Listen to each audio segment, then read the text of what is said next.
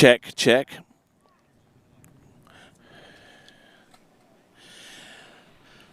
Okay. Okay, folks, for those of you that are tuned into the continuing coverage of the 79th Goode Waterski National Championships, apologies up front. Our live coverage experiencing technical difficulties, which we've been working feverishly hard to rectify.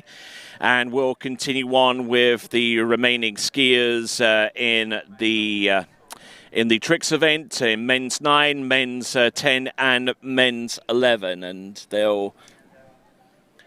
we'll continue to roll along with those very, very soon.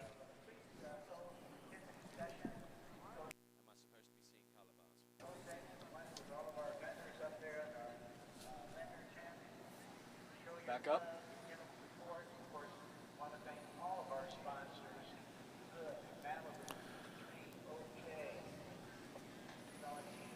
Back up.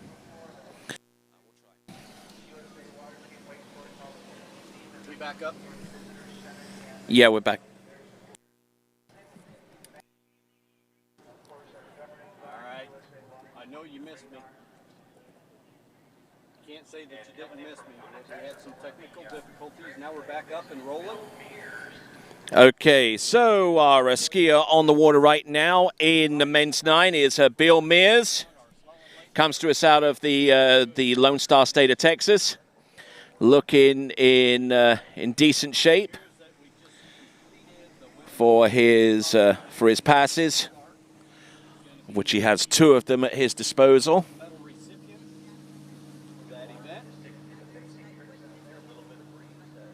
And not looking too bad, going through his wake tricks and running his way towards the end of the lake. Decent skiing there from Bill Mears.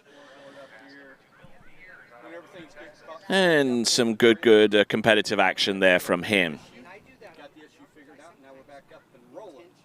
Looking forward to providing more and more coverage throughout this week here at Water's Edge Estates in Wilmington, Illinois.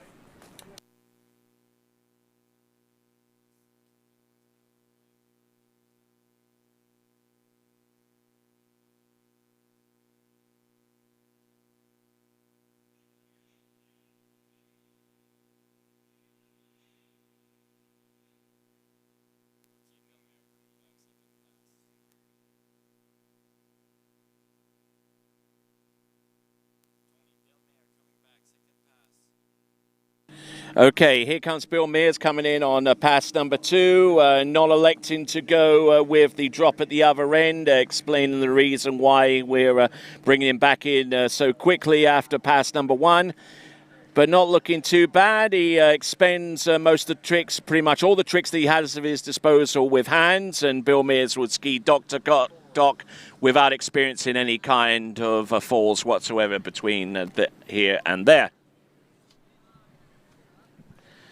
So there we go. That is Bill Mears. Next competitor to go after him will be Dennis Longo. So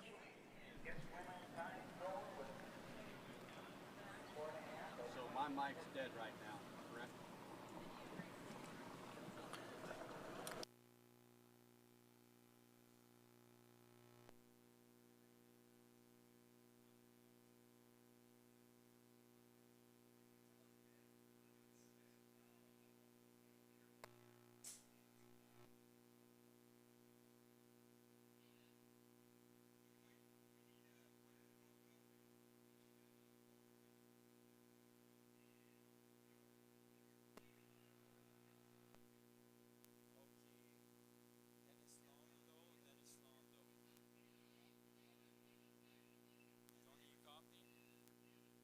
Okay, so skier on the water right now on Lake 2 with continuing coverage of the tricks and the jumps event on that particular lake. We have got Dennis Longo coming to us out of Central Florida.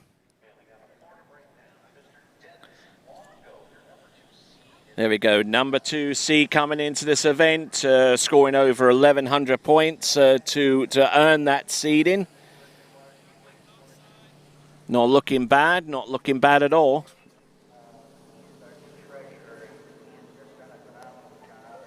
Continuing to work his tricks from one end to the other. And doing a fine job, a bang-up job there for Dennis Longo. He'll round off his effort there on pass number 1 and gets ready for pass number 2.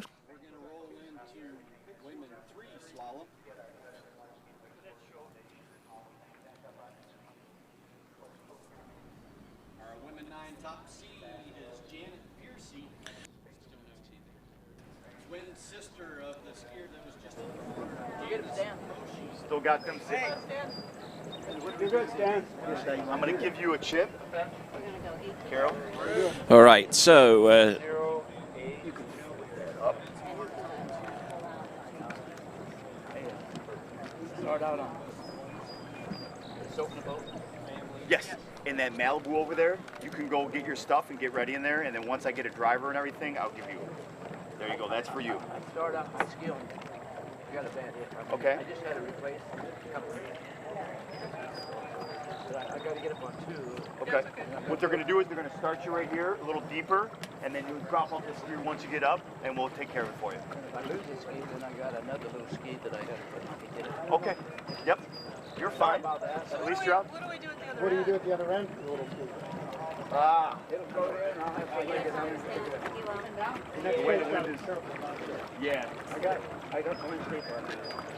Is there safety on the shore down there? I have no idea. Great job.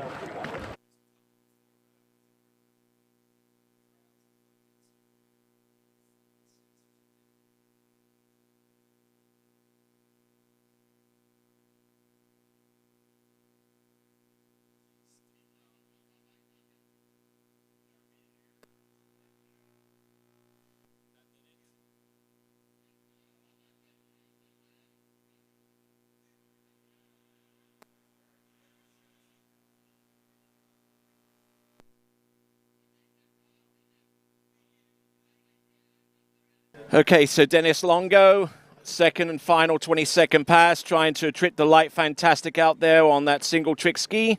A skier out of the Greater Miami Waterski Club and doing a grand job out there. Decent skiing there from him as he works his way towards the dock. He is our penultimate seed in men's 9 as we get ready for our number 1 seed. It's going to be Stan Switzer out of Mulberry in Central Florida.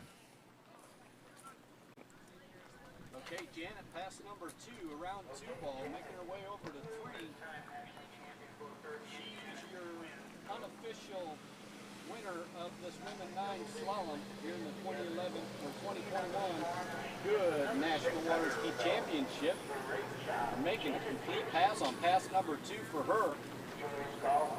Janet Piercy.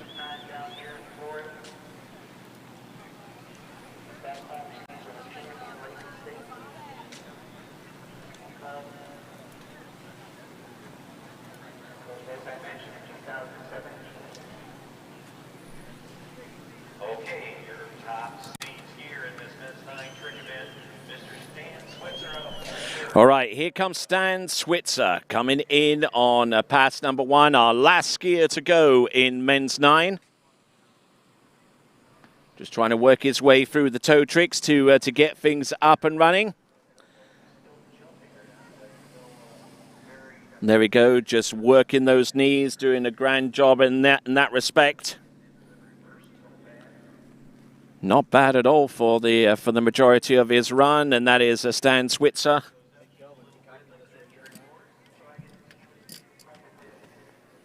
So, rounding off his toe pass in very fine fashion and getting ready for his second and final 22nd pass of toe tricks.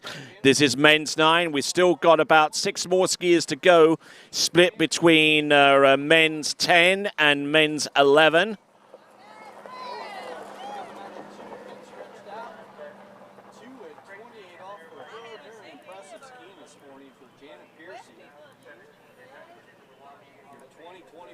Goode National Waterski Women 9 Slalom Champion. So Stan Switzer on the back of that towboat, getting ready for his second and final 22nd pass. He will have a few seconds to change from toe ski configuration, swapping out a one ski and then go in for hand tricks on the other.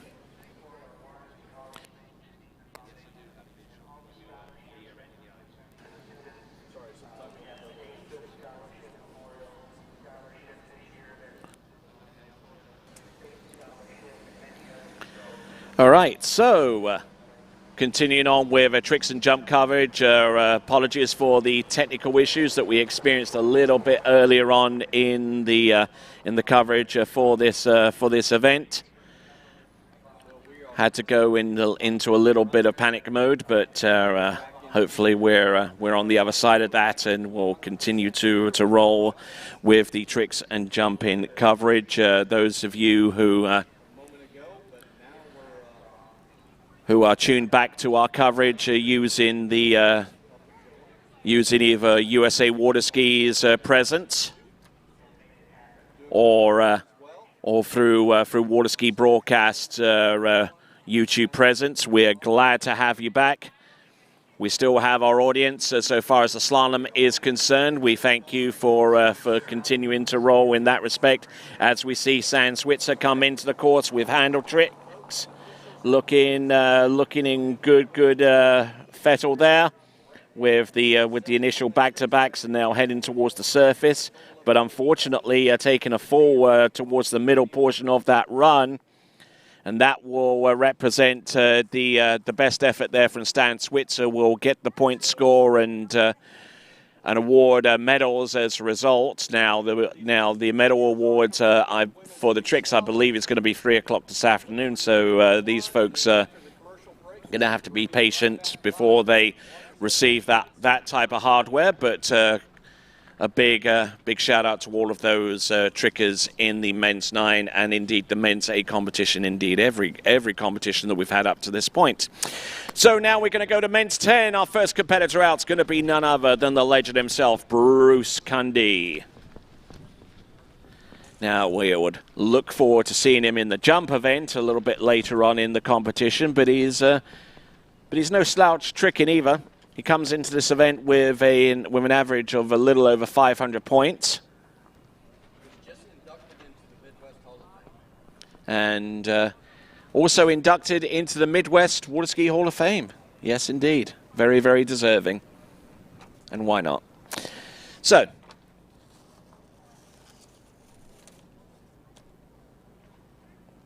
the skiers that we got lined up are Bruce Cundy, Carol Piercy, Floyd McCrate, and Errol Bryant. That will be men's 10.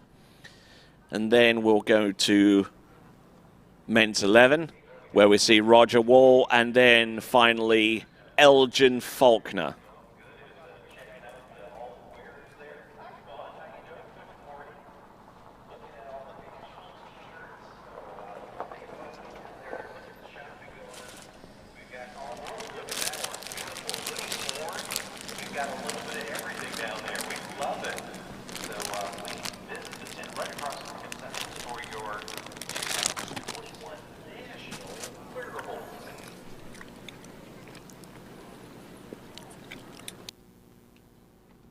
All right, those of you joining us here at the Commentary Central, this is the 79th Goode Waterski National Championships. I am Tony Lightfoot. The guy on the other side of the desk is Troy Zollner. Here you'll be hearing him on the slalom coverage with the slalom in events. They're into commercial break right now. Those of you who transition over to the tricks and jump event, you're certainly most welcome. As I just finished explaining, we did have a little bit of a technical issue, which we worked feverishly hard to resolve. Hopefully all of that has been taken care of, and we will go into our next trick event, which should be men's 10. Bruce Cundy, Carol Piercy, Floyd McCrate, and Errol Bryant will be there. So, not only do we incorporate the national championships proper with all of the disciplines in all of the age divisions, but we also have the return of the US Open of Water Skiing, which will be on Friday night, this upcoming Friday. You can go to usopenofwaterskiing.com to find out more details. We're just seeing Bruce Cundy out there with pass number 1, getting in a little bit deep and unfortunately unable to recover from it.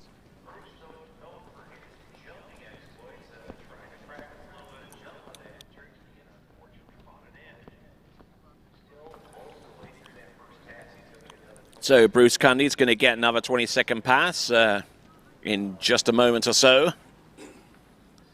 And it's good to see him once again. He's a bit of a character, Bruce Cundy. Very, very effervescent and very, very fluorescent when it comes down to his type of short fashion that he exhibits. Bright orange. Back once again. We're coming live from the 2021 Goode National Waterski Tournament. Being provided the broadcast from the National Waterski Broadcasting Company, sponsored by the Liquid Edge. And we've got the simulation pass ran with that ski nautique. Getting ready to open up this women's free slalom event.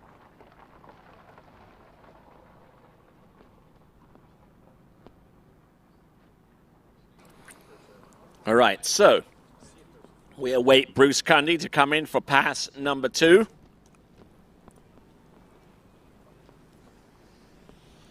Trying to give our gentlemen in this age category. Men 10, this division, I know it's of our more mature and aged competitors. This is between 80 and 84 years of age. Erica made her way through pass number 1. She's swinging out wide to the right of the ski nautique down on the south end of the lake.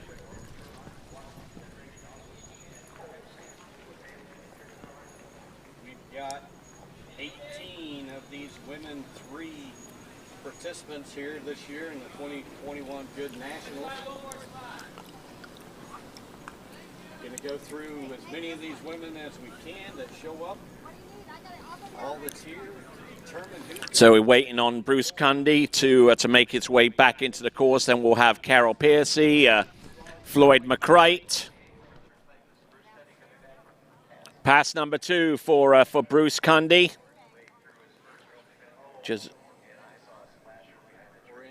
And falling in rather early, I would imagine, there for Bruce Cundy, as the towboat makes its way back to the starting dock. But to be fair to Bruce Cundy, it's probably not the best event that he has out of the 3 that constitute his overall total. You're going to see the real Bruce Cundy in the jump event, and we'll tune into that a little bit later on in the competition. But in the meantime, Carol Piercy is our next competitor, and we'll see him next. Round 5 making her way over to 6, and like that, setting the bar for the girls behind her at the dock. Your new leader, Erica Blyer, first skier out in this women's 3 slalom. You can see she's nice and wide coming in the 2-ball there. Continues to carry that down course even wider. All right then, so next competitor out is going to be Carol Piercy. Take a look at him and see what he can produce. He's got 2 skis on, so he aims to try and put some points on the board with 2 skis before really getting into it with the single ski. Increase the boat speed or shorten the rope length, all by choice of the skier until you get to the max boat speed, and then if you make that max boat speed, you must shorten that rope length. Oh, and Carol Piercy getting in a little bit deep there with the wake back, and unfortunately couldn't recover out of that sufficiently in time.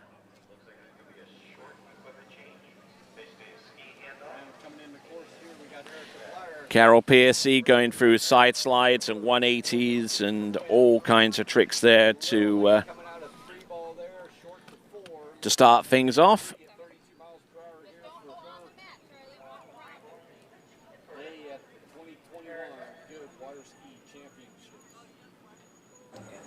Hey, Floyd.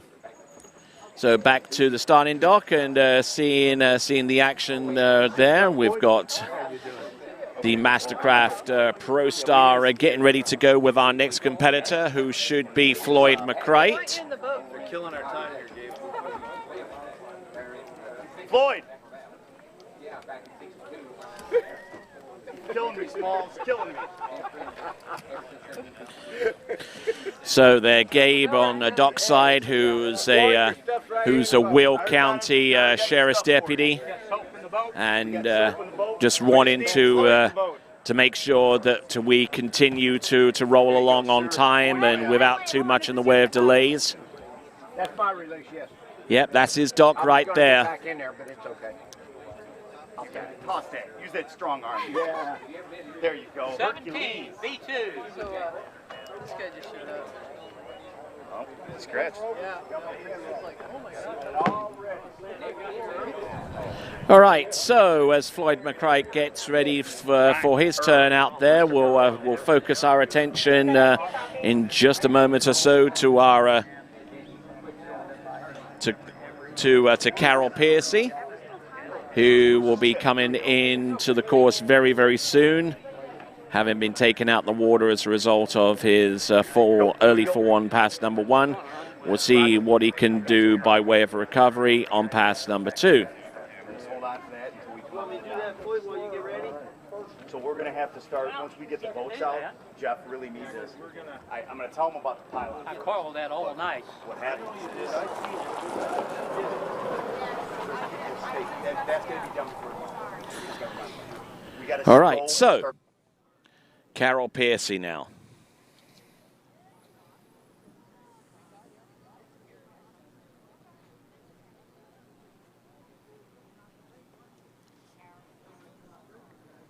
All right, coming up the starting dock from you. Around that North Island here, Billington, Illinois, at 29.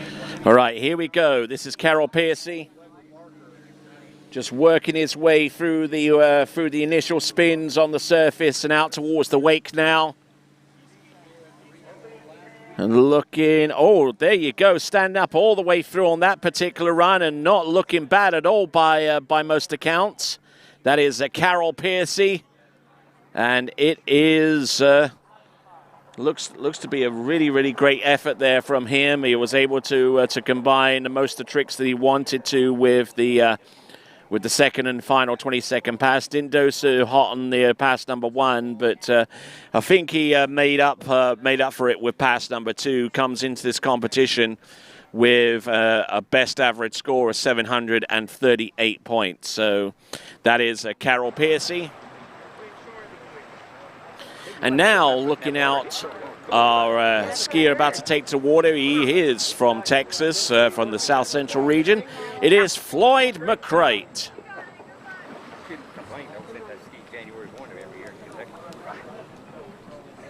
I was snowmobile in January 1. Where? Here. All right, behind that Mastercraft, a Pro Star towboat. I'll give you an in here and then a No boarding. No, snowmobiling. Snowmobiling. Oh, you got a powered wagon. Yeah. So Floyd McCrite, very, very specific and very, very in gear. Snowmobiling. Well, has anybody ever took a four-wheeler? insistent upon getting out the water his way, and here he is. This is Floyd McCrite. There you go.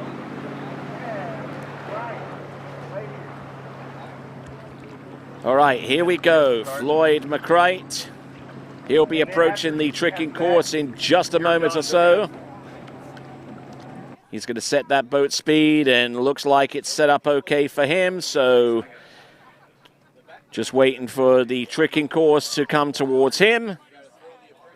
There we go, with backs and a front, the reverse back, and the reverse front. Just being very, very patient here with the surface O. And does he have anything else beyond that? And not much beyond that, I'm afraid. I believe falling towards the end of pass number 1, it's Floyd McCrite.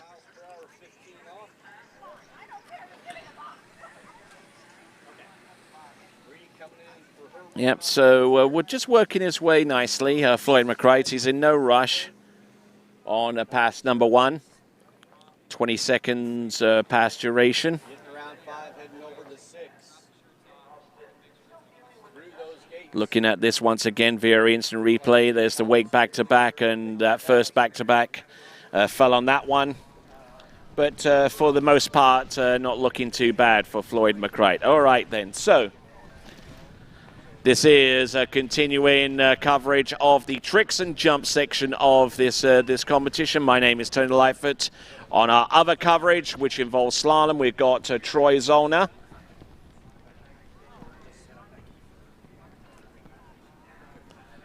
And feel free to have a couple of tabs up on your browser, whether it be Mozilla, whether it be Chrome or Safari or Edge, and have webcast players playing in each one of them. Yes, indeed.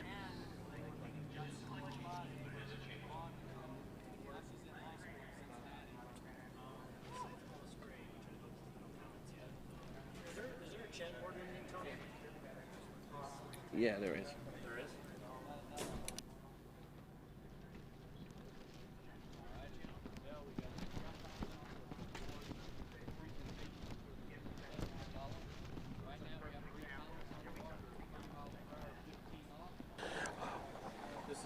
All right, then. So here we go. We've got Floyd McCreight coming into the tricking course.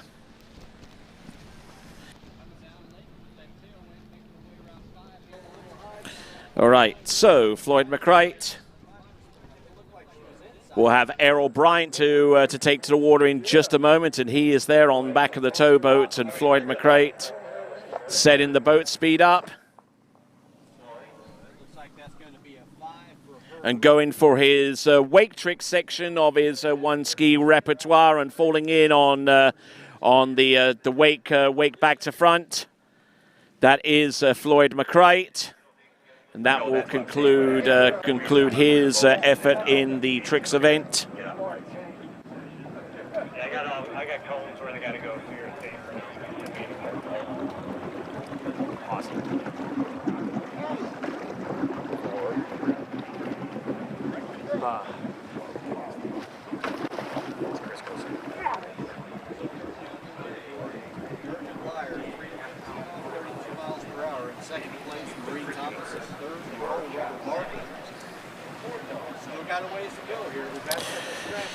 So, still got a healthy audience getting ready for Errol Bryant to make it into the course. This is men's 10. Men's 10 are our second oldest division. From 80 to 84, the age range for our competitors. And anything 85 and above goes into men's and women's 11. So here we go. Here he comes. Visor and all. This is Errol Bryant. Comes into this competition with a best average of over 1,000 points. Our only skier to trick into that margin. And there we go. That's Errol Bryant coming up a little bit short there, about halfway into that pass.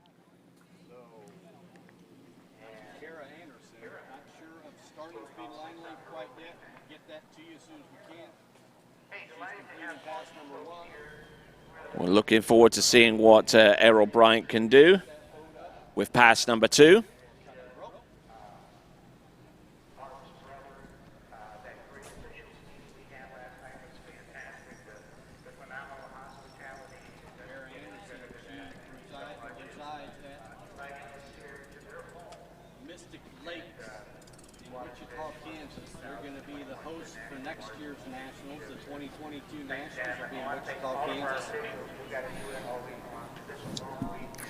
All right, so our last skier in men's, men's 10, rather in the water right now. Hasten to say on the water, and my name's Tony Lightfoot.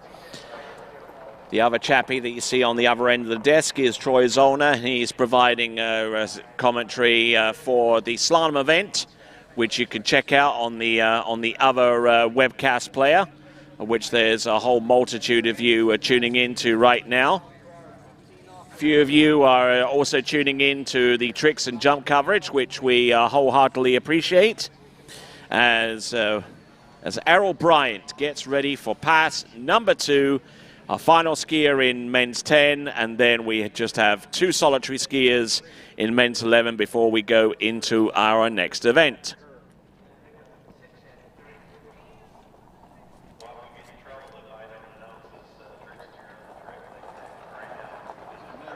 Next division to come will actually be,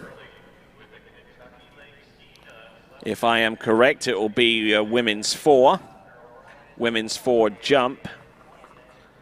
And then we go into the jump event for men's 6 through to 11. So let's take a look now. One final time for Errol Bryant, as he is in the trick course right now. Let's have a look at him and check him out there. Oh, and there, that is Errol Bryant getting into a little bit of difficulty there with that particular run.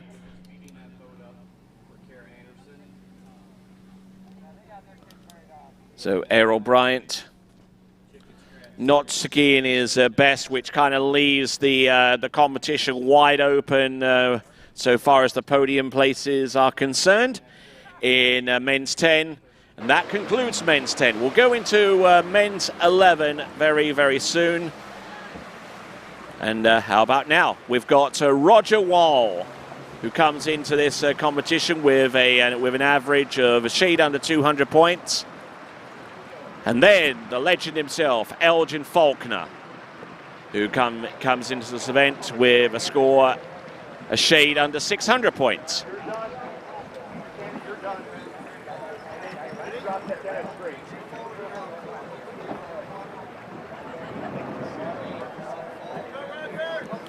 Now, what you'll probably find is that both of our competitors will actually have at least one pass on 2 trick skis, and here is Roger Wall. This is the division of skiers 85 years of age and above. This is the one catch-all one, except for boys. Except for boys and girls 1, where it is 9 years and under. This is the only division where we have an age and anyone over.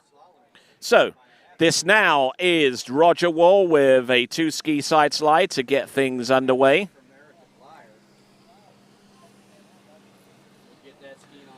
Going through his surface turns.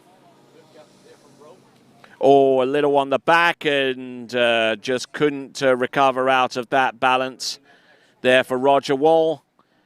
Pass number 1 of 2. Taking a look at him once again. Roger Wall on our instant replay provided to us by 0 off. The leader, the world leader in speed control for tournament water skiing.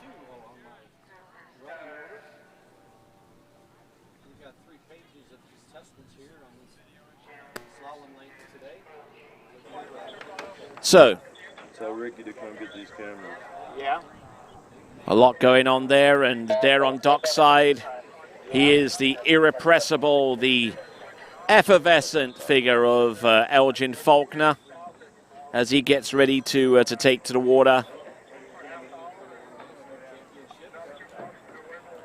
Been skiing for, oh my word, I mean, I don't even want to think about the amount of years this guy's been skiing. I got extra chips. No, just all that gear was up in here. Marianne is gone. I know Doug's probably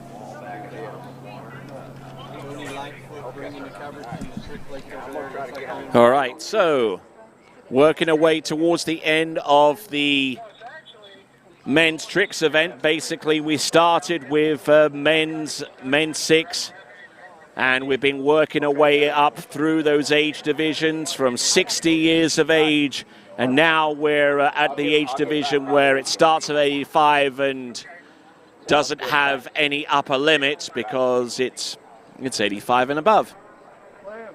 We only have 2 skiers in this particular section in men's and women's 11.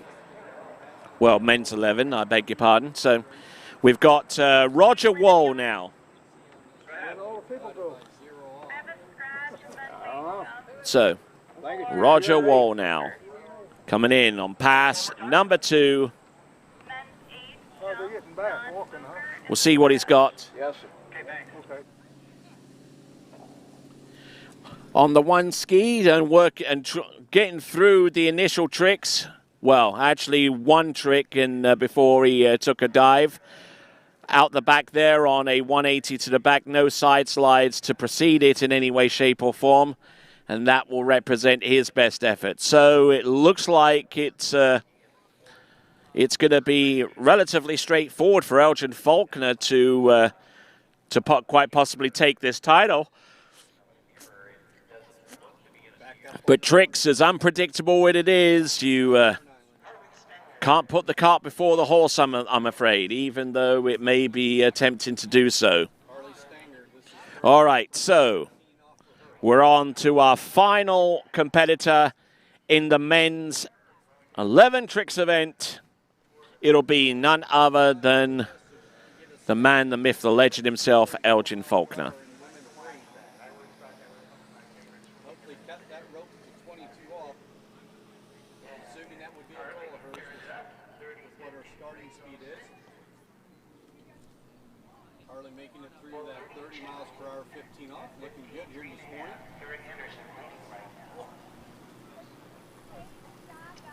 So right now in this women's free event. 3.5 at 32 off.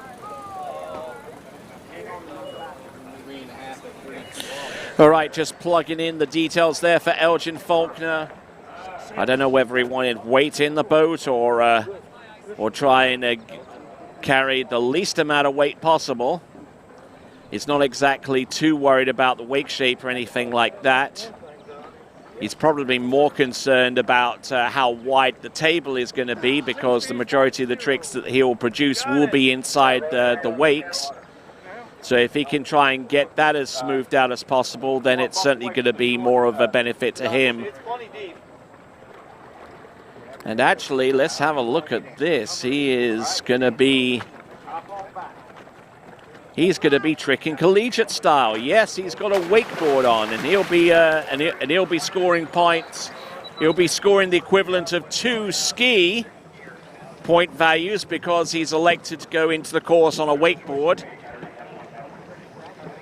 So we'll see if he can trip the light fantastic here on that wakeboard. Don't expect anything like a whirly bird or a tantrum or anything like that. Just expect some decent surface tricks that will score 2-point values on a wakeboard from our legend out there. It is Elgin Faulkner. Ready, Elgin? Yes, sir. All right, here we go. All right, into the course now.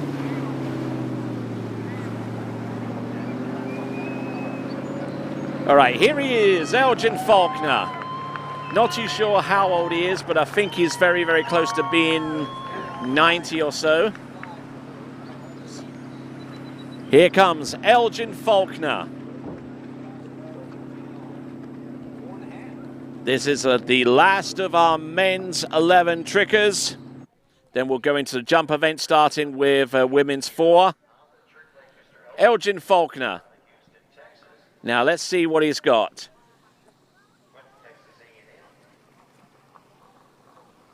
Goes through the surface turns, starting with side slides.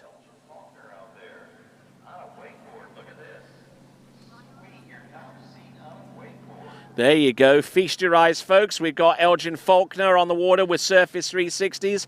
Handle up a little bit high towards the end of that run.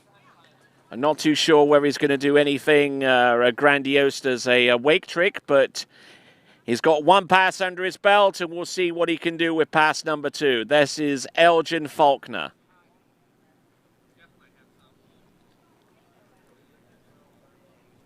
Eagerly waiting our next contestant's information on this women's slalom event. You see the sportsmanship down there with the other competitors, wishing each other well and good luck. And off the starting dock, we should be bringing in Bridget Atwell. So looking at this instant replay for Elgin Faulkner, just going through his surface spins. And as I fully predicted, went out with just the surface turns, try to do as many of those as possible. Not too sure whether he's actually going to go out there and take a rest or go straight into the course. Probably the most exhausting thing at this point in the proceeding is actually to take a drop and then go back out on top of the water. But he may actually be in the water taking his time a little bit and trying to set up for his next run, which I can almost guarantee is not going to consist of toe tricks.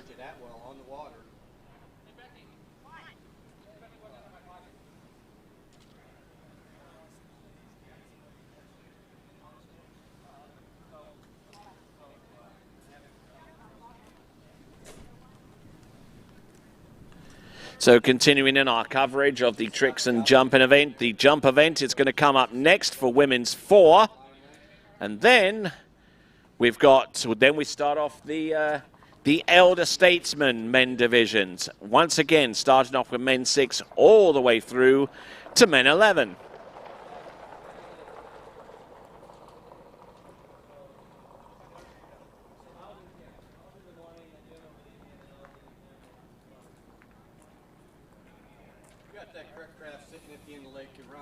Around 40-45 second wait time. Here should be plenty sufficient.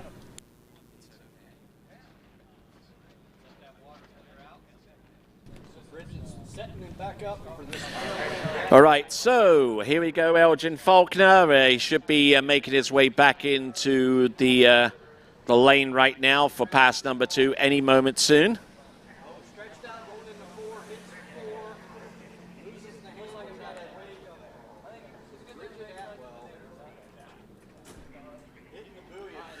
So I'm sure you'll be working the wakeboard some more for pass number 2.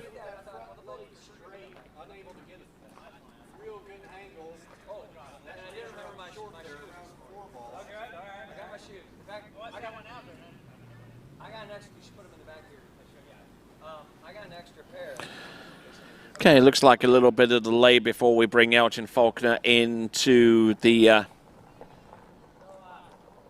tricking pass, or pass number 2. We'll see what happens.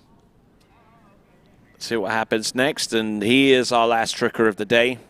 Then everything else we do on this lake concerns the jump event.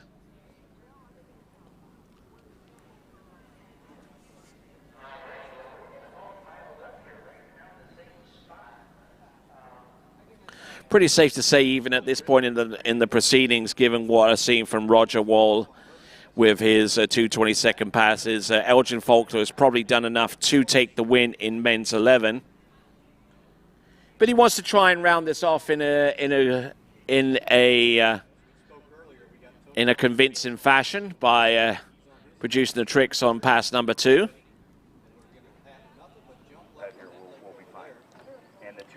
Looking down the lake from our starting dock position, a beautiful facility here at Water's Edge. A 2-lake facility that's hosted a number of championships, including the Nationals in the past. And also, its very, very first tournament of that caliber was the 96 Collegiate National Waterski Championships. The championships. All right, so we'll return with the 79th Goode Waterski National Championships. Be back in a moment.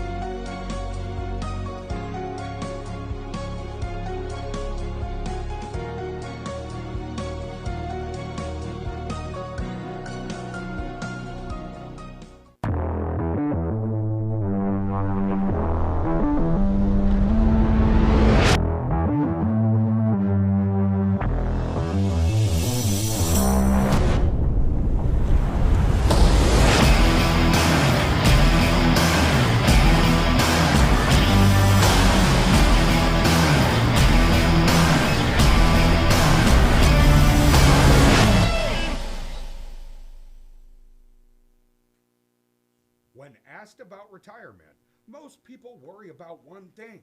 Do I have enough money? Am I going to be okay? But there are more things to consider, like inflation, taxes, and when should you take Social Security?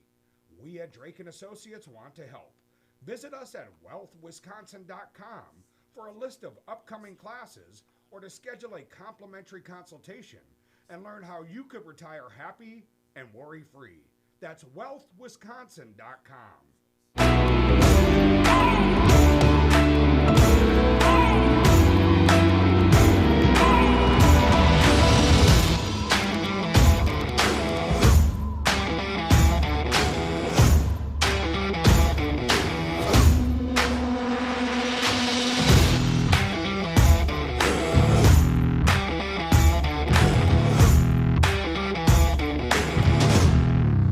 Almost no sound coming out with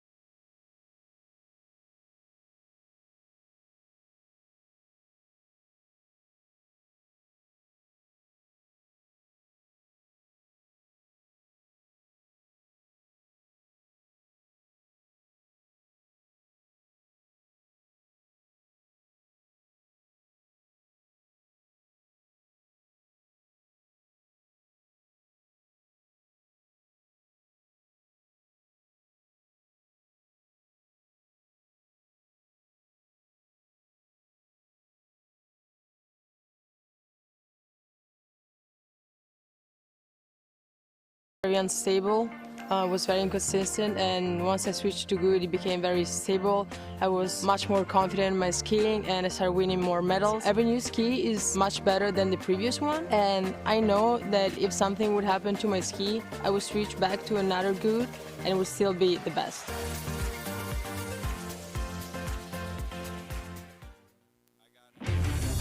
All eyes on the way I vibe when I walk into the room.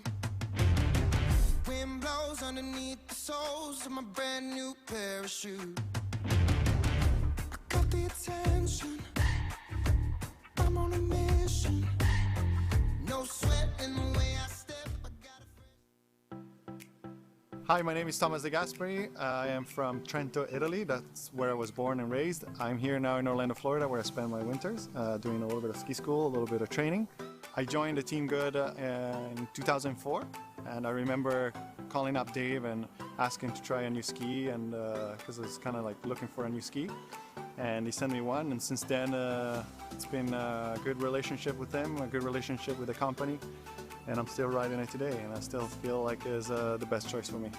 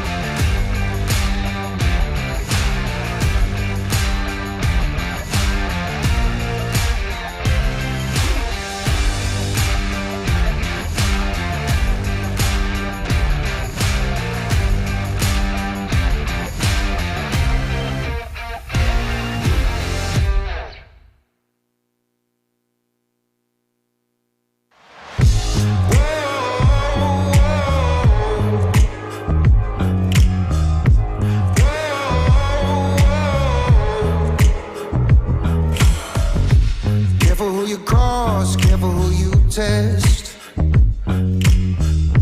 Give me your worst and you'll get my best. 'Cause I don't know how to back down, how to back down. No, I don't know how to back down, how to back down. Careful, I'm a lion, don't test my pride.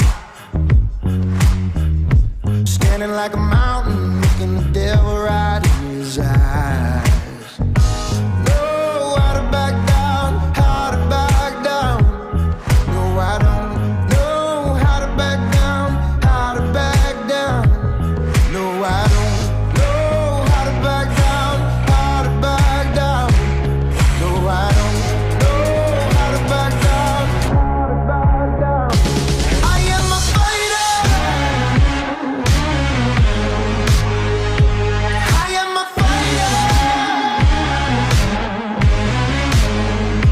I am a fighter. I am a fighter. Fighter.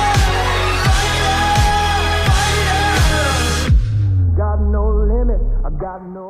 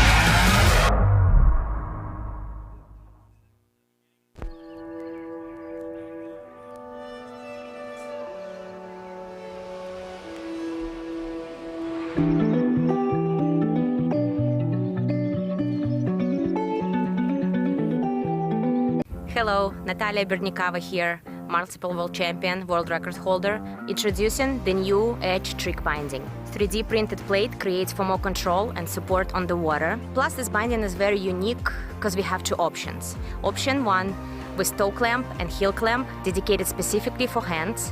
Option 2 with the releasable plate could be used for hands and toes, and the binding suits for all levels. For the upcoming season, it's time to get on edge.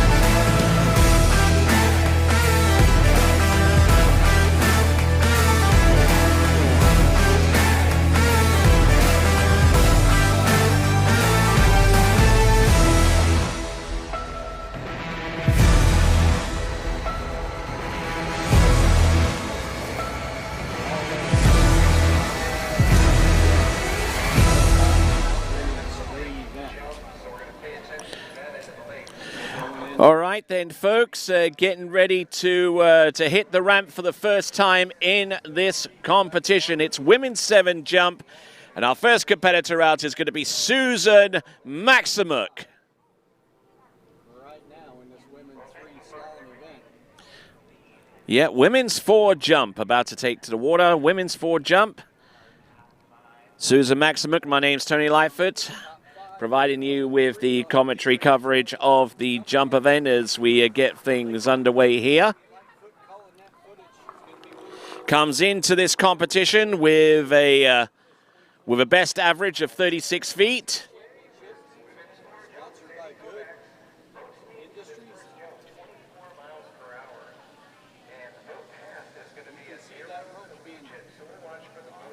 Tightened up down at the starting dock here in this women's 3 event.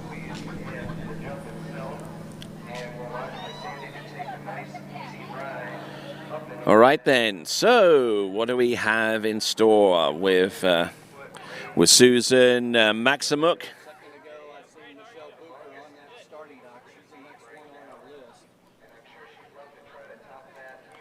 Let's see if she can work her way in towards the jump. She has 3 jumps at her disposal. The best jump distance is the one that carries for her official score. Looks like it's going to be a straight up and over almost, a single cut. She's at 32 miles per hour, 22 off. Here she comes, Susan Maximuk. Up, over, and won't succeed in landing that jump away, but we'll see what adjustment she'll make with jump number 1, up and over. So, that is the jump, first jump. She has 2 more at her disposal. On the starting dock, we have Sandy Kovacs getting ready to take to the water. That was in the foreground there. We'll have a look at our VRP's tent, which I'm sure will be pretty full by the time we get to the 2021 Morley U.S. Open of Water Skiing. That pro event as part of the Waterski Pro Tour will take place this coming Friday and brought to you exclusively live on TWBC. So, what do we got? So we've got Susan Maximuk, and she has 2 jumps remaining, having fallen on the first. Just talked to Barb. About 2 miles down the road is a place called Primary Care, and they can get an x-ray of the elbow. Okay. Well, I think I need an x-ray. Okay, thank you. All right.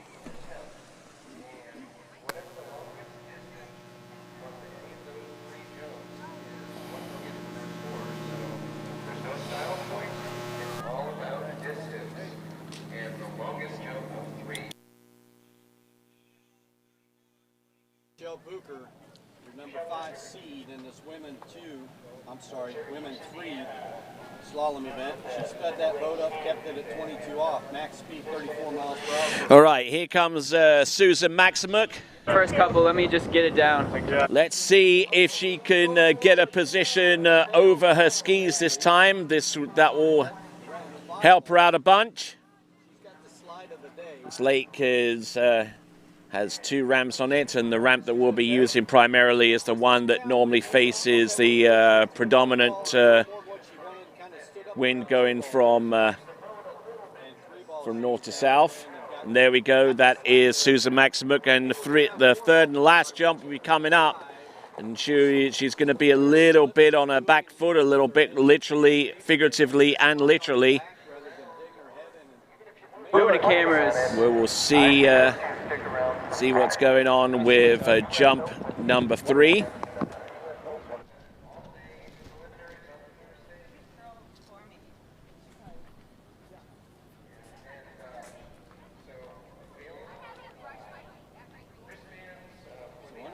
I'm calling that 4 at 22 off for Michelle Bucher. Not enough to take the lead.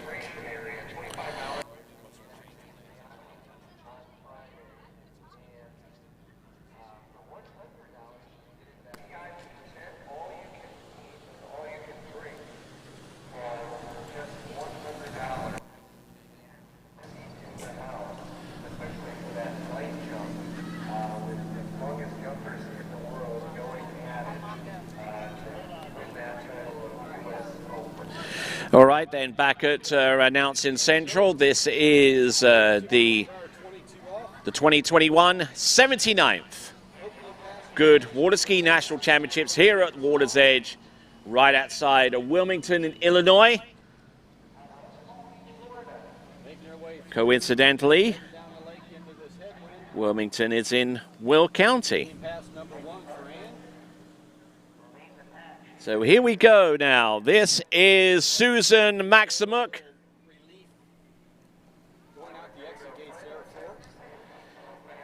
Be up and over and not quite.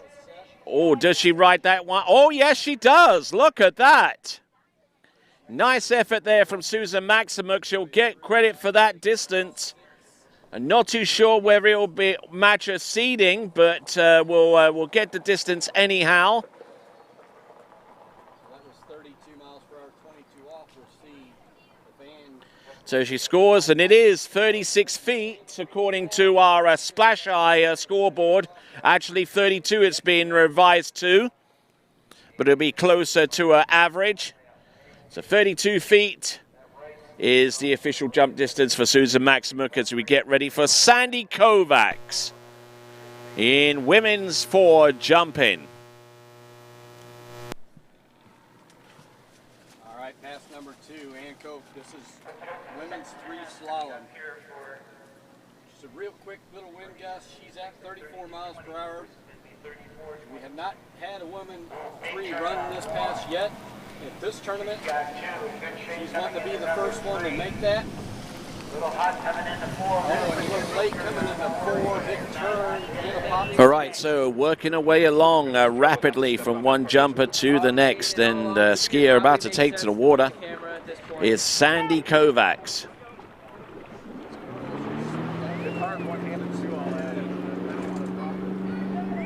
Yeah, they're going to be hanging out on this dock right here the whole time.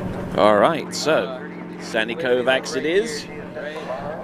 Now we have a total of 6 competitors jumping in this division, which is women's 4. Amy Craig, Jennifer Wood, Jenny Withrow, and Jane Greenwood are all scheduled to go next. Is that a good shot? Oh, right there. As you see so far, no ties in this women 3 slalom. We're within the top 5. We're going to be coming up with our 3rd seed here. There must be a hole there. Everybody's falling. Illinois skier, not far from here. Maureen LaMarche is the next one on the schedule here, more commonly known as Mo. All right, so let's see who we have. It's Sandy Kovacs. She skied here Jump number 1 comes into this event with a slightly under 42-foot average.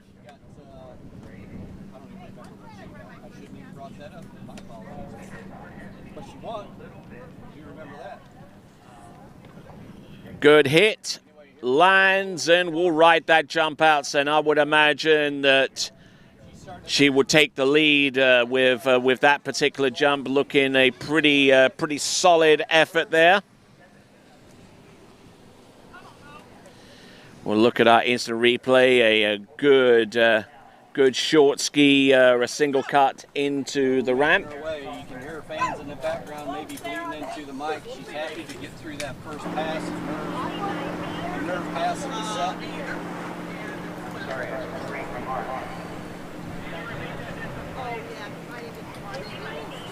Making her way through 22 off. Team Illinois skier Amelia Lamarche.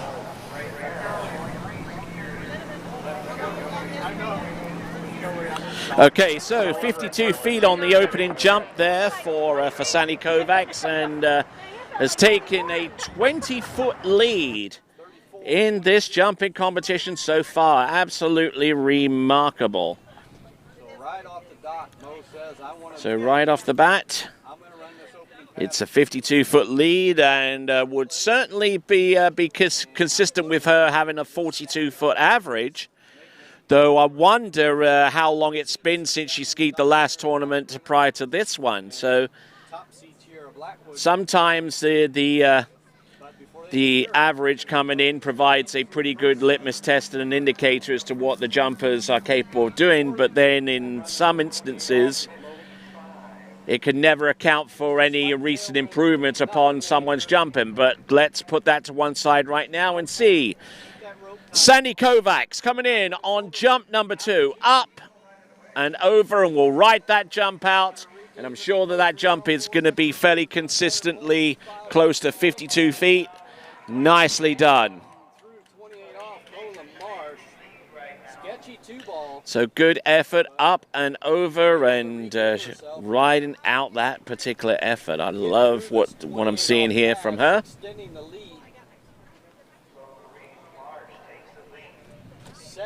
And the distance coming through any moment now, and our Splash Eye scoreboard is indicating a further distance. Now that distance for Sandy Kovacs is going to be, I believe the initial indication suggests it's a 57-foot jump. And let's see if we can confirm that. Yes, it is. It's 57 feet. She's got herself a pretty good little setup here with this headwind. What was that? She has an opportunity to run 32. She's more than capable of running 32. It's just a matter of her getting a good start, keeping her. Okay, so here we go. This is Sandy Kovacs on jump number 3. 52 and 57 feet, respectively, on jumps 1 and 2. Going hard over to 3. She gets inside of 3. It'll be 2 and 32 off, taking the lead. Now, taking a very aggressive single cut in, almost hugging the bottom right-hand corner, and was lucky to make it on.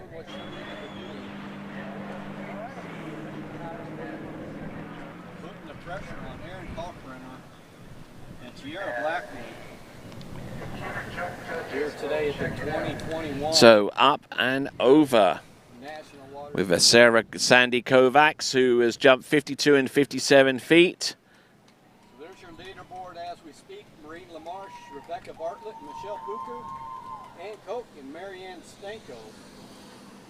So those top. Was that Amy Craig or Sandy Kovacs? Just depends where we're going to finish off.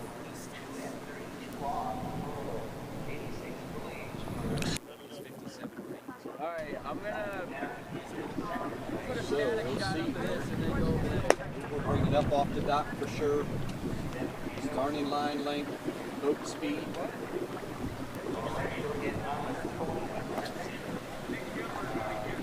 And then 3. Getting down. to the nitty gritty here. Sun peeking out a little bit, bringing up the humidity, raising the temperatures in the air and also raising the temperature on the water. These women 3 know they got to run 28 off if they're going to take the lead from Marine Lamarche sitting with 2:32 off. Watching the conditions, are they going to change their starting speed or rope length? Are they just going to ski it like it's a normal day and not worry about any of that?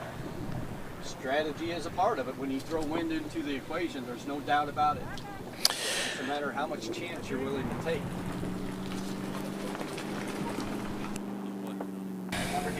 So, Erin Cockbrenner is our next women 3 skier on the water. She is the number 2C.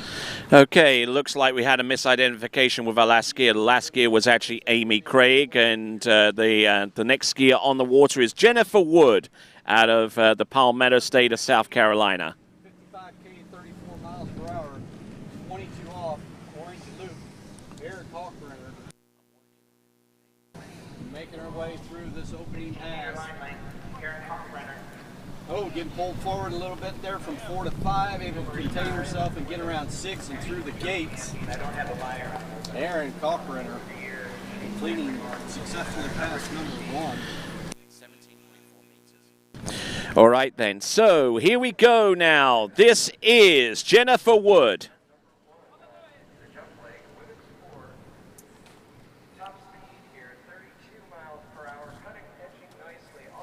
So up and over. And unfortunately unable to land that first jump, so a 0 score will be recorded on jump number 1.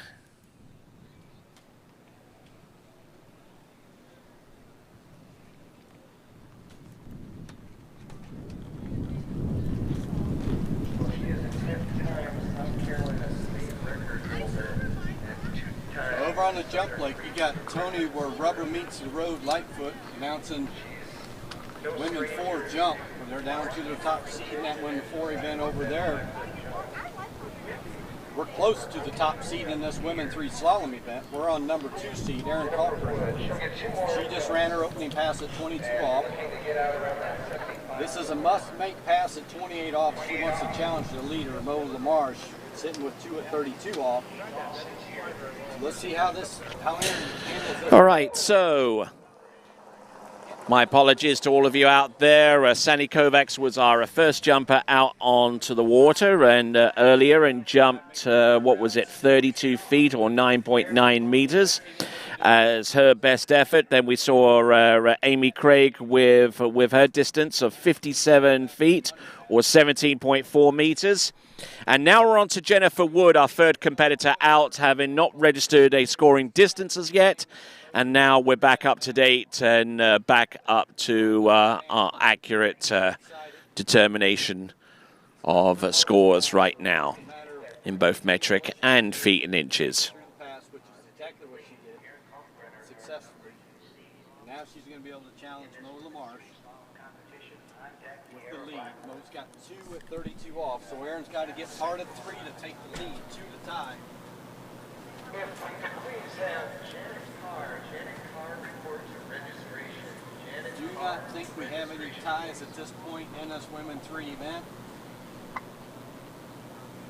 Well, Jeff, the wind has died down considerably. We're up here, so we really feel it as it comes. So the wind is just about identical as what it was for Mo Lamarche at her 32 off. They both had a headwind.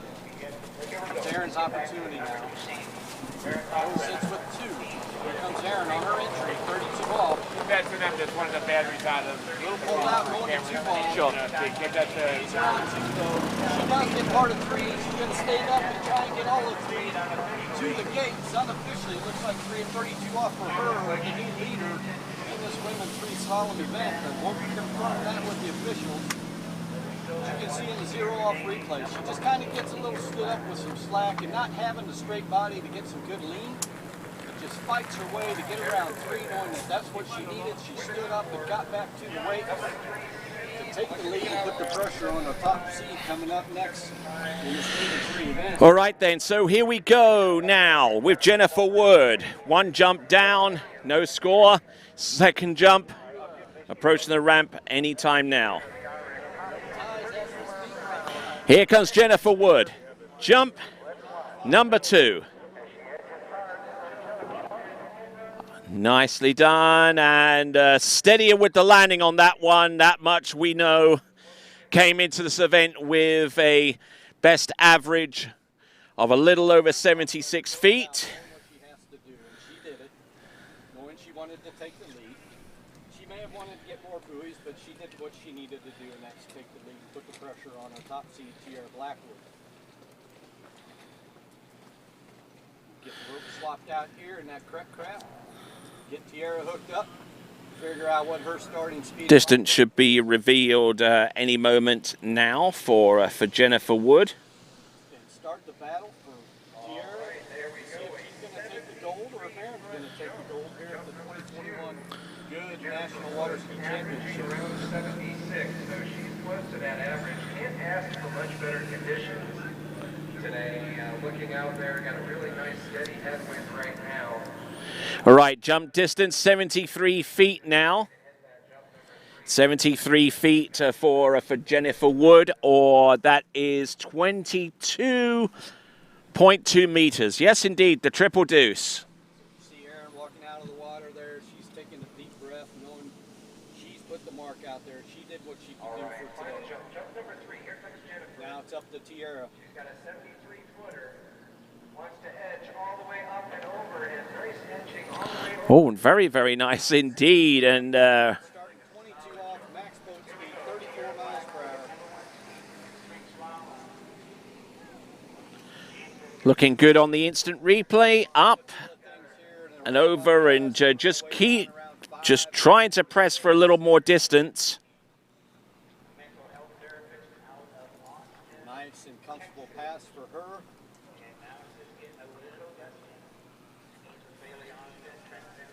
So 73 feet on the previous jump there for Jennifer Wood. As we take a look at the various areas of the site.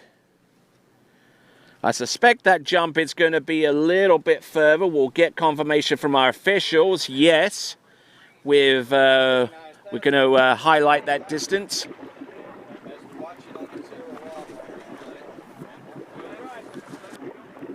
Jennifer, this is yours, right?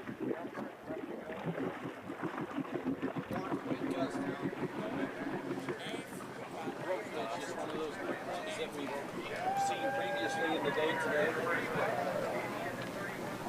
Just a little bit stronger than what it was on her opening pass, but not enough to really affect her, but enough to she should be considered. The distance is 22.6 to 2.6 meters. So Tierra Blackwood, pass number 2, 28 off, must run past the challenging leader, Aaron Kalkbrenner.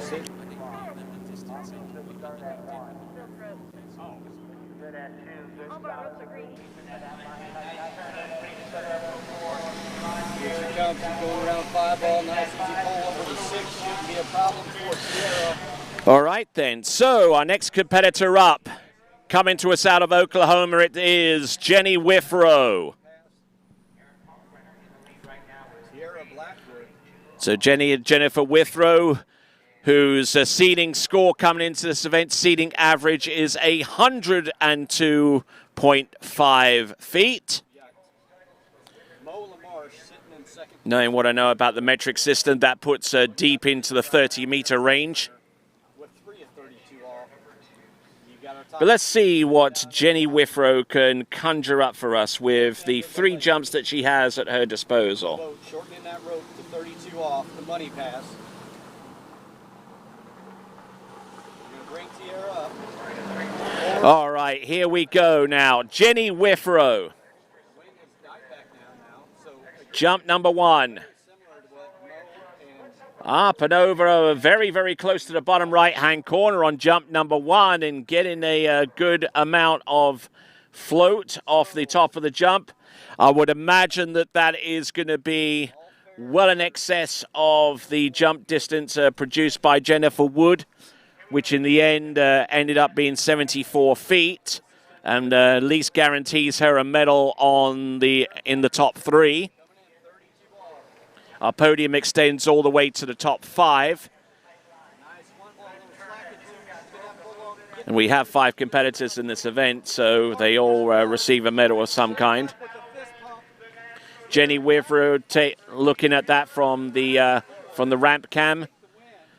We await... Good national water ski tournament. She is your women's slalom champion. Sierra Blackwood, congratulations to you. You did it. You fought as hard as you needed to fight to bring home the gold, and you did it. We'll let you take your victory lap back down the lake here. It's 28.7 meters. Between women 3 and men 3. We'll bring you that coverage of men 3. Okay, so the distance that we've ascertained so far as Jenny Withrow is concerned on that first jump is enough to take the lead and guarantee her on the top 2. It is 28.7 meters or 94 feet for Jenny Withrow. We do have an international audience watching in on this competition, so the metric system does come very much into play here.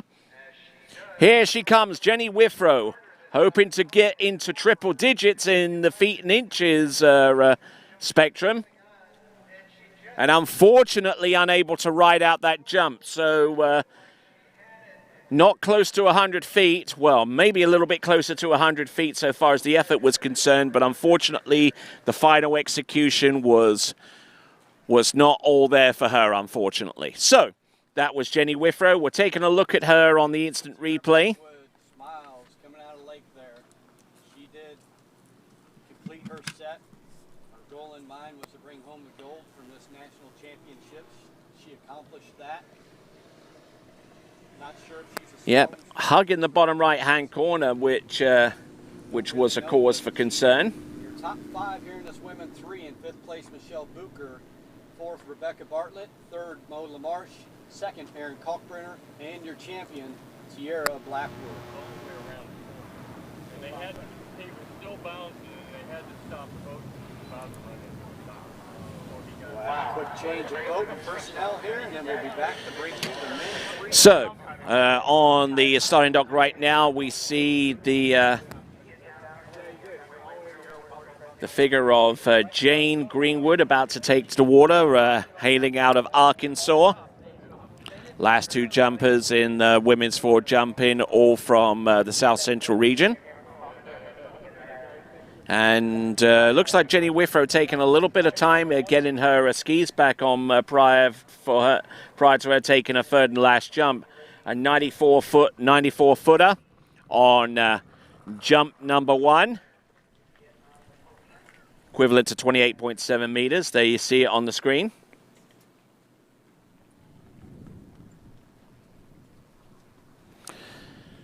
And 0 distance on jump number 2 and jump number 3. Well, we await that. And the skiers have about 3 minutes in which to get their equipment back on if they have to take some time out to do that. So not an awful lot of time left for Jenny Withrow to get back out there and post a distance that would put some heat on the final skier, who comes into this event with a jump distance of over 115 feet on average.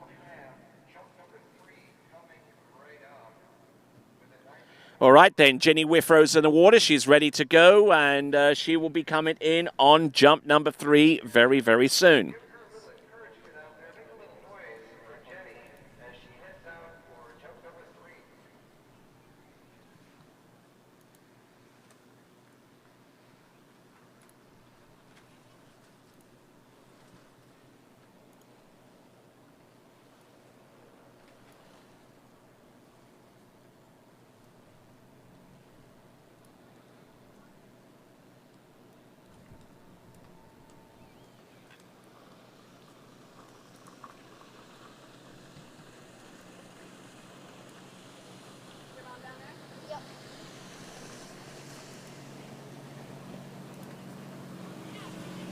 I'll take this moment to just one more time acknowledge some of our great sponsors, of course, Malibu Boats.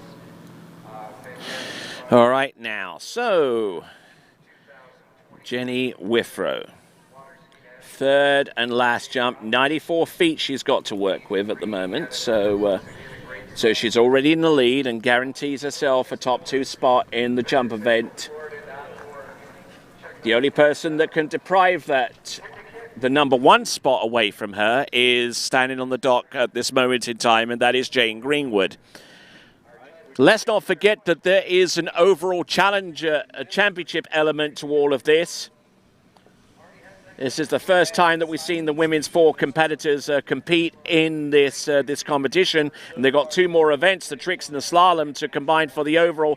Here she comes. Oh, and Jenny Withrow did not like the look of that, so she records 94 feet on jump number 1 and falls on the second, passes up on the third, which leaves the door wide open for Jane Greenwood in this age category of skiing, which is from ages 45 through to, I believe, 54. Brandon Rose smoking through pass number 1.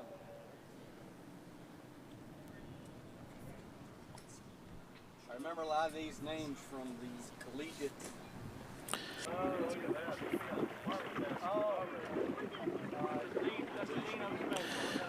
Okay, so in this division, which accurately is between 45 and 52 years of age, this is women's 4. Last skier to go is none other than Jane Greenwood, hailing to us out of Scott, in the city of Scott in Arkansas, just a little ways outside of Little Rock, and they train at their facility there at Ball Neck Lake, and is tremendously grateful to for the assistance and help of many great skiing friends, including Jay and Ann Bennett, who hail out of Zachary, Louisiana, and who provided them with great support in the beginning. Ever since they started dating, Scott and Jane Greenwood in college at NLU, which is now the University of Louisiana at Monroe. Still a powerhouse in terms of high echelon collegiate water skiing. And it's just remarkable how Jane Greenwood has come on in leaps and bounds and continues to be a powerhouse in this age category level of water ski jumping. 3 jumps at her disposal, though. Anything more than 94 feet will give her the win, and anything significantly more than 94 feet will give her a pretty darn good edge whenever it comes to the women's 4 overall competition. As I mentioned before, it's not just the jump event so far as Jane Greenwood is concerned. It's also the slalom and the tricks event, and the combination of all 3 that determines the overall championship. You have to ski consistently well in all 3, and Jane Greenwood hoping to get off to a sprightly start on jump number 1. Although, having said that, she's taken a straight-up single cut. Would probably not go into triple digits with that, mind you, but, well, if she's thinking about overall, well, this does actually make sense, believe it or not. She establishes a score. She's not pressuring herself to take a third and last jump based upon maybe a fall or a pass or anything like that. So she's got a score on the books, and that helps her, and that establishes the overall deal. Now she can work on jumping further. Look at that. Beautiful ramp cam footage on our instant replay, and just look at that beautifully executed first jump with a straight up single. Pretty good one ball with a smile or a grimace. Getting pulled out a little bit, going over to 3. Still not bad going in 4. Just reach down. Revealing the distance to you now, it's 25.7 meters or 84 feet. which means she is about 10 foot shy. About 10 foot shy, and exactly 3 meters behind Jenny Withrow at this time. But mind you, let's not forget that Jenny Withrow jumped 94 feet off the 3/4 cut. Here is Jane Greenwood with the same type of cut. Women's 4 jumping continues on with Jane Greenwood on jump number 2. Oh my word, and she is out of there. Big old crash there on jump number 2. She waves her hands. I don't know whether that is off pure instinct or anything like that, but our first major crash in the national championships is Jane Greenwood. Hits the bottom right-hand corner and weight over the left ski coming off the top and takes a big, big hit.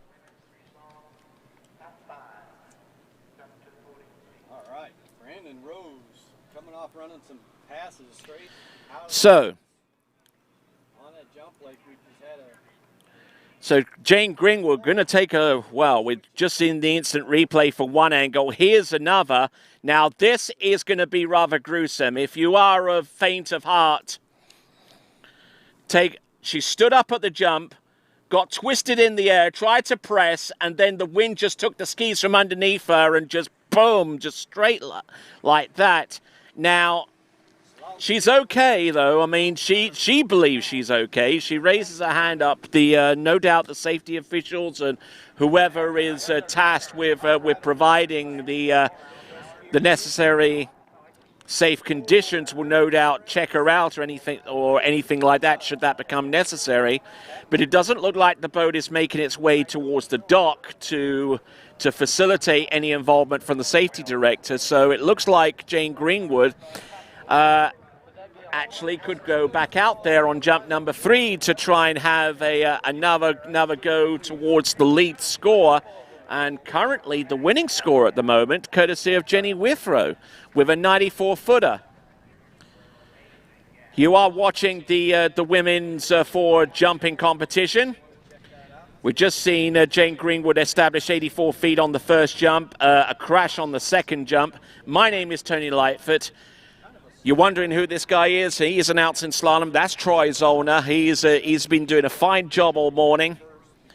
And we had a little technical difficulties not too long ago, but thankfully, though, we're rolling with the jump event in Women's 4. And I hope you're enjoying the coverage here from Water's Edge Estates. So, all right, we'll continue our coverage in just a moment here at the 79th Goode National Waterski Championships. Be back in a few. The Liquid Edge offers sales and service on Mastercraft and Nautique boats. We are located on our own private 35-acre ski lake in Farmer City, Illinois. Our fully stocked pro shop accommodates the needs of every 3, 2, or single event skier. We carry a wide variety of ski brands including HO, Syndicate, D3, Radar, and Connolly. We hope you're enjoying their webcast and come visit us soon.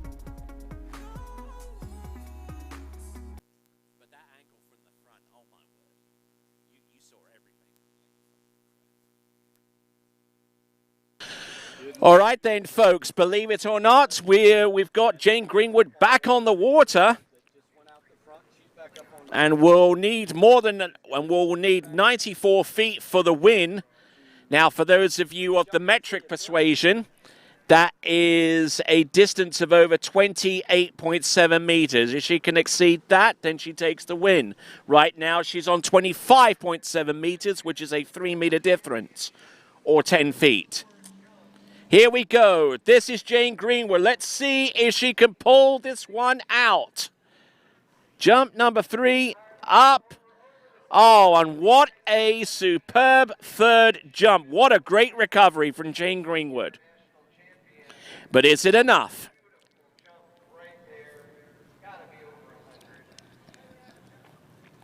go. Next spin, 3. So a lot of speculation along the shoreline as to how long this jump distance is. It won't be her best jump ever, mind you. She probably took it relatively easy. Always a pleasure to be around. Anyway. Distance. The all-important distance to determine a championship will be coming up. But let's take a look at this front side view. Beautiful shot, up and over, not pressing quite as hard this time, but should have enough under a belt to exceed 94 feet. Is that going to be enough, we wonder? That was kind of spectacular. No, I like the third one better than the second. All right there. So looks like Jane Greenwood won the jump event over 100 feet. The jump distance coming through.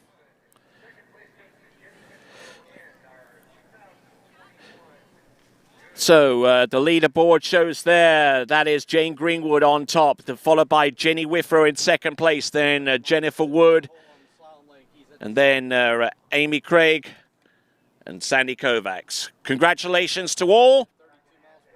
That's the top 5, and we'll be back right after this.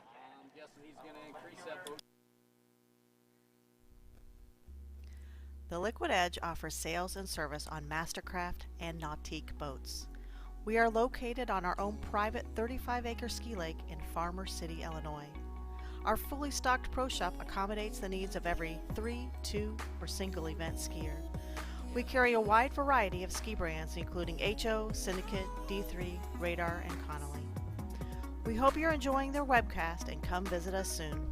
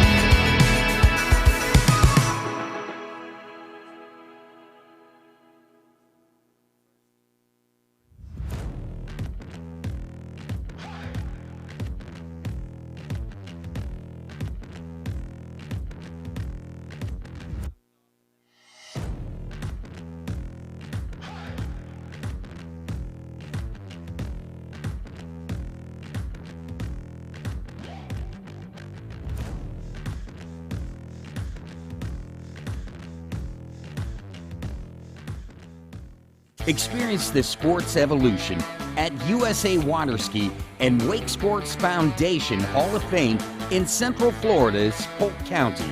From the pioneers of the sport to the stars of today, all 9 disciplines are honored. It's the most comprehensive and fun-filled tribute to the people and the sport we love. Located inside the Central Florida Visitor Information Center in Davenport, Florida, the Hall of Fame is open 8 a.m. to 5 p.m. 7 days a week.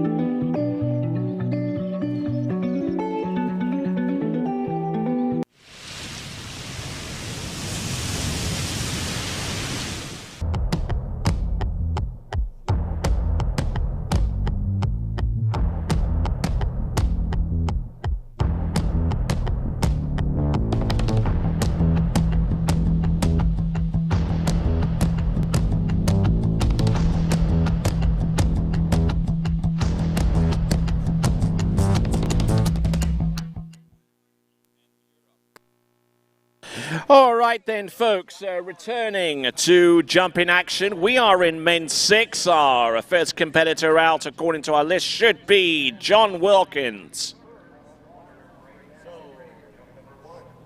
Hopefully Scott can take advantage of that. And this tailwind, a little slack though there around 1 ball. Doesn't need to panic. He doesn't really need to get in a hurry. Sit up a little bit around 3. Making his way around 5, a little sketchy pass, but he maintains and able to get through the gates and make it through that 22 off. All right then, folks, good to have you on board. My name is Tony Lyford, your announcer for the jumping and tricking portion of today's action on Lake 2. John Wilkins on the water right here and now in men's 6 jumping. And get into a little bit of difficulty with the landing, and we'll have the remaining 2 jumps at his disposal in which to get out of this little soup. So that's John Wilkins.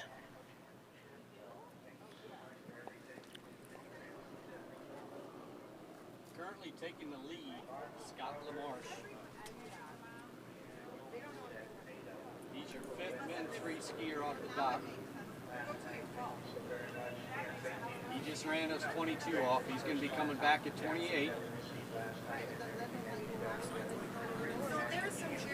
Wind is nice right now for Scott.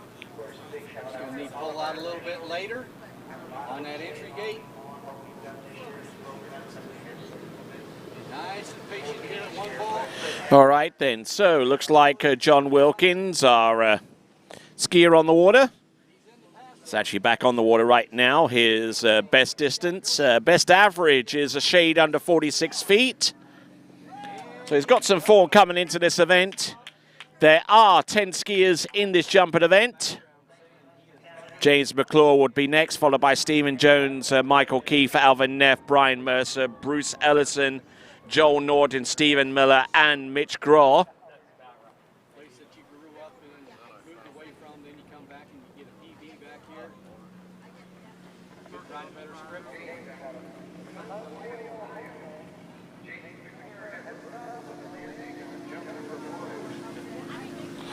All right, so here we go. This is John Wilkins.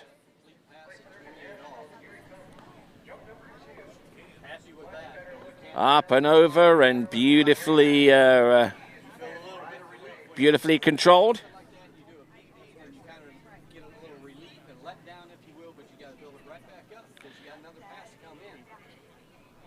know, and the hardest part about these most challenging passes is when you come into one ball, the most typical thing people like to do is think, I got to set up a big turn, I need a big turn, I need a big turn. Well, that's not really the case so much as you need to get a good gate and ride that tight line all the way out, and that will set up your good turn. So the distance.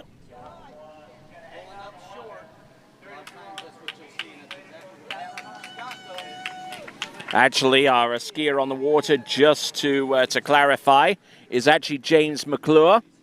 17.1 meters or 56 feet. 17.1 meters, 56 feet.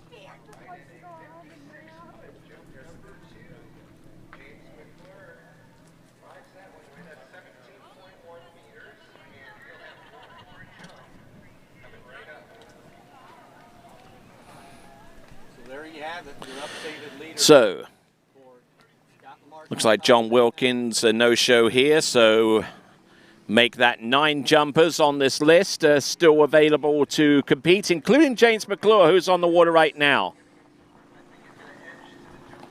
Here he comes, James McClure, jump number 3.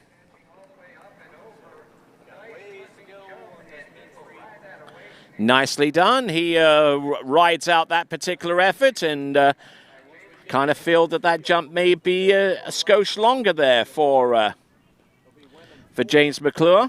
But don't let that fool you by hearing it. We got a ways to go before this lake's going to go.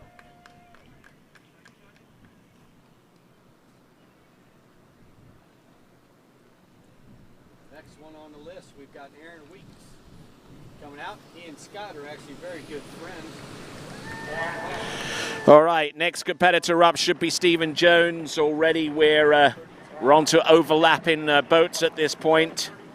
Trying to run 2 boats here with this particular event in order to make sure that everyone gets adequate time and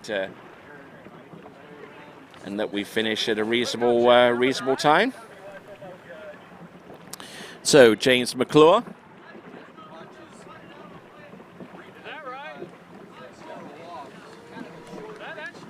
James McClure.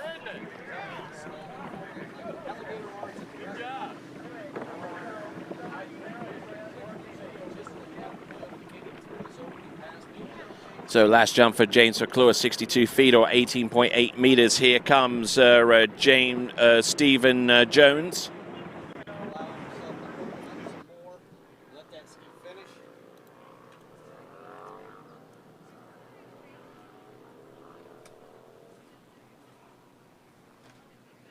For now, we're going to call him Alligator Arms Aaron.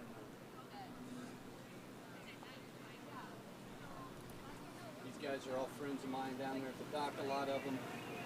So we like to have fun, tease each other,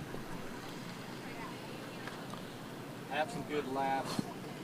That's why you got to love this sport. So here we go, Aaron Weeks, pass number 2. He's at 28 off. All right, just waiting on the official distance for James McClure. Or actually, Stephen Jones, I beg your pardon. Jump number 1 is going to be 12.9 meters. I'm not sure if he got around 3, actually. All right, jump number 1 for Stephen Jones, that was 42. But Scott's got bragging rights for the day with him. I know that. 0.9 meters. See how far that goes. Okay, so the jump for Stephen Jones, 12.9 meters, 44 feet. 42 feet, I beg your pardon. Here comes Stephen Jones. Oh, and getting in a little bit sideways there on jump number 2 and just unable to ride that thing out. That leaderboard helps out a lot when you get into the all-buoy score. Yes, according to scoring, it's Stephen Jones. James McClure's the last jump, as a matter of fact, was 18.8 meters or 62 feet.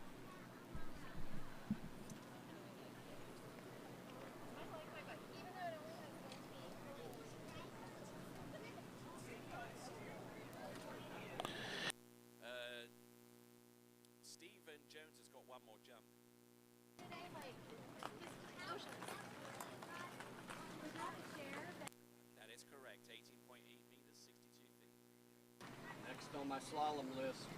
On the water, Joel Hughes. Max speed for men 3, 34 miles per hour, 22 off. Joel bringing it to the table today.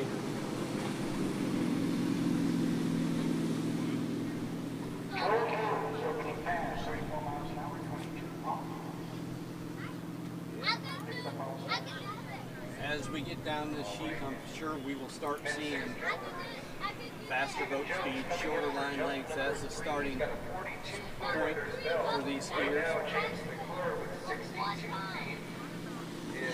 Joel getting through pass number 1, 22 off. All right, one final jump. And hoping to jump more than 42 feet or 12.9 meters. Here he is. Flattens off. And then just kicks the whatever out of that jump. And not too much in the way of edge through the jump. Flattens off, just waits for the ramp to get somewhere near him. Up and over. And lands and rides that one out. So the distance should be coming to us fairly soon. Before we do that, let's have a look at his last jump. Look at this.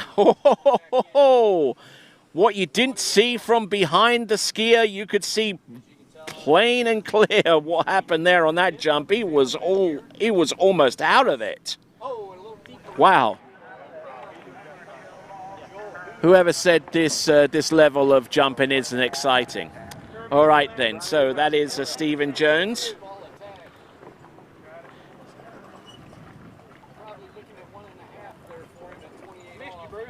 So Stephen Jones will get a distance for him any moment now.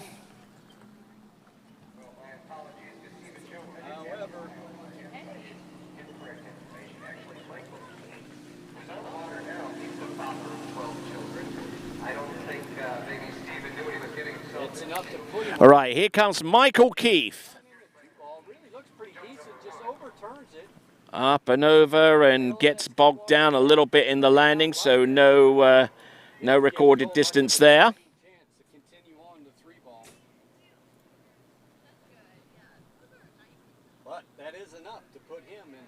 So it looks like the only...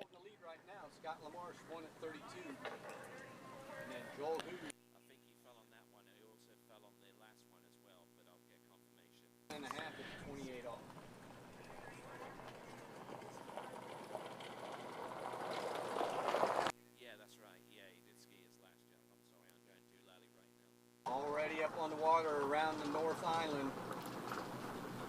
Coming in for pass number 1. It's 34 miles per hour, 22 off. So we're still trying to ascertain the third jump distance for Stephen Jones, even though we do have a skier on the water in the form of Michael Keith, who failed to land jump number 1 and has got two jumps remaining.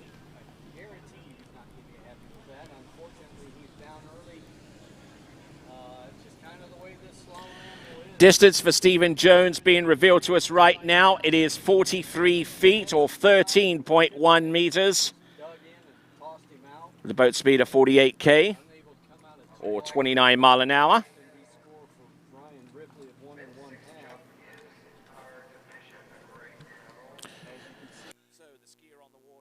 So the skier on the water is Michael Keith. He has not landed jump number 1. And he's coming in for jump number 2.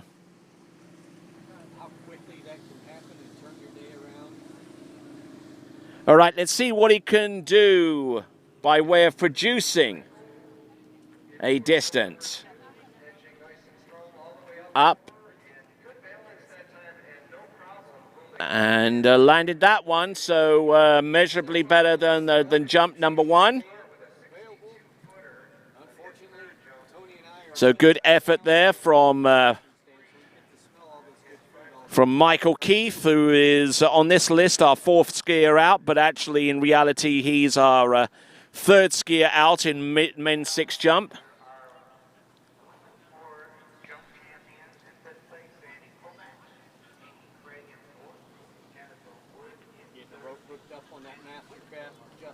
speed, adjusting the rope length for the next skier, and just move free event. Okay, so as a result of that jump,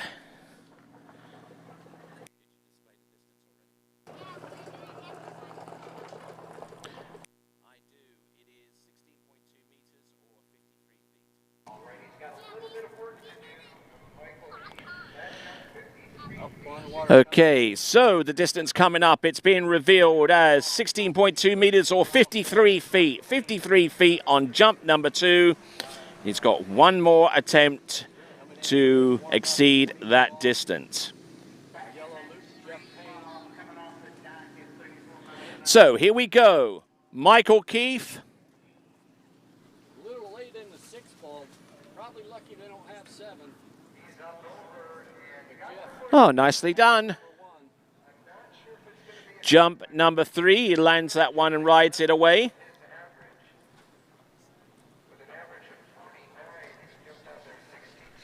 So, Michael Keith, whose best jump, his best average is 57 feet, so there and thereabouts. He jumped 53 on jump number 2, and in order to get anywhere close to that, he'd basically have to jump out of its skin into the 60s.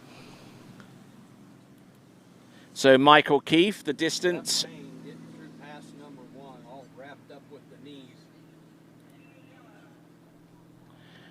Okay, so a little bit further. It's certainly a little bit further.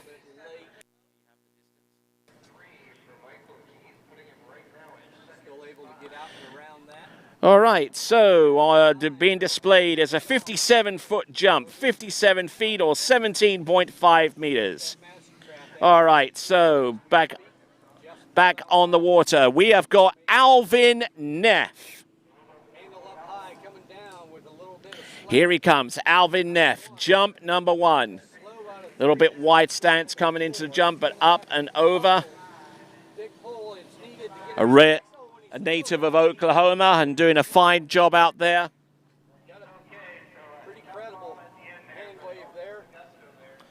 So he will land and ride that jump out, and that's going to be particularly important for him because he is a contender in the men's 6 overall competition. He had a fairly good outing on the Trick Lake this morning. And obviously, being in the overall frame of things, he's going to ski 2 events today and one more event tomorrow. That one more event is going to be men's 6 slalom. Alvin Neff's distance.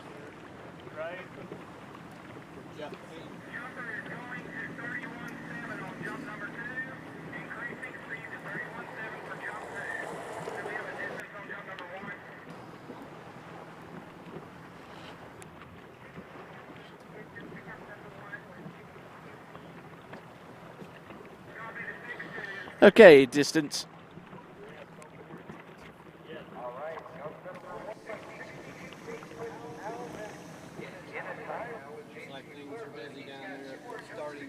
All right, so the distance that we're hearing is 23.1 meters or 76 feet. Here is Alvin Neff on jump number 2. And unless he pulls out a 3/4 cut or increases his boat speed by a significant amount up to the maximum, unless he's already there, of course, it's very hard to see how Alvin Neff is going to increase much beyond that jump of 76 feet.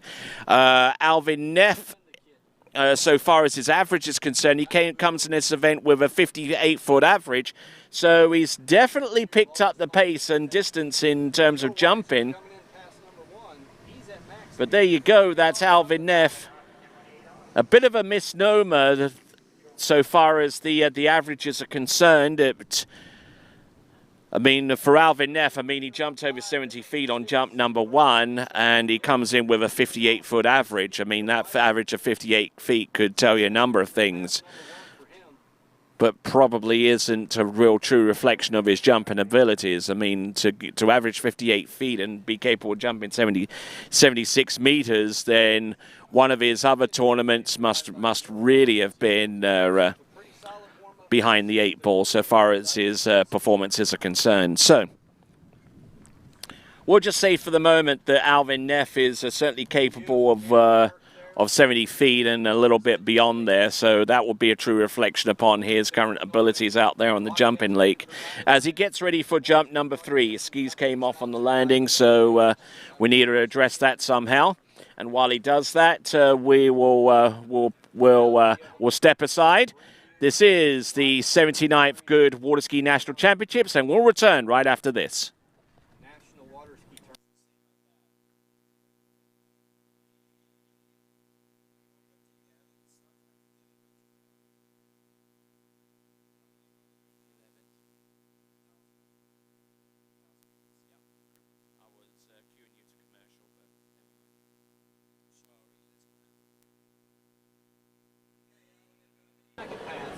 All right, we'll step aside. We'll be back with the 79th Goode Waterski National Championships right after this.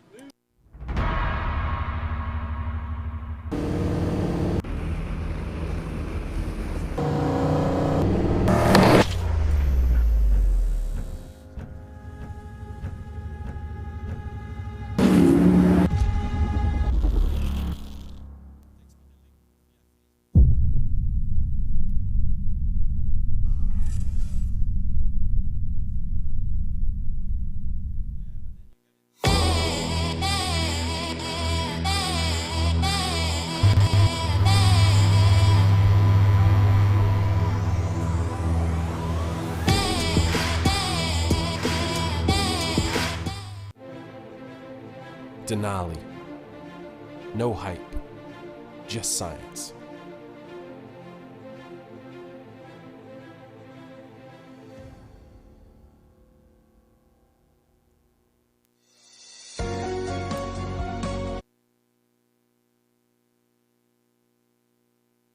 All right, here we go. Alvin Neff, jump number 3. Jumping into the 70s on jump number 1, falling on the second, and twisting quite significantly in the air. And I don't know how he's still hanging on for dear life right deep into that landing. Unfortunately, unable to land that jump, but a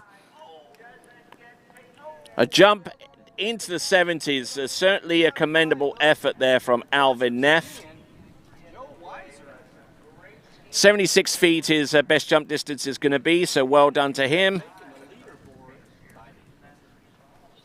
Charge, extending that lead huge amount compared to what it was before. By getting about 4.5 at 35, I don't know if they'll give you 4.5, 4 and 4. But Joe, you good.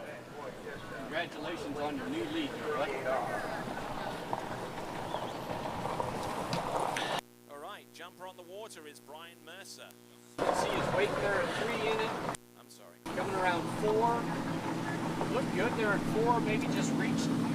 Came up a little narrow. Maybe reached a little too soon. 5 ball took him out. Nevertheless, yeah, Joe Weiser, 4.5 at 35 off. Your new leader. I'm guessing fast second. It's a little bit of a pain to navigate.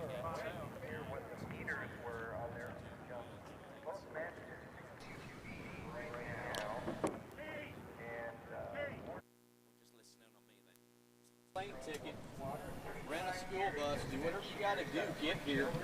It's going to be hot Thursday and Friday. We got the U.S. Open, first time we've had the U.S. Open water ski tournament. All right then, here we go. Brian Mercer, 3 jumps at his disposal.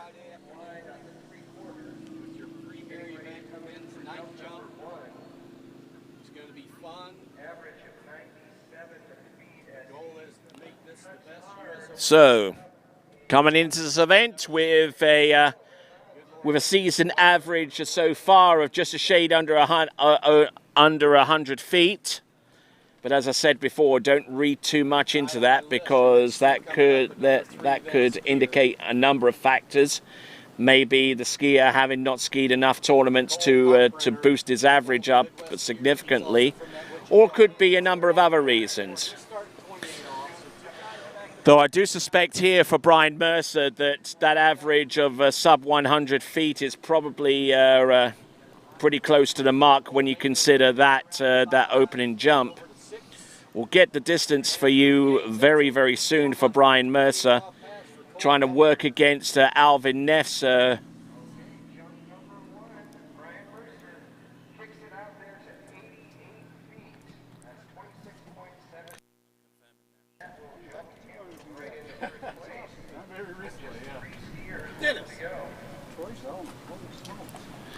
Okay, so an 88-foot opening jump, 88 feet on that opening jump there.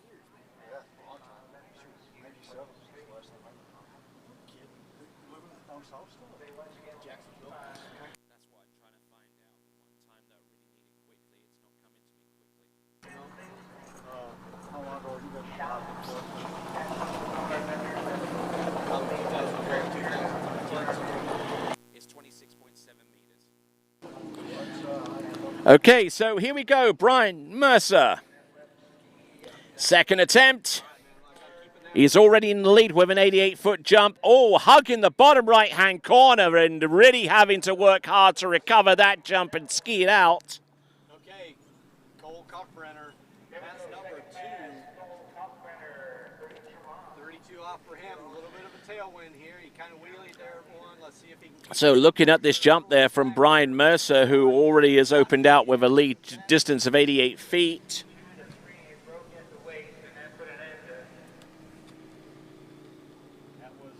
Let's see what happens here. He comes into one ball, not bad, just a little tail out of one with no angle, and just at round 2, and it was all over at that point.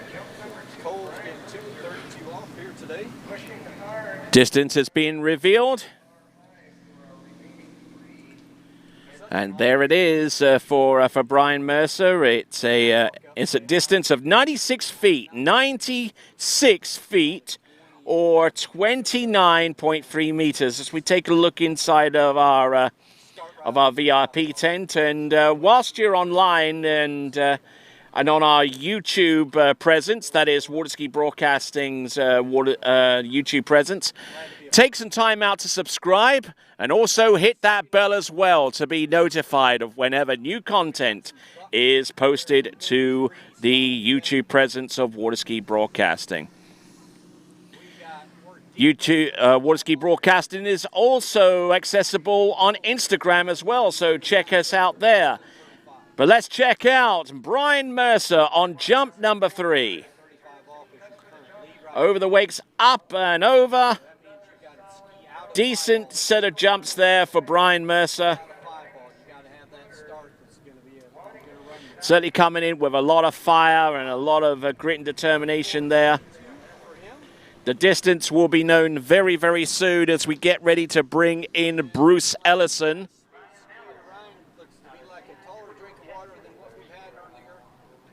Our instant replay is powered by Zero Off. Nice, smooth slalom pass for Ryan. And doing a fine, fine job, Brian Mercer. The distance on that jump, it is going to be very, very similar, and it will not be his best jump. The best jump that he'll have is 96 feet. The jump there on his third and last attempt is 95 feet. That's about 30 centimeters short of his best jump distance. So he's pretty consistent, save for that 88-foot jump on jump number 1, a little behind the 8 ball there. But not bad skiing there from Brian Mercer. Skier on the water now is Bruce Ellison, with 3 jumps at his disposal.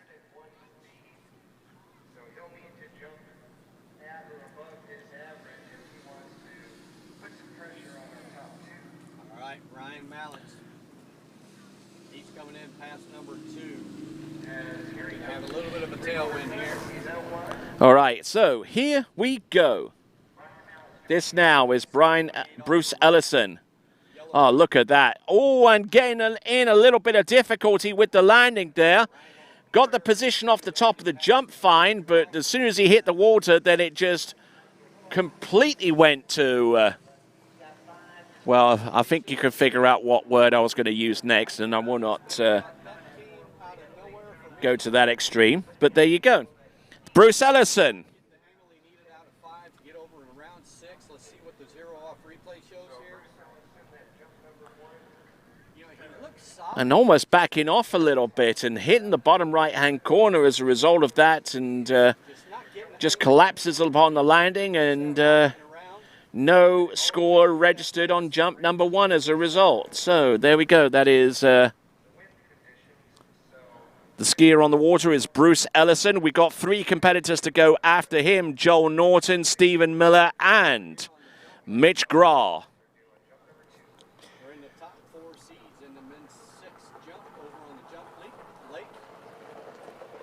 Tony Lightfoot commentating that series of events over there in the jump lake. All right, so looking at Bruce Ellison's jump once again up. It didn't look too bad, a little bit back on the skis, mind you, but then he just leant back on the handle without having the left hand on the handle. That's never a good way to land and ride out a jump when you're already trying to edge away and just trying to resist the boat with just one arm, especially if that one arm that you're holding on to is the inside one, which is normally connected to the sling if he wears one. All right then, folks, thanks a lot for tuning in to the trick and jump coverage. My name is Tony Lightfoot. The guy that you see on the other end of the desk is Troy Zollner. He's taking you through the slalom event. We thank him very much indeed for his help and assistance. We've got tricks and jump on this coverage on this lake, and we will return to that coverage while Bruce Ellison is putting his bindings on. We'll return to the 79th Goode Waterski National Championships momentarily. Sit back.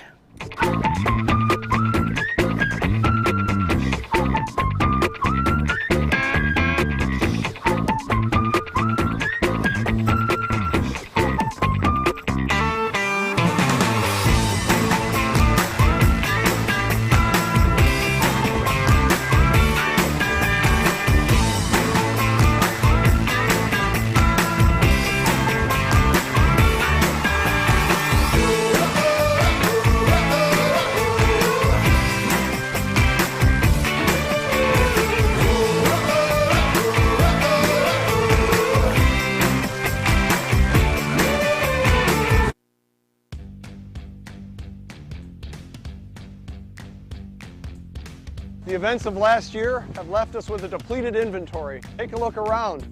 Where I'm standing, usually you'd see a jam-packed lot. And now? For the past 30 years, the Darcy difference has been putting our customers' wants and needs first. But this year, things are a little different.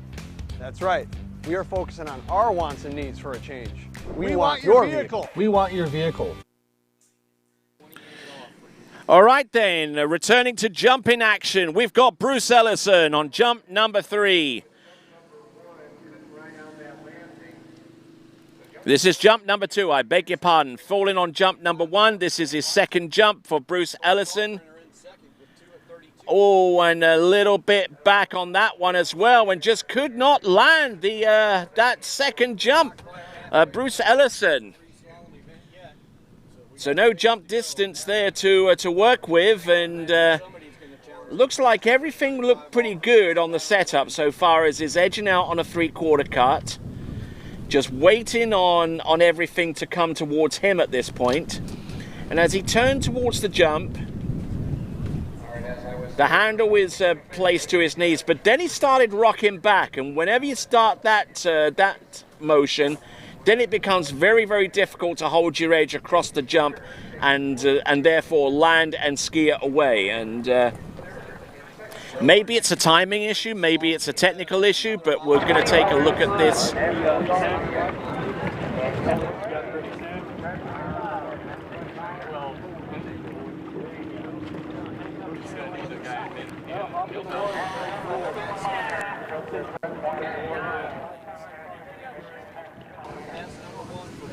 So, Bruce Ellison,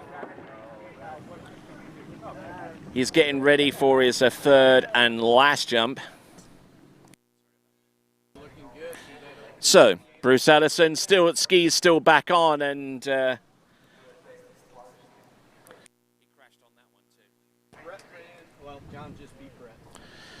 so no jump recorded.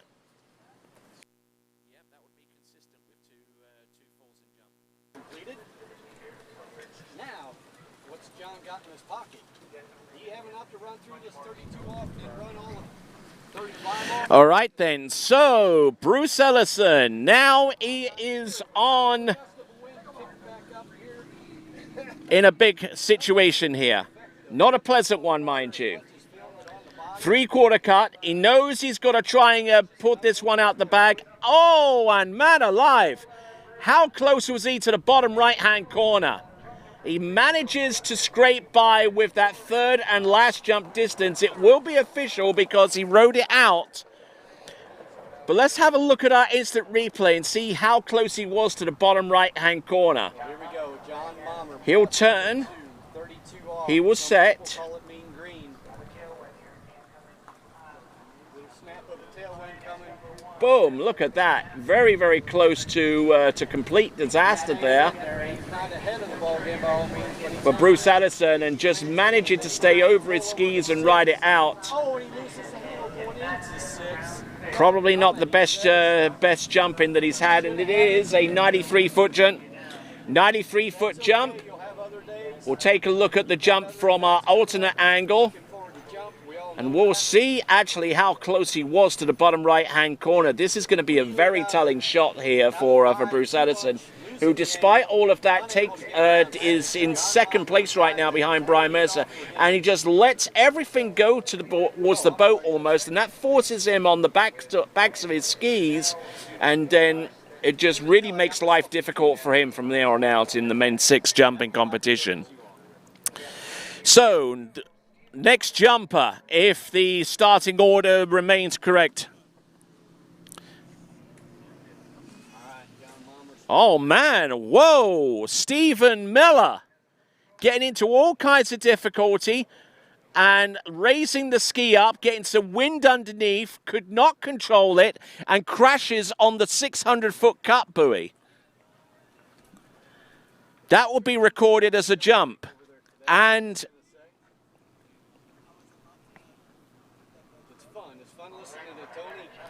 so that doesn't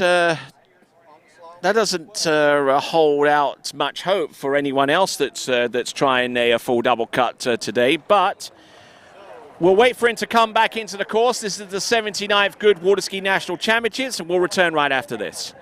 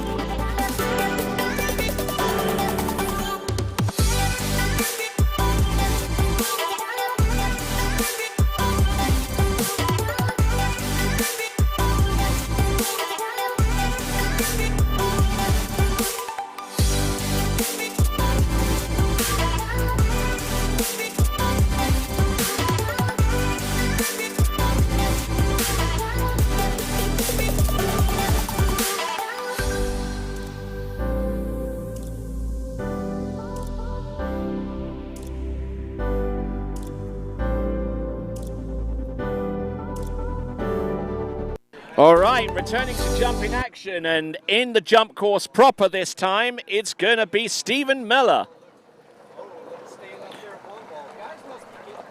Drives it on home. Oh, look at that. Up and over, and we'll ride that one out. All right then, so this is Stephen Miller.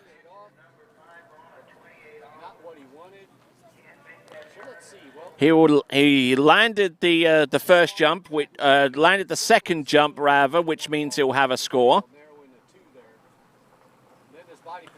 Up and over, and a beautifully landed jump there on our instant replay.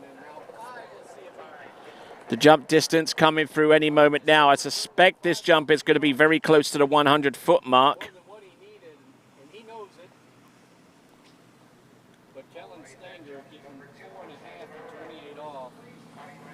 It's a 97-foot jump now. Now it's game on because Brian Mercer landed a 96-foot jump, and he is currently in the, and Stephen Miller with 97 feet. Yeah, he is in the lead, and get this, folks, he is in the lead by 0.6 of a meter.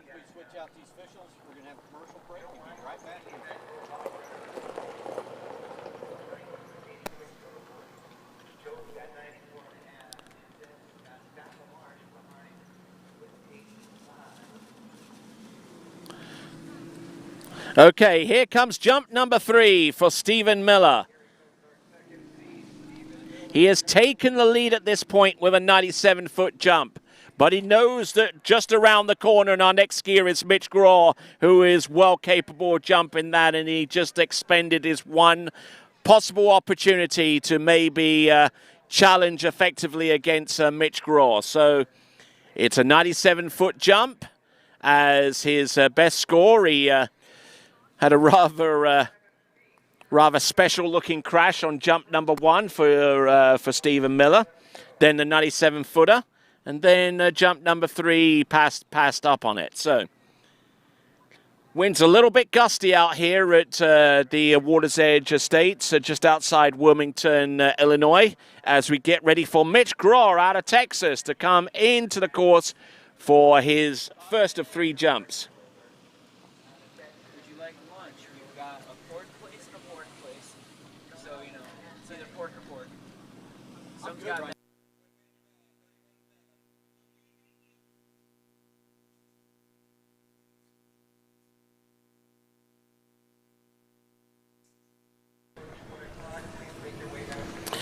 All right, then. So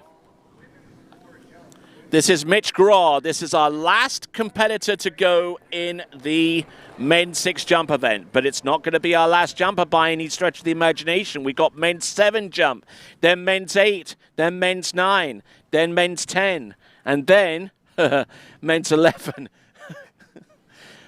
Jumpers 85 years of age and over. Here comes Mitch Graw now.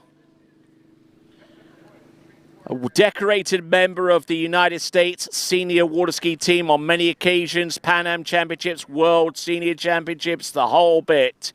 And landing a jump which will probably in all actuality settle the competition in the men's 6 jump competition. So we're looking at it once again for Mitch Graw.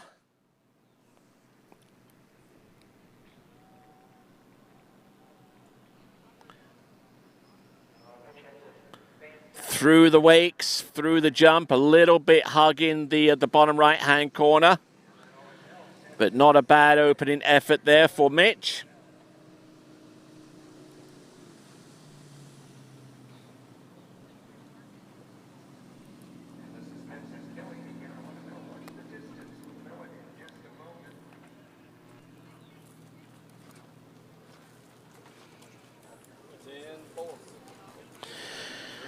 So waiting on that distance for Mitch Graw. He's probably jumped into the next grid. Now, those of you that don't know too much about scoring for the jump event and how it's scored, we actually use a computerized system which basically maps out the area electronically, and in order to cover the complete landing area, we'd have to use more than one camera and generating more than one or two grids.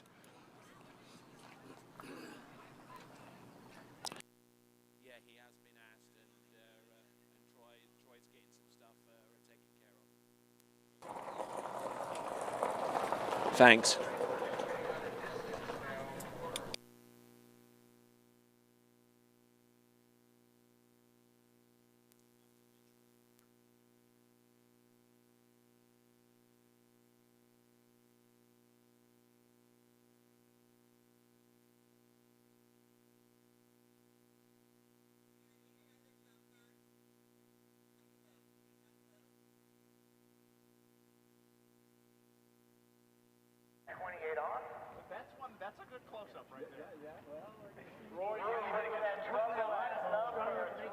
So we have skiers on the dock. We have people in the VIP area, and we'll return to all of them at the 79th Goode Waterski National Championships. We'll return soon.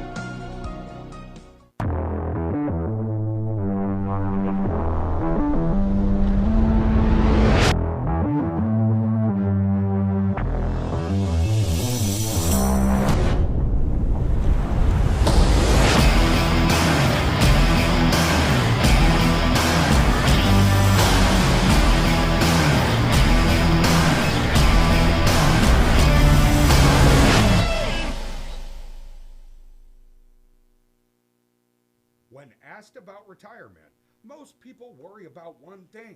Do I have enough money? Am I going to be okay? But there are more things to consider, like inflation, taxes, and when should you take Social Security? We at Drake & Associates want to help. Visit us at wealthwisconsin.com for a list of upcoming classes or to schedule a complimentary consultation and learn how you could retire happy and worry-free. That's wealthwisconsin.com.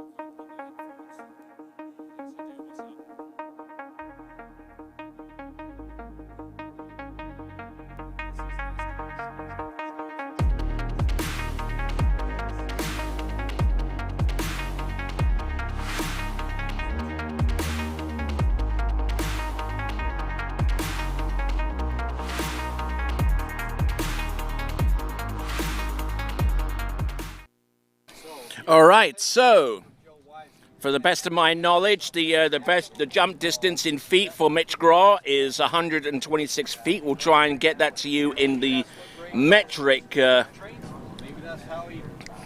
way of seeing things. I don't know, but I know this much.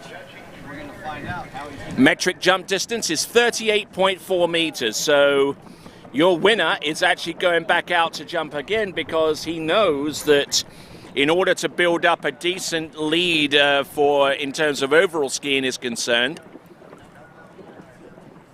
he wants to try and put as much distance between himself and the rest of the competition, so by the time it comes down to slalom, which is Mitch's weakest event, he doesn't have to do nearly as much on the course to take the overall title in men's 6.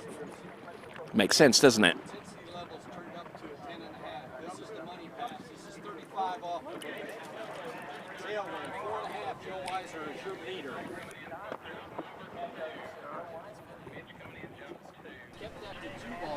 Around 3, and he maintained his patience. He's got some slack tail around 4. He's around 5, keep around 5, tying your leader unofficially.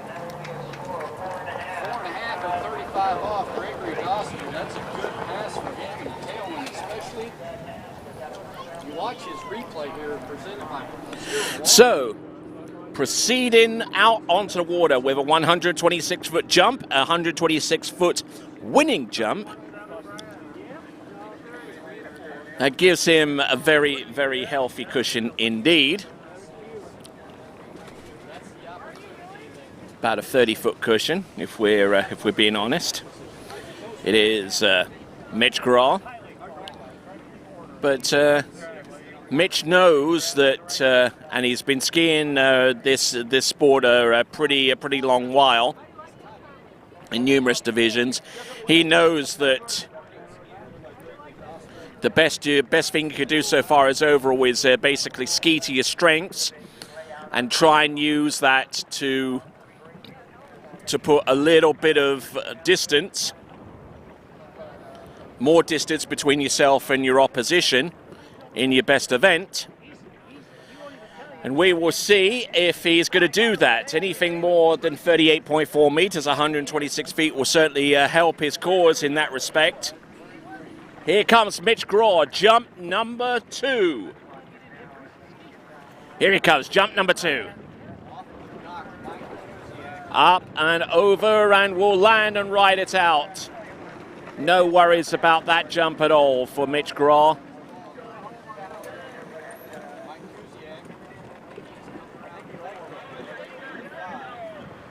We'll get the distance from Mitch Graw very, very soon. We'll look at it we'll look at his jump from behind the ramp and from various other angles. But I tell you what, he is the star of men's 6 jumping, and basically any division that he's been in for like the longest time, whenever he's come into a particular division as a new skier, the others shudder with fear, and there is good reason. Men's 6.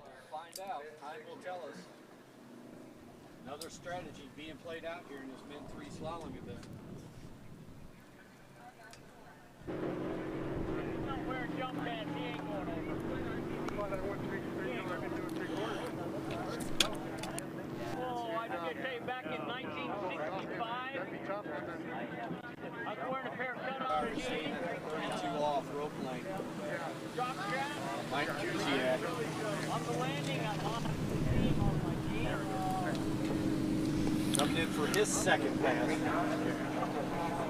Let's see what happens here on his setup. Okay, so we're waiting. We're going to bring Mitch Graw in for his 3rd and last attempt. A little bit of slack in one ball, nothing terrible. Oh, and he's too far back and falling over around 3 ball. No, this is men's 6. 2 off. All right then, so here we go, men's 6 jumping. Our very last, no, we're actually in men's 7 jumping. We got D. Johnson on the water right now. Pass on jump number 1, not liking the look of that. And judging by the way he passed up on that jump, he obviously made no attempt or no effort to actually hit the jump.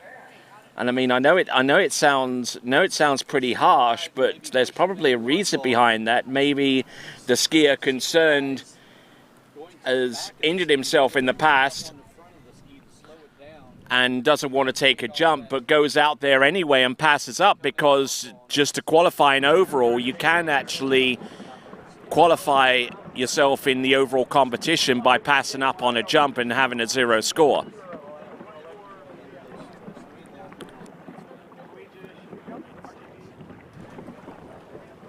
Okay, so the leaderboard in men's 6 shows 130 feet for Mitch Graw, Stephen Miller with 97, Brian Mercer with 96, Bruce Ellison with 93, and in 5th place Alvin Neff with 76. And there you see the results in men's 6 jumping. We're in men's 7 right now. We just see D. Johnson.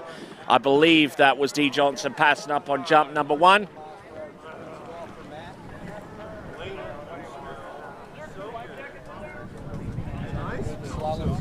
It was actually Brad Hartwell. I do beg your pardon. Brad Hartwell was our first competitor out jumping and passing up on that particular effort.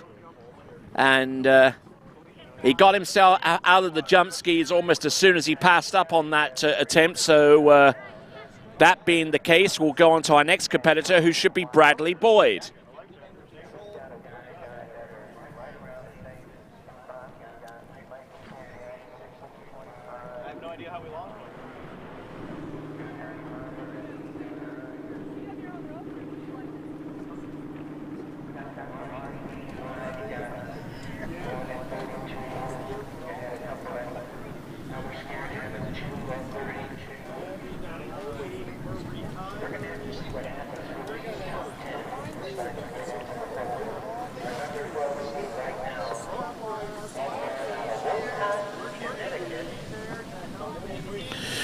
All right then, so next competitor up is going to be Bradley Boyd, who comes into this event with an average of 30 feet.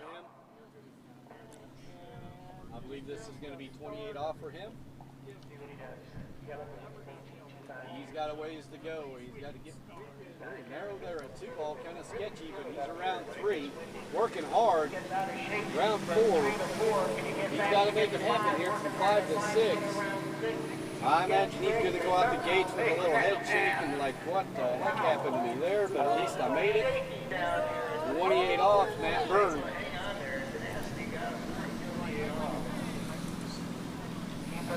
All right, so here we go now. This is Bradley Boyd. Squatted down a little bit low, approaching the jump. He's going to go up this ramp. Up. Whoa, there you go. Feet-to-feet landing. Who would have thought? There you go, Bradley Boyd. Men's 7 jumping. His best average is 30.7 feet. He's going to go straight up. Partner here for the week of this 2021. And handle up a little high, but he's fine, though. U.S. Open Championships.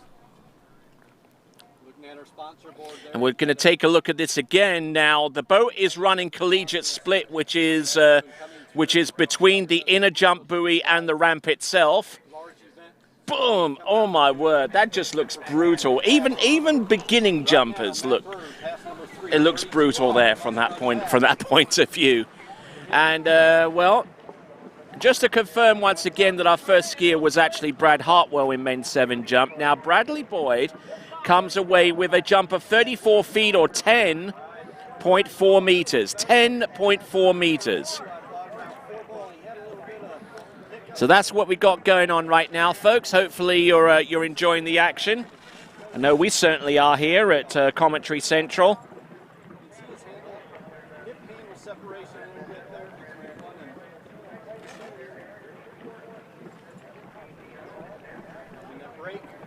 Separation there causes that break, and now he's going from 5 to 6. He's able to maintain that and out through the gates. Matt Byrne, that's pass number 3 for him. That was 32 off. Now we're cutting that rope to 35 off. Our current leader, 4.5 at 35 off. Joe Weiser, as well as Gregory Doster. Both those guys right now are on top of the leaderboard with 4. So working our way back towards the jump lake, we should have Bradley Boyd coming in very, very soon.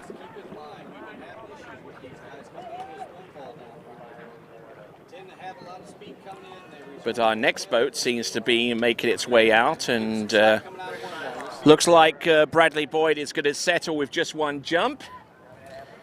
So one and done. And 30.4 and 34 feet, or 10.4 meters, is going to be the deal there with him. All right, so next competitor out, if the running order stays true, it's Timothy Dwyer.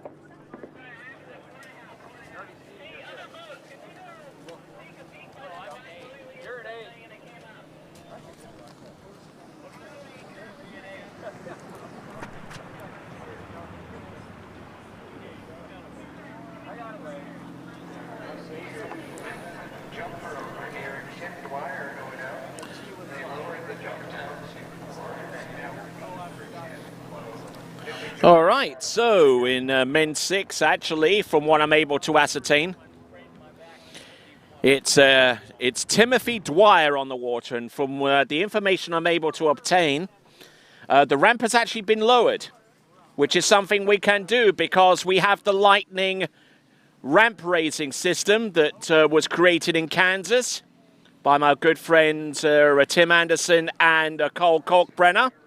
And they've installed it at a number of locations. Such was the demand for something like this. And here we go, up and over that 4.6 foot ramp height. And there you go, he will land and ride that jump out. You can definitely see that ramp is lower. You can see that that front Goode banner there being much, much lower to the water, indicating that the front lip of the jump is much lower than 5 foot. Certainly lower than 6 foot. Let's have a look at this on the ramp. Boom, good solid technique. Ooh, nice landing there. There you go, and there you can definitely see how low the ramp is from that angle.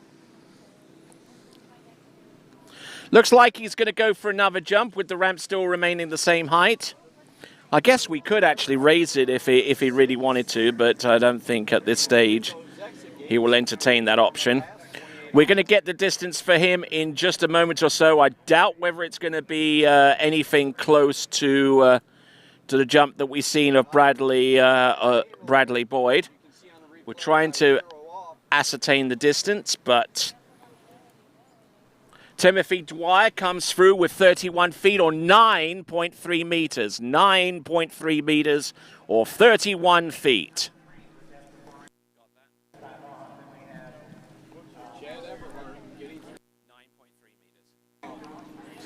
Okay, so here we go now. This is Timothy Dwyer.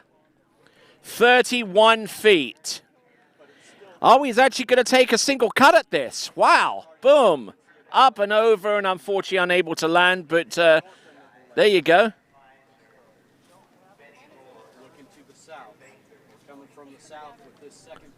Kind of flat a little bit off the jump, and that's how things started to get a little bit pear-shaped.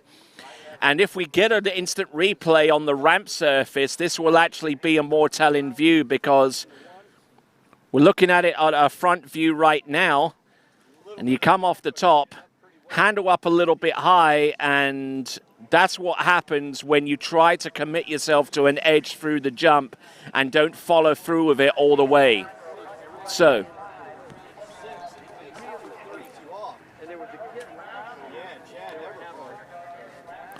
let's see if he can follow that piece of advice. If you're going to edge into the jump, you don't flatten off.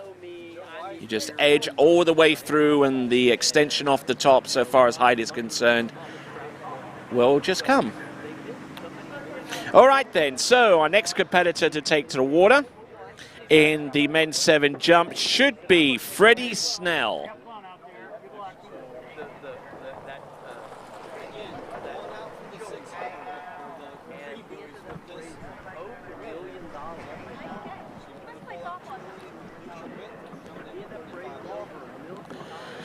And it would appear that that Timothy Dwyer is done so far as jumping is. Whoa, actually, maybe not. Timothy Dwyer's coming in on a.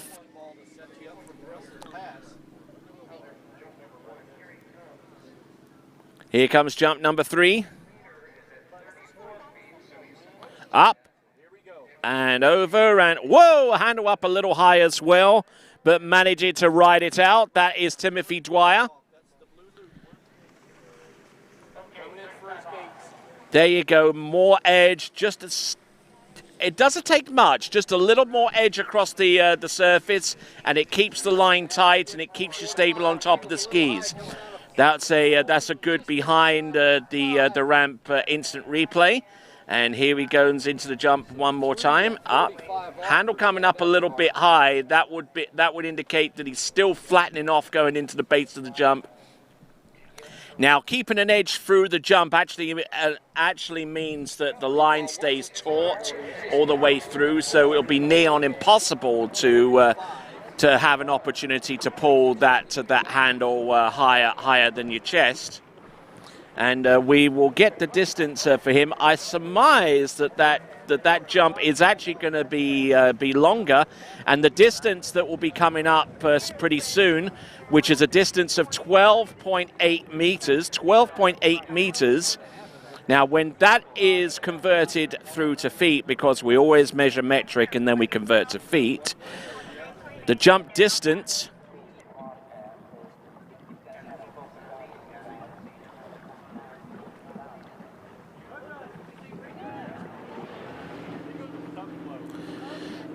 so 12.8 meters on jump number 3, it's the equivalent of 42 feet. So now, next competitor up is Freddie Snell.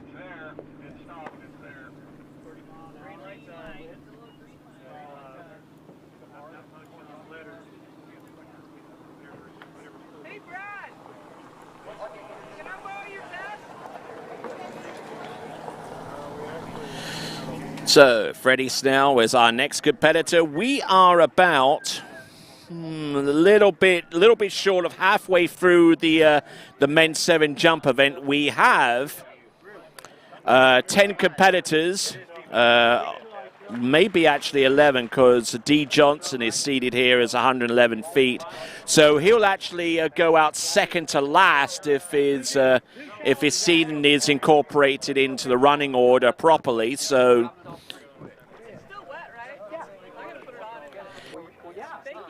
Make you feel better. Oh, yeah. I noticed I don't have one. You'll get a little sweaty. I'm ready for you guys. Okay, so now this is Freddie Snell with a seeding jump distance of 38.3 feet. And he isn't going to edge through the jump. Rather, he's going to edge as wide as possible and allow the boat to pull him up and over. And there you go. The ramp has been raised up to 5 foot in the meantime, so it doesn't take long for that to occur. That's why they call it the lightning ramp raising system. Up and over and lands and rides that one out. So decent effort there. So good skiing there from Freddie Snell. We'll take a look at this jump from the front point of view. Up, ooh, getting a little bit of pull off the top of the jump, but the kind of pull that Freddie Krueger and Ryan Dodd get, except they're putting jumps about 200 foot further. But there you go. Freddie Snell, we're going to get the distance for him very, very soon. 38 feet or 11.6 meters. 11.6 meters or 38 feet as we take a look in at our hospitality VIP tent. And don't forget to subscribe to the Waterski Broadcasting Company's YouTube presence and hit that bell icon a couple of times, because by doing that, you will be informed as to when latest content is uploaded to Waterski Broadcasting, including future webcasts. Such as the Hilltop Pro-Am coming up next week, U17, U21 Worlds, the IWWF U17, U21 Worlds, the IWWF Elite Worlds, the Mastercraft Pro, the Malibu Open, the Miami Pro Slalom, as well as many, many other events in the future. All right, so here we go. This is Freddie Snell. Oh, he pulled out early. Now let's see. Oh, takes an upper body crush and lands and just about to ride out that jump off the 5-foot ramp height. So there is Freddie Snell doing a fine job with that. And there you see the boat was starting to drag him in just a lot earlier before he hit the jump, and he went full diagonal from bottom left to top right-hand corner. Now, normally what you would want to try and do is try and hit the bottom right-hand corner and come off closer towards the top left. But for Freddie Snell, he's trying to do it the opposite way. Boom. There you go. But it doesn't matter where you land in the grid as long as you achieve a distance. And he was very patient with it, though. That's a good sign. So Freddie Snell will get the distance for him very soon. All of 5 to take the lead. So Freddie Snell. And 4.5 to tie the lead. So gotta have a good start. Okay, so it's 38 feet, but more importantly, in metric, it's 10 centimeters further. And probably some of you out there are watching this and have no clue what the metric system is. You're probably wondering, what's 10 centimeters? Well, it's about the length of a high school ruler. Yes, high school ruler is 30 centimeters. Break it off into 3 equal pieces. You have 10 centimeters for each piece, there or thereabouts. And about one of those broken off pieces is the difference between Freddie Snell's first and second jump. Breaking it down for you. All right, then, here we go. This is Freddie Snell taking a later cut out and up, and I think he collapses on the landing, unfortunately, there. So there we go, Freddie Snell up and over with his last jump.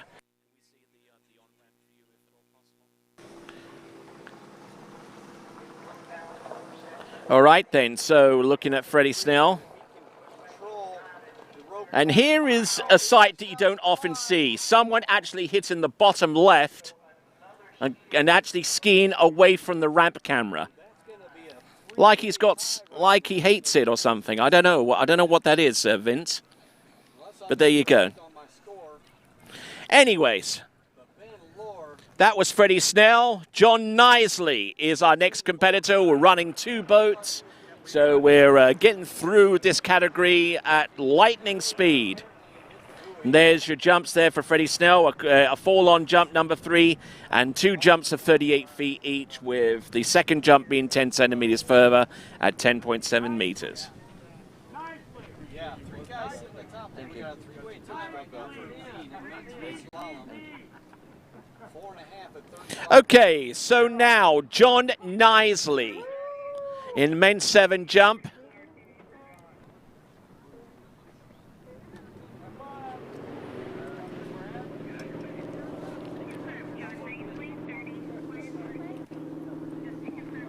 So I knew the way the morning started when 6, 7, 8, 9. The way all those skiers were tying in women 3. Scores were close. We knew men 3 is always an exciting event. All right then, so John Knisley on top of the water.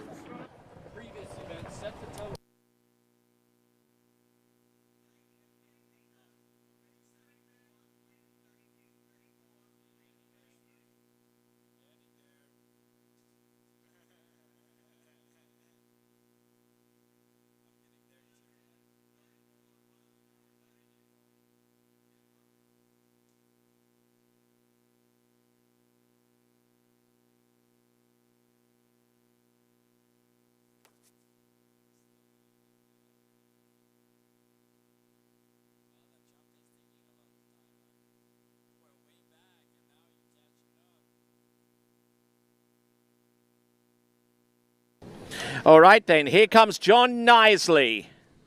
Up and over, and will land and jump.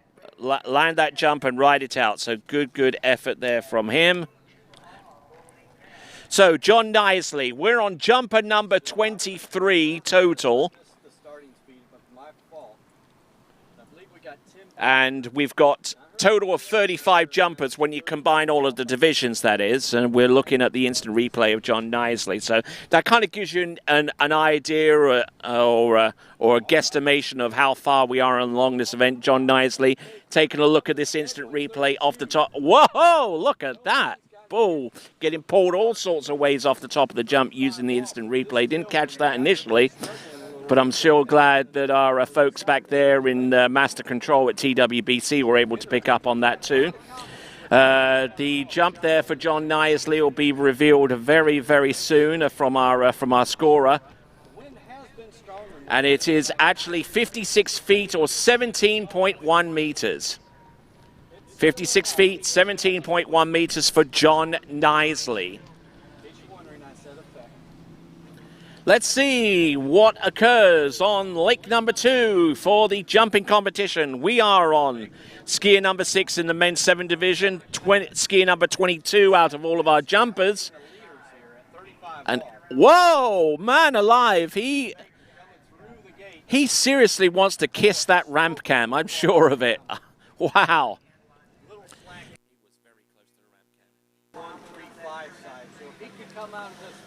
And looking up at John Knisley, up and over and lands, and well, he doesn't quite land and ride it out, but he'll score 0 for that jump. But it's 56.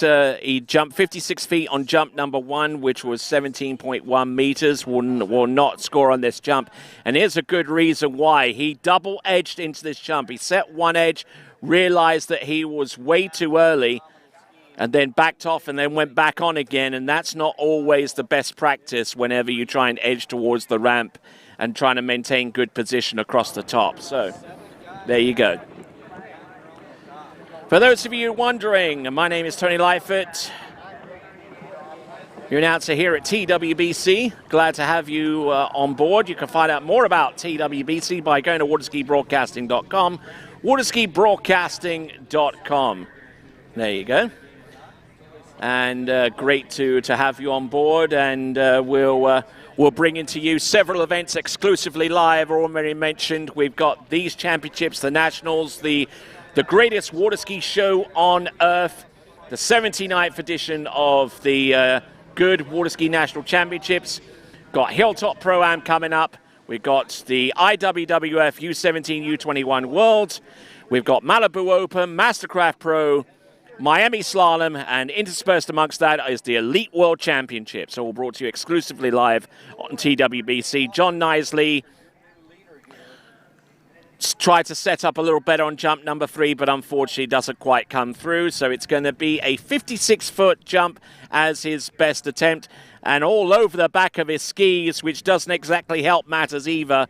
Trying to get his position over the tips of his skis, and when you land and you have that much weight shifted that far back, then it makes life extremely, extremely difficult to ride out the jump no matter who you are. Nice set there, taking the lead, Tim Baker. That knocks down our three-way tie to second place between Joe Weiser, Gregory Doxter, and Benjamin Lohr, 4.5 to 35 off. So it looks like a jump in, looks like slaloming going towards a pretty hefty climax there. We're about 70 skiers in with slalom out of a total of 100. I think that's across 2 divisions, maybe men's free slalom, and looks like they could be in with a multiple way runoff possibly, from what I'm understanding from Troy Zollner. If you want to check in on the slalom action, there is an additional player that you can go to. We have 2 simultaneous streams. The one you're watching to and listening to is the jump and tricking stream, but there is a slalom stream going on right now, so just fill up your tabs. Yes, fill up your tabs. You've got 1 for slalom and 1 for jump and trick. How hard is that? So hopefully you can hear Tony well enough that he's announcing over here on the other side. He's on the other stream with the jump lake right now. They're through the... All right. Here we go. We got Dennis Weiser. So there's 2 streams going, 2 lakes. You can fill your tabs up, click back and forth, enjoy the skiing from Wilmington, Illinois. Up and over for Dennis Weiser. driving your car watching on your phone either. I know you wouldn't do that. There you go. That is Dennis Weiser getting into all kinds of shape off the top of the jump and just unable to ride that one out. Ramp is at 5 foot, although the men's 7 competitors do have the option of lowering that ramp even further still.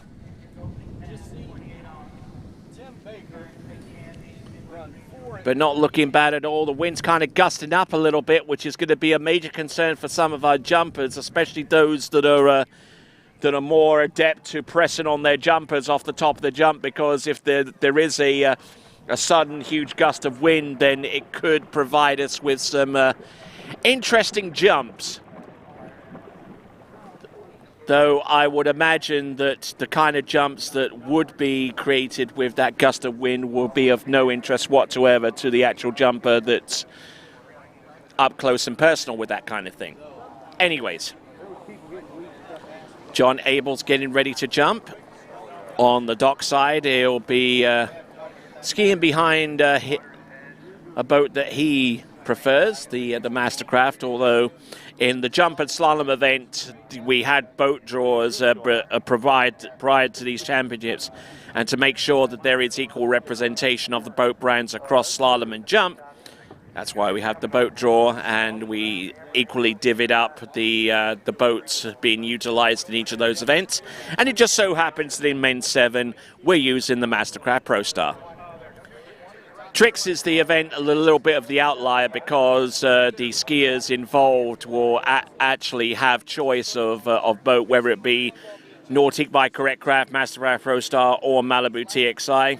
And we certainly have to extend a big thanks to all of those boat vendors for making their boats available in these championships. Not always an easy task, I know. Up and over, and Dennis Weiser, ooh, he's got one more jump to come now. Whether he decides to take it or not's another matter.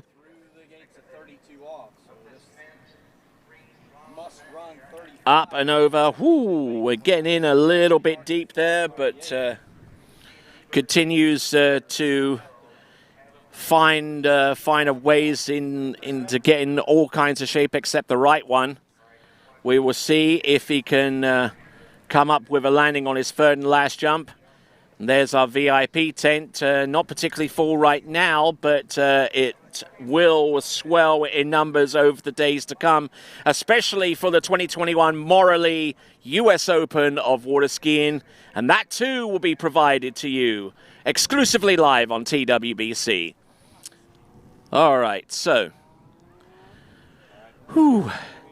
And if you do happen to be around this great area of the country, the beautiful state of Illinois, and you happen to be traveling somewhere south of Chicago towards Will County, it's pretty easy to get to, I would say. It's probably one of the easiest sites to get to off a major interstate. You just, if you start off in Chicago and you go south on I-55, when you get past the Des Plaines River, start looking for North River Road. When you find that exit, take off that exit, drive towards that road, and drive east, and there you will find a signage that will take you to the Water's Edge Estate, and there you will find us right here in the heart of Will County.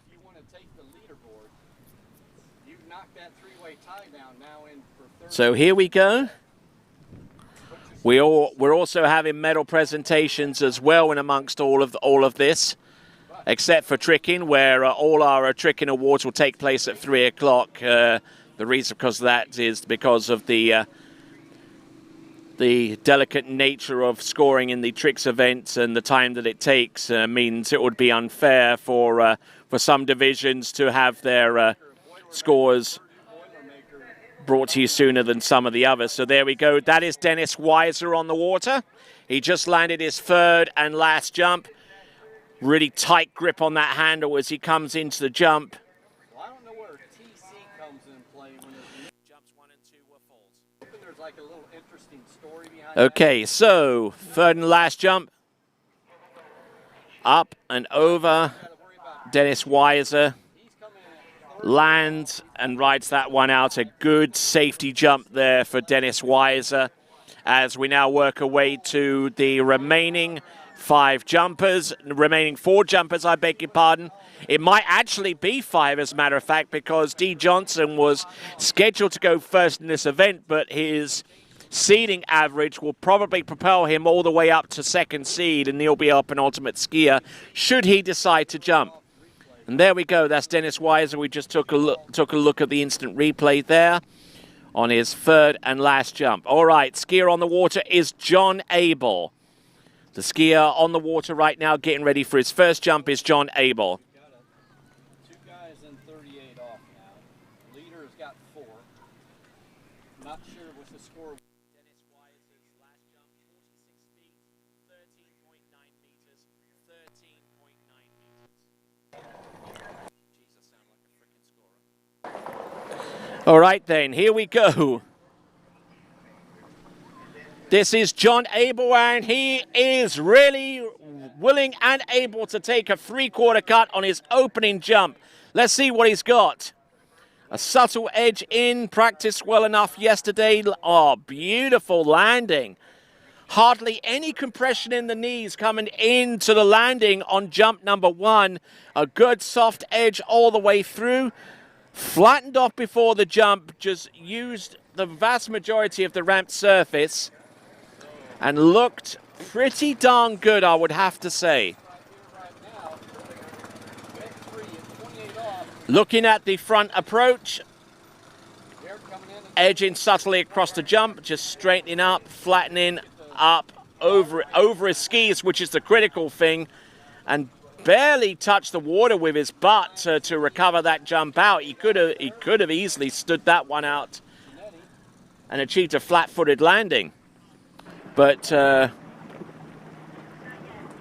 why do that when you can just take a little squat on the landing and just ride it out? It's certainly one of the cleanest jumps that I've seen in this division so far. Probably the cleanest.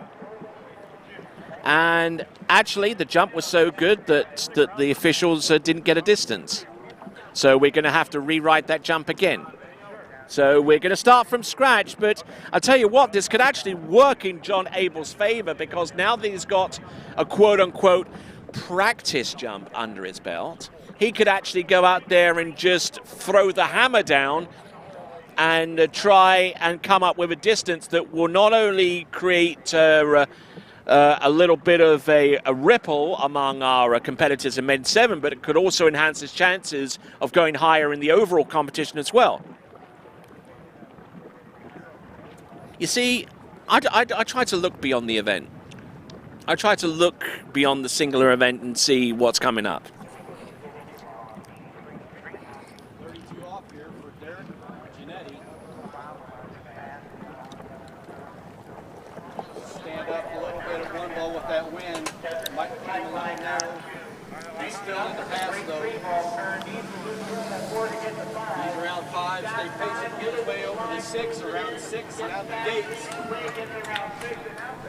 Derek Giannetti. All right then. So we're waiting on John Abel to come into the course.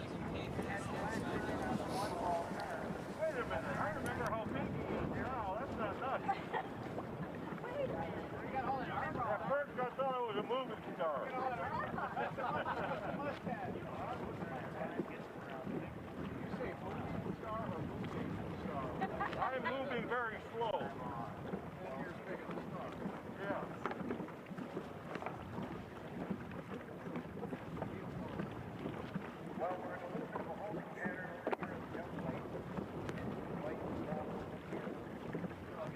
Okay, Jamie, make sure I get you. Don't worry about it. All right, for those of you that are tuned in, you are most certainly welcome to the 79th Goode National Waterski Championships live here from Water's Edge Estates, and we'll be right back after this.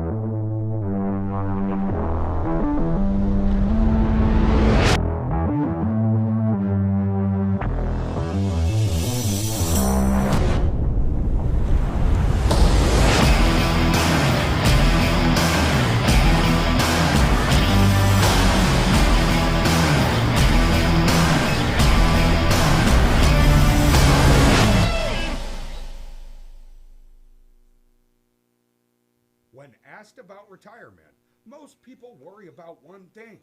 Do I have enough money? Am I going to be okay? But there are more things to consider, like inflation, taxes, and when should you take Social Security? We at Drake & Associates want to help. Visit us at wealthwisconsin.com for a list of upcoming classes or to schedule a complimentary consultation and learn how you could retire happy and worry-free. That's wealthwisconsin.com.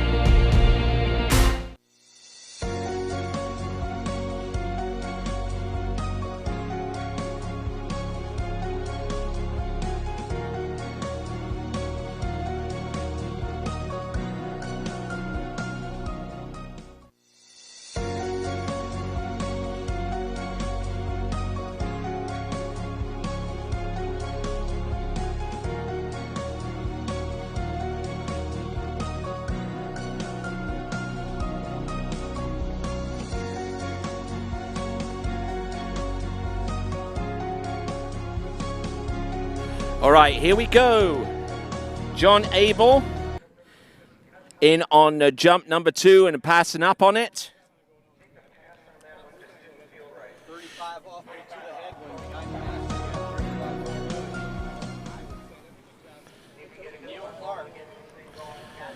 All right then, so that was John Abel. First jump was 23.3 meters.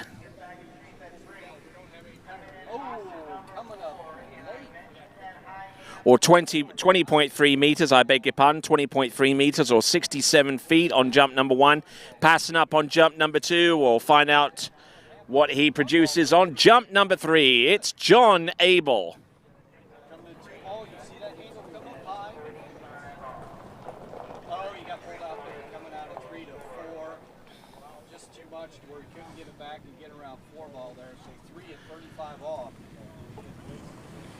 Day for Neil Clark.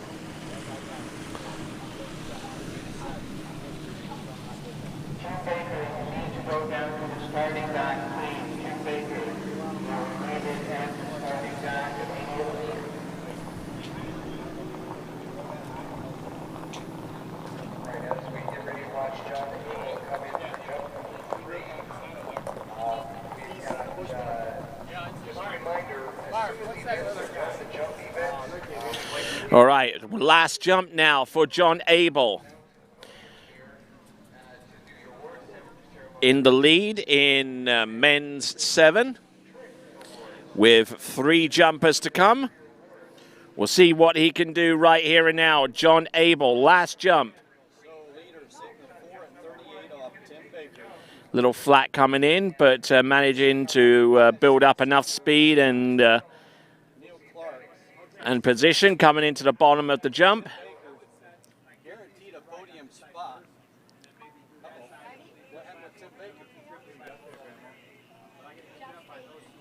Not looking bad for the most part. So John Abel, I'm not too sure whether this jump is going to be any further than jump number 1. Handle coming up a little bit high, but realizing what was going on in the water and positioned his skis and throws his fist up there, and he's convinced that he's jumped a little bit further. The question is he right? Distance coming through any moment now for 75 feet is the initial distance that we're getting for John Abel, so it's going to be further than his previous jump distance.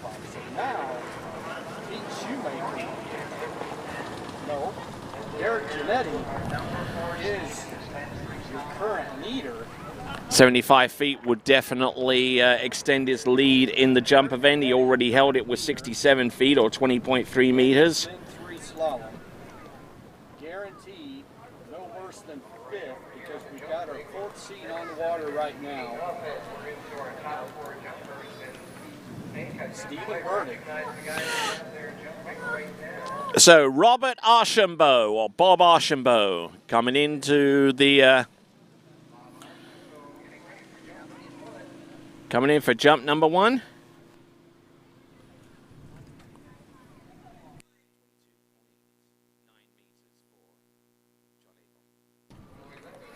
Okay, so John Abel was able to get 22.9 meters. We confirmed that distance as Bob Archambault hits the ramp and lands and rides out for 75 feet.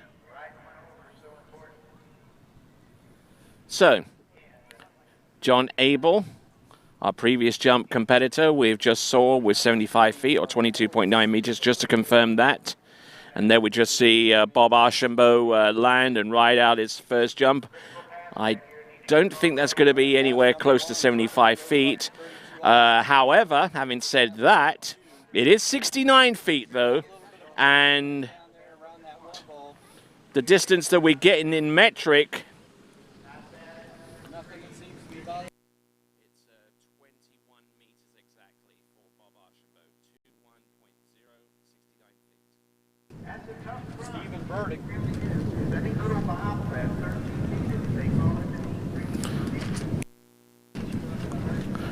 All right, so Bob Archambault with 21 meters exactly and 69 feet on the nose.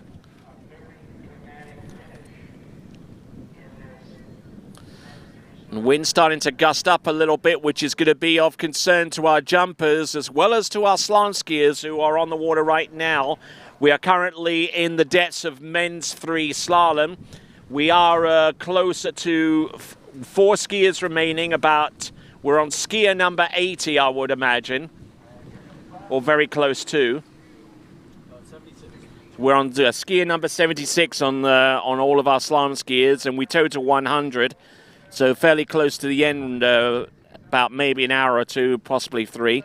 And there is Bob Archambault taking the jump there and not able to land and ride it out. But there you go.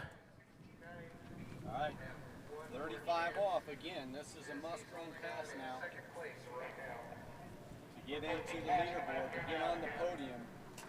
Stephen Burdick has got to do it. He knows he has to do it. You still have to be patient on the other hand.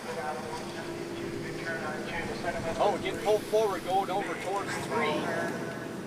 Still able to get around 4. He's a little all over the place, but if he stays patient, gets a big turn around 5. Does he get inside 6? Doesn't look like it. So looking at the instant replay for Bob Archambault, and yeah, that tells a pretty grim tale there. Was trying to get up and ride out that jump, but no dice for him, and his effort to try and exceed John Abel's best jump distance of 69 what, 67, it was actually 75 feet. His quest to exceed that particular jump has stalled a little bit, and he's now going to get ready for jump number 3 to see if he could go over 75 feet, or the equivalent of 22.9 meters. Just couldn't get any angle coming there. Out of 4, still able to get around. All right now, so what do we have? We've got Bob Archambault on the water. We've got Pat Combs coming up next. If what happened last time in men's 7 tricks replicates itself here, then I would suggest that Dee Johnson would be our second to last jumper out, and then Paul Armour, who is the top skied jumper with a best average of 120 feet, will be looking to try and put some breathing space between himself and the remaining competitors in the overall competition. He knows he's 4th place or better right now. Where he's Here we go now. This is Bob Archambault. Up and over, will land, and will he ride it out? No, not this time either. So Bob Archambault gets a jump of 69 feet, and that is going to be about it there for him. It is 21 meters exactly for Bob Archambault as we come down to maybe our final 2, or indeed our final 3 competitors in this division. almost as if it's a jump handle, but it works for him. So we've got a little regress to lay it off. Brent Randolph.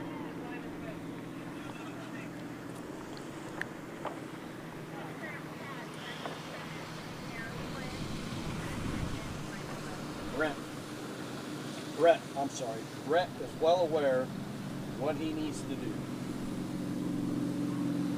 But you can't get too far ahead of yourself, especially when you have these gusty winds that we're experiencing periodically here.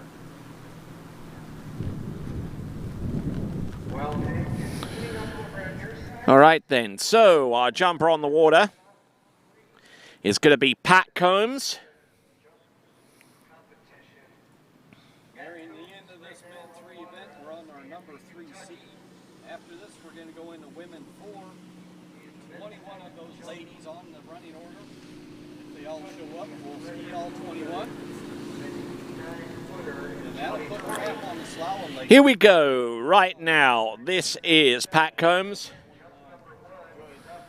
There you go, two-handed grip, solid iron grip on that handle as he came into the jump, and not letting that left hand go as he comes off the top. Very tempted for a lot of skiers to do that, but it's best to come up with a safety jump to land and ride it out, and then you can work on going a little bit further once you've secured a jump for overall. 0 off replay, interesting stuff. So one volley wheelie really bad. Oh, his front boot came loose. And Pat Combs, the score will be coming through to us any second now. Fortunately, he was able to fall the way he fell and not really have a really nasty fall. To say the least.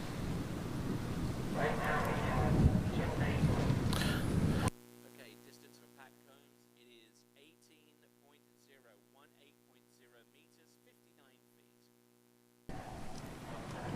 59 feet. All right then, so here's the distance coming up. It is 18.0 meters or 59 feet. So Pat Combs a little bit behind the 8 ball here with the remaining jumps that he has to come. The first of them coming up right now. Little on the back foot, but not getting much height off the jump there. He got a little bit more speed and thrust in towards the jump, and he didn't even land it this time around. So there'll be no score for him on jump number 2. And now the pressure is firmly on his shoulders as he gets ready for jump number 3.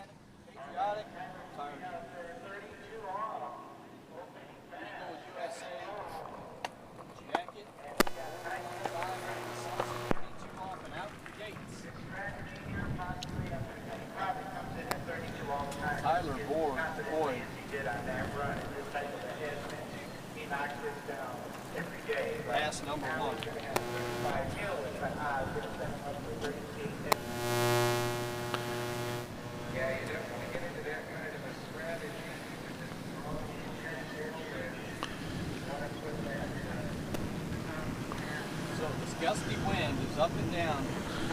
If it seems any more frequent, these gusts, we've got some weather. All right, yet to score so far. He's going to come in on his second jump. Tyler Boyd opens up with a 32 off headwind. He knows Pat Combs. We just saw a not able to land his first. Well, he landed his first jump, unable to ride out in the second, and now going to get ready for his third and last attempt. Now we're still trying to ascertain whether the next skier is going to be D. Johnson or Paul Armour, but we'll give you that information in the fullness of time. right now. Here he comes. Tried to stay forward on it. Wheeled a little bit. It's okay. He's hustling now, though.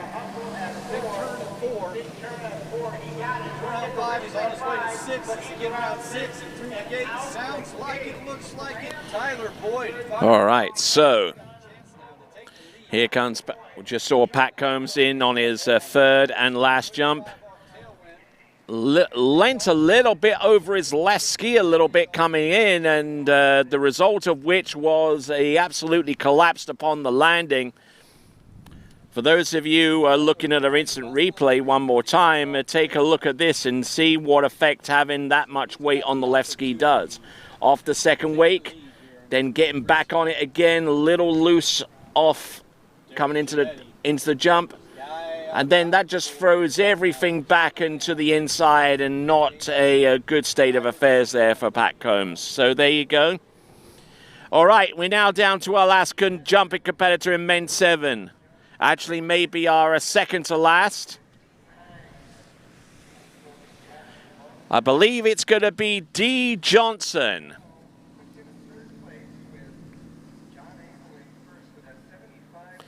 D. Johnson on the water, getting ready for the 3 jumps that he has at his disposal, and then we'll bring on Paul Armour, who will be our last skier to go. More than 2.5 to take the lead. He's coming out of 2-ball. He's looking good in a 3-ball. He's got the best setup in 3-ball we've seen yet. He gets him around 4. He's still going. He's around 5. He kind of stood up at 5. Did he get around 6? I'm not sure. Through the gate, he's fired up, but whether he got around 6 or not, I cannot tell. But he's pumped. All right then, so here we go, right here, right now. This is D. Johnson, who qualified to ski in this event, having jumped 117 feet on average. Here he comes. Sets himself up well, edges through, up, over, and will land, and will he ride it out? Oh no, he collapses going through the wake, trying to ride out on one ski. Oh my word, this is some high drama here in the jump event, where we just saw a jump distance there from D. Johnson that could have taken the lead, but he was not able to ride it out.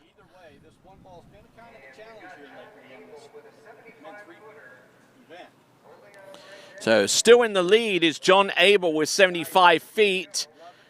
And where he is on the podium is pretty comfortable as well. He's got at least second place right now. At least third place, actually.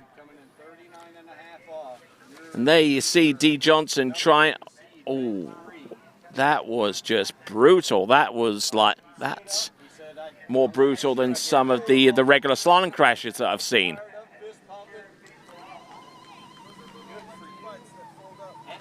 So there we go. So we're looking at D. Johnson once again. Now everything up to the point where he started making his turn towards the jump and actually hitting the jump was fine. I mean, we're looking at him on our instant replay, our extended instant replay. So we'll probably speed this up a little bit to see if we can get to the ramp a little sooner. But things look good there. Good little bit of air. He's solidly on his right ski, up and over. will land this one. But then he got on the back foot. He trapped his right ski, tried to ski away on the left one, and then just tumbled in like, oh my word, it was... And then tumbled in so hard that his helmet came off. And we'll return to Dee Johnson's jumping in just a few moments as we have continued coverage of the 79th Goode Waterski National Championships. Be right back.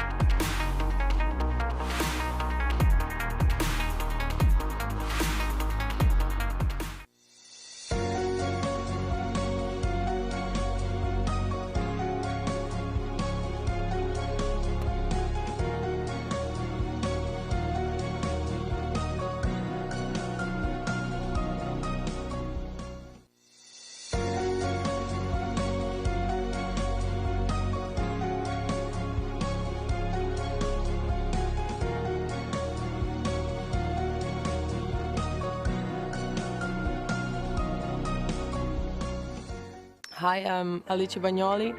I'm from Milan, Italy. I'm 21 years old.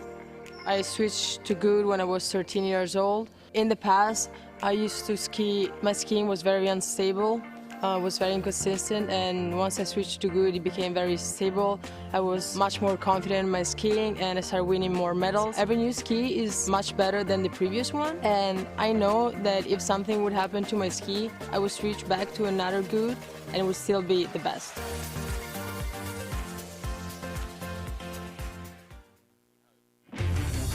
All eyes on the way I vibe when I walk into the room. Wind blows underneath the soles of my brand new pair of shoes. I got the attention, I'm on a mission. No sweat in the way I step. Hi, my name is Thomas De Gasperi. I am from Trento, Italy. That's where I was born and raised. I'm here now in Orlando, Florida, where I spend my winters, doing a little bit of ski school, a little bit of training. I joined the team Goode in 2004, and I remember calling up Dave and asking to try a new ski, and because I was kind of like looking for a new ski, and he sent me one, and since then it's been a good relationship with him, a good relationship with the company. And I'm still riding it today, and I still feel like it's the best choice for me.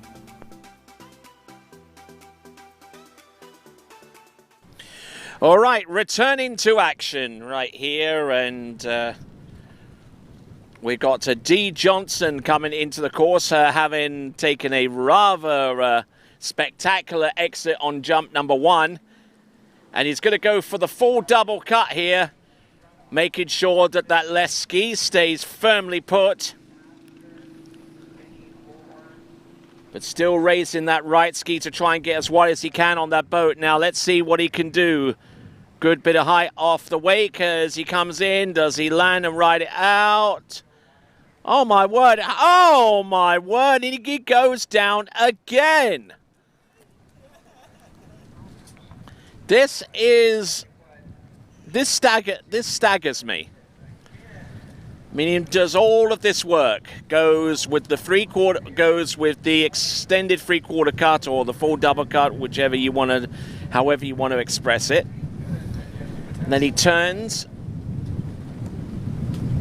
Now, everything about this jump looked pretty good at this point, where he did the turn, just dropped the handle as close to that inside knee as possible, then kind of exposed himself to the jump, and then rocked back. And whenever you rock back that seriously, even just a little bit, it affects how you land on your jump skis. And then he just ends up taking a rather spectacular fall. But not only that, his his ability to score highly in the overall competition or even take the win is going to be severely compromised now, because he is on his third and last jump, knowing that not only does he have to land a decent jump, he's got to just plain flat out land it. So I certainly wish him the best going forward, but he's certainly put himself into a rather inauspicious position. Boom. So 2 jumps so far, no score. And now we're going to get ready for the third and last jump of D. Johnson. And then we're going to go on to our #1 seed, who I'm sure would absolutely relish the prospect of being in the lead in the overall competition after 2 events.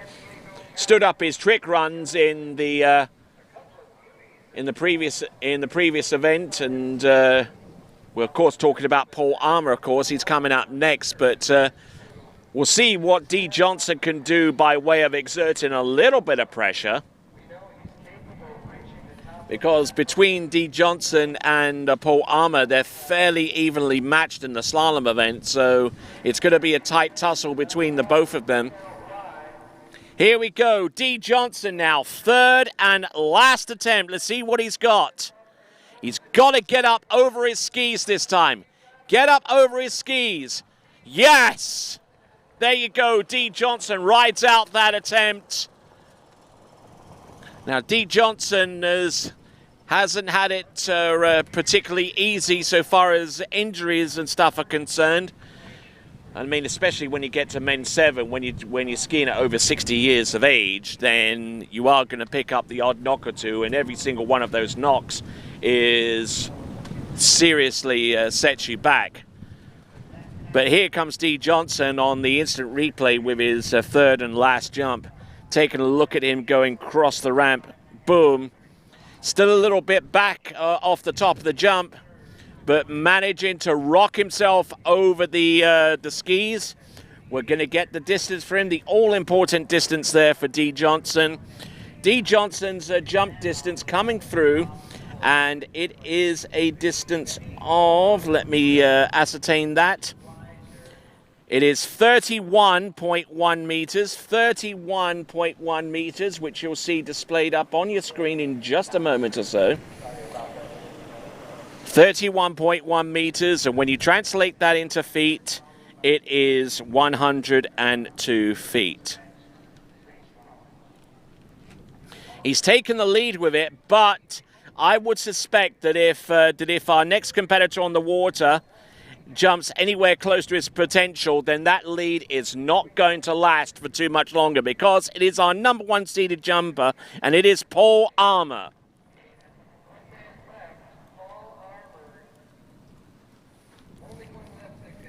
All right, so Paul Armour, speed suit and all, coming into the course. A seeding value of 120 feet, and I tell you what, that speed suit would come in handy around about now, because all the aerodynamic advantage he can get, he would need with the wind gusting up the way that it is. Here he comes, Paul Armour, jump #1, little flat a hugely flat coming into the base of the jump, and whoa! Does not land out that jump, and similar looking jump landings comparing himself and D. Johnson. So now the pressure is all very much on Paul Armour. I mean, not completely out the woods yet by any stretch of the imagination. That's only just 1 jump. But if the same situation resolves itself on jump #2, all right. So we're looking at this jump again. We had a look at the jump originally from the forward view of the ramp, and we'll see if we can get that view again via instant replay, because that would tell a pretty stark picture, especially coming off the second wake into the base of the jump. In this men's 3 slalom event, we've got a 3-way runoff coming up here. So let's have a look at Paul Armour again with the instant replay on jump #1. He's already about to be picked up and getting ready for jump #2. But there you see he's flat coming off the second wake. He was early as all hell get out.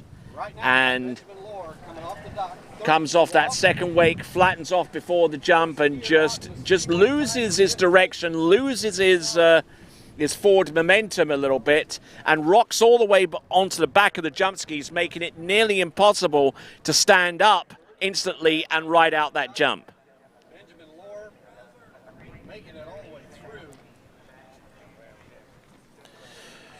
Ooh, this is building up to be exciting, isn't it, in men's sevens jumping? We have 11 competitors in this event, and we're on to our 11th and final competitor in men's seven jump. And we will return to more live and exclusive action of the men's seven jump competition in the 79th Goode Waterski National Championship. We'll be back right after this.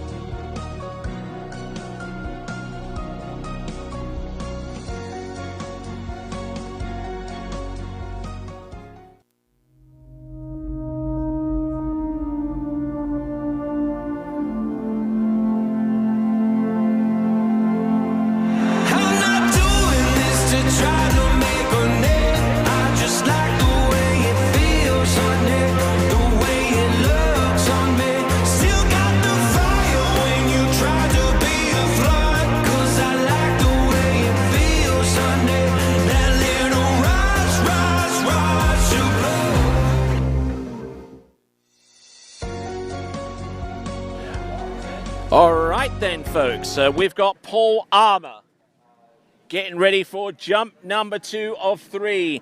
And here he comes. He comes into this competition with a seeding value of 120 feet. But he failed to land his first jump. Oh, hugging the bottom right-hand corner. Yes, he gets the distance. Does he get... Oh, my word, no! He is in the same situation as D. Johnson was a few minutes ago. Oh, my word, this is drama. You better believe.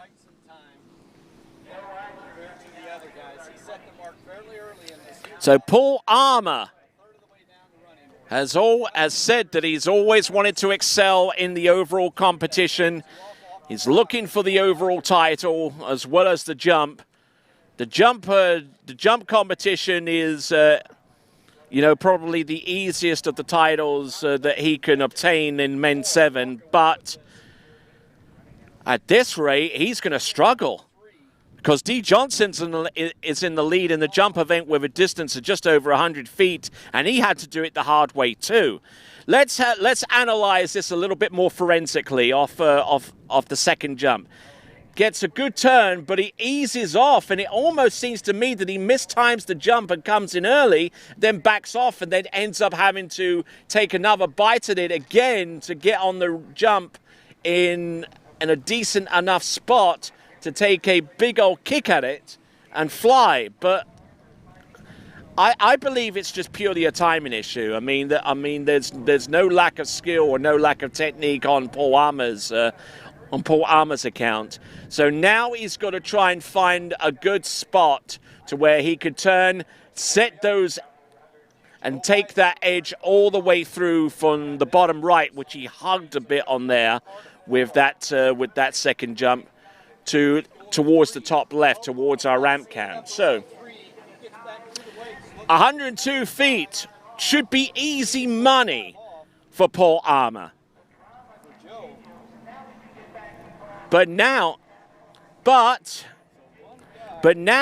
he's not only got to be concerned by putting a big enough distance out there to be ahead of D. Johnson in the jump event and also the overall, he's got to plain flat out land it. Up. Does he land? Does he ride it out? Yes! There you go. When it comes down to it, when it comes down into the clutch between D. Johnson and Paul Armour, they come through with the goods on the third and last jump. I bet D. Johnson on the starting dock was licking his chops at the prospect of Paul Armour not landing his third and last jump, but Paul Armour had something else by way of a response. Off the second wake, hugging the bottom right-hand corner. His timing was a lot better this time. He had a lot cleaner edge, and he was able to get from one side to the next very, very efficiently. So we're going to get Paul Armour's distance very, very soon. He still registers as 0 feet. That's based upon the first two jumps. But let's have a look at Paul Armour again before we go on to Don Butcher, who is our first of our men's 8 jumpers. And there you see cleaner edge, not backing off the wakes at all, edging all the way through up. The timing was there. And there you go. Even though the skis crossed, he was well on top of them and landed, and the jump distance reflects all of that. It's 37.1 meters, 37.1 meters, or the equivalent of 122 feet, and that should keep Paul Armour at way beyond arm's length ahead of D. Johnson in the overall.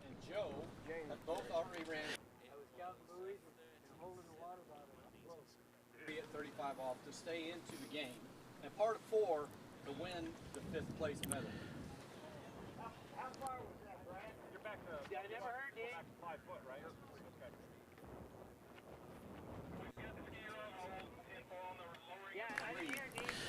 All right, so it is 37.1 meters, and that is your men's 7 ranking order. There we go. Paul Armour, your winner, ahead of D. Johnson, ahead of John Abrell, ahead of Bob Archambault, and ahead of Pat Combs. Those are your top 5, and then you see the remainder of the results. You can find out more Waterski results by going to waterskiresults.com. And there you see them up on the screen, being provided to us by USA Waterski and by Goode. All right, now we're into men's 8 jumping. Looks like we've got a boat out there already with the first of our men's 8 jumpers. It should be Don Butcher. He looked good, go in and 2-ball. Got pulled over. Oh, all he's got to do is touch it. There you go. Unofficial, but we'll double check it. Gregory Doster stood up. So some great skiing. Looks like we've got one of our boats docked, and whilst we've got a little bit of time, we'll step aside.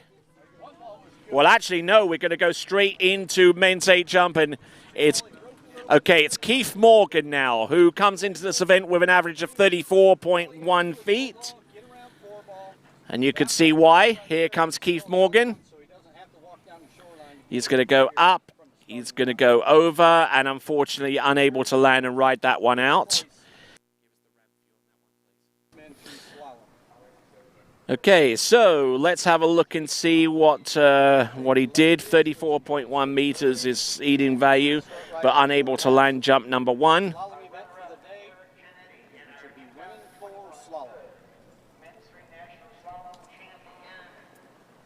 your top 5. Tyler Boyd.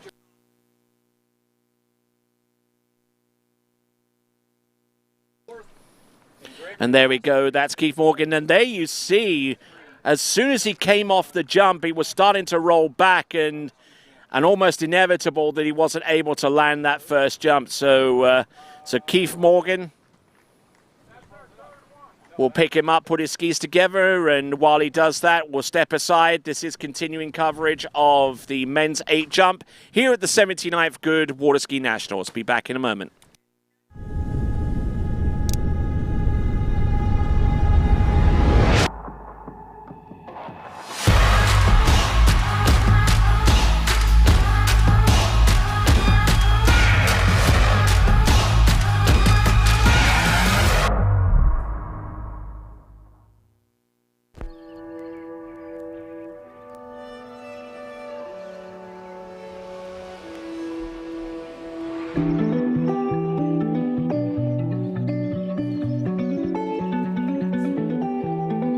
Hello, Natalia Bernikava here, multiple world champion, world record holder, introducing the new Edge trick binding. 3D printed plate creates for more control and support on the water. Plus, this binding is very unique because we have two options. Option 1 with toe clamp and heel clamp dedicated specifically for hands. Option 2 with the releasable plate could be used for hands and toes, and the binding suits for all levels.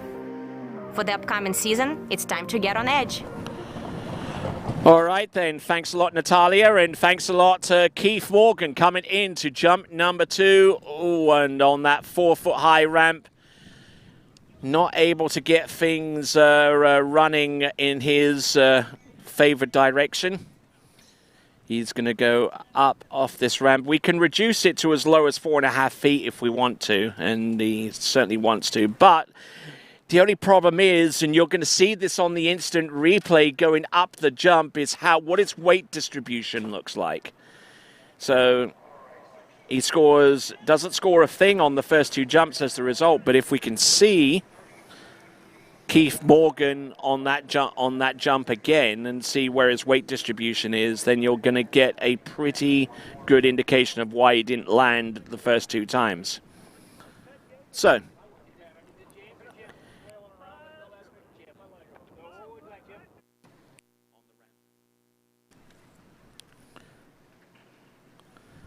you see his weight distribution and just creeping back, and he tries to land feet to feet, but so much of his weight was on his heels, even off the 4.5-foot high ramp, that it was nail on impossible for him to land and ride that one out. So, all right, we have got one more jump for Keith Morgan as he makes his way towards the northern end of this beautiful facility here at Water's Edge in Wilmington, Illinois. Probably one of the most accessible sites that you will see right off the interstate of I-55 going south from Chicago. And you know what, folks? I've been in Chicago for the last few days and I still haven't seen Abe Froman. What?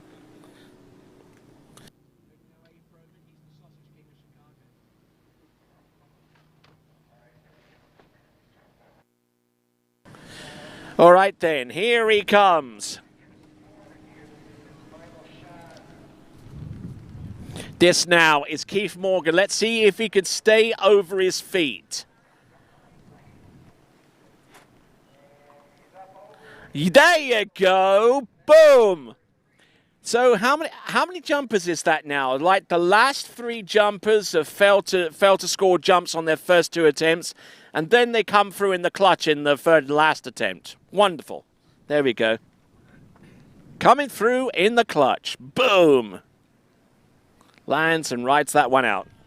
All right, then, we're going to get a score for Keith Morgan. It probably won't be anything substantial distance-wise, but it will mean more to him that he actually lands that jump, because that jump will apply to his overall score.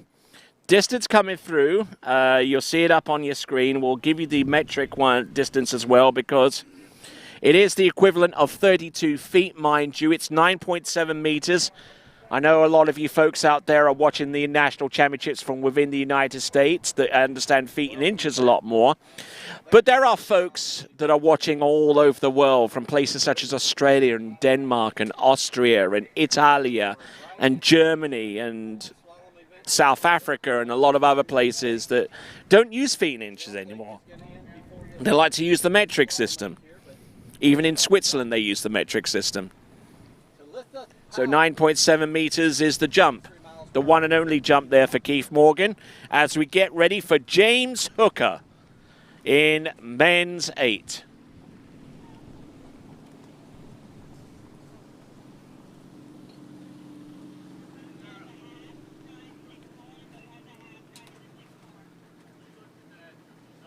Oh, we're going down early there on pass 1, around 1.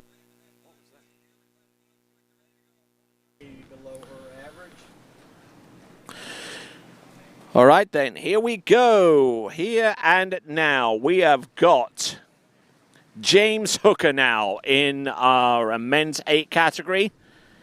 And I kind of suspect that this boat speed's a little quicker. Now, the Now, up until the maximum speed, our skiers in this particular division, or actually any division, have the option of going slower to where they feel comfortable all the way up to maximum speed, and they can actually adjust that speed between jumps as well. So let's just say one jumper is jumping at 2 speeds lower than maximum. Well, you can start off that slow, then build it up to the second maximum speed, and then go full on max for that particular division.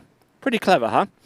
All right, so that jump there for James Hooker. We're going to get the distance. We know that it's a scoring jump because he rode it out. And he actually setting the boat up significantly wider than his competitors right now, which means he has to expend a lot more effort to get onto the jump and stay on edge to stay that wide. See all the action down at the Women 4 starting dock down there. Getting things rolling. You got Ty Kosek handling the ropes and being the dock starter.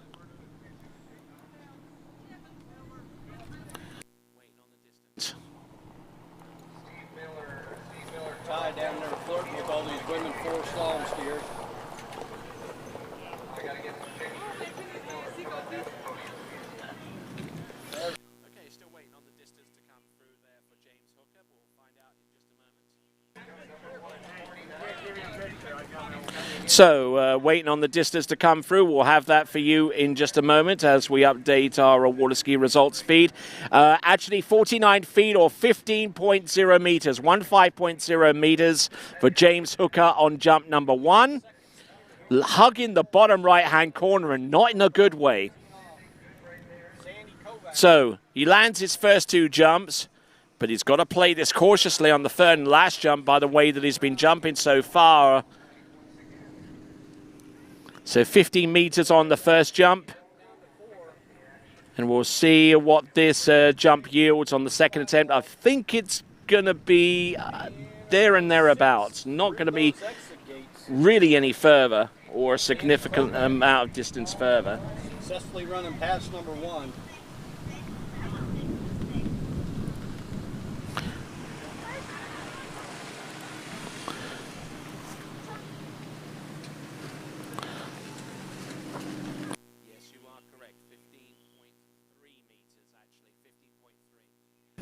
So the distance coming through, it's equivalent to 15.3 meters, 15.3 meters. 15.3 meters or 50 feet. And I don't know what's happening there, but it looks like he was dropped in the water for a little amount of time there. So James Hooker, he is in the lead in this division with 50 feet or 15.3 meters. We've only got one more competitor to come in men's 8. And that is Ron Cannon. And he is going to be someone to watch. Kovacs, pass number 2. This is 28 miles per hour, 15 off for her. She successfully ran her 26:15. Sped up that boat. Pulled out a little bit there, going from 3 to 4, short to 5, so that'll be 4. At 28 miles per hour, 15. All right, here we go. This is James Hooker. Whoa! And getting on the back of the skis there and managing to get some stuff down just before he hits the jump. Look at that. Whoa, on the back of the skis. That was seriously dangerous. Had he have let him go, even at that point, he would have slid right up the jump and he might have collected the ramp cam in the process.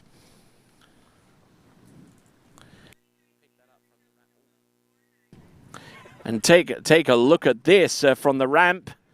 You saw his ski was raised right from that point and he was still struggling to make it on, setting the boat up relatively wide. Taking a big old shunt on the landing, but thankfully able to ride it out.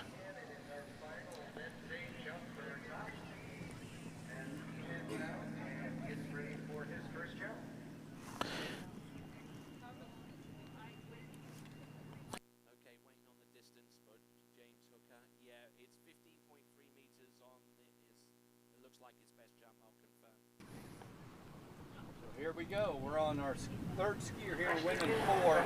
Yes, confirm his last jump was 15 meters exactly for 49 feet. So his best jump was 50 feet or 15.3. 15.3, 15.3.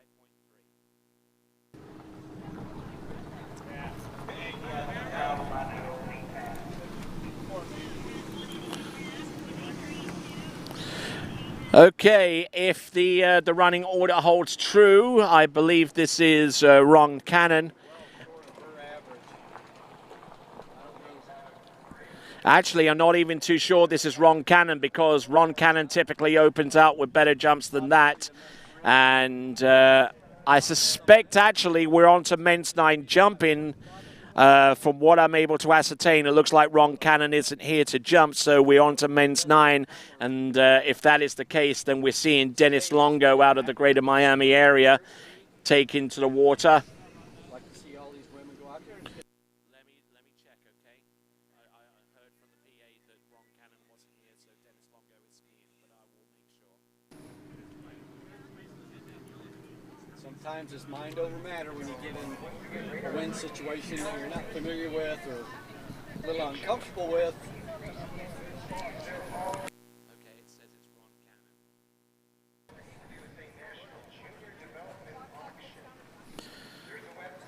Okay, so the skier, actually, we're confirming with the Waterski results feed, waterskiresults.com. The feed is showing that our men's 8 jumper, our final men's 8 jumper, is on the water, and it is Ron Cannon.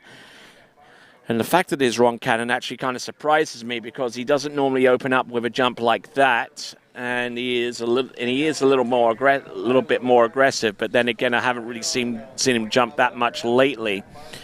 Scoring 0 on the first jump and looking to jump more than 50 feet or 15.3 meters. It is Ron Cannon on the water at this moment in time. Possibility of a pop-up storm whenever you have this high of humidity. The dew point's at 74 degrees. Anytime you get over 70s, in the 70s in the dew point, that's impressive. And that brings the winds up. All right then, so Ron Cannon is on the water, confirmed by our good scoring folks. Just a bit on the strong side, tolerable, not dangerous, but definitely not pristine conditions. So here we go, Ron Cannon. We're dealt with the cards, we've got to play them. We're going to keep on rolling, we're going to pull the skiers. Hopefully Keeping a good tight line. Looks like a double pump there coming into the jump. Will land. Oh, my word. What are the odds, folks? Seriously, what are the odds of having that many jumpers fall on their first 2 attempts and land the third and final? Just staggers belief. And this is the situation that Ron has created for himself right now, where he's failed to land on the first 2 jumps and is now under pressure to land his third and last attempt to register a score. Never mind actually registering a score long enough to actually win the event, mind you, but just to register a score that's more than 50 feet and would give him the title.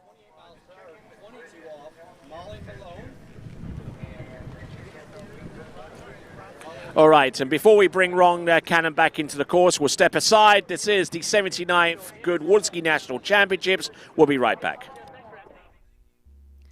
The Liquid Edge offers sales and service on Mastercraft and Nautique boats. We are located on our own private 35-acre ski lake in Farmer City, Illinois. Our fully stocked pro shop accommodates the needs of every 3, 2, or single event skier. We carry a wide variety of ski brands including HO, Syndicate, D3, Radar, and Connolly. We hope you're enjoying their webcast and come visit us soon.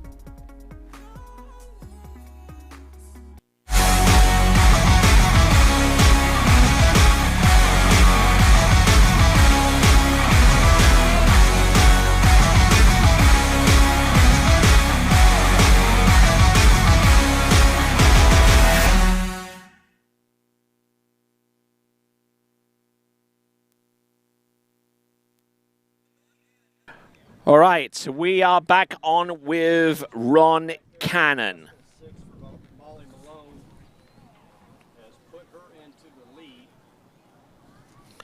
Now, Ron Cannon is in that unenviable situation where he has got one more jump to come.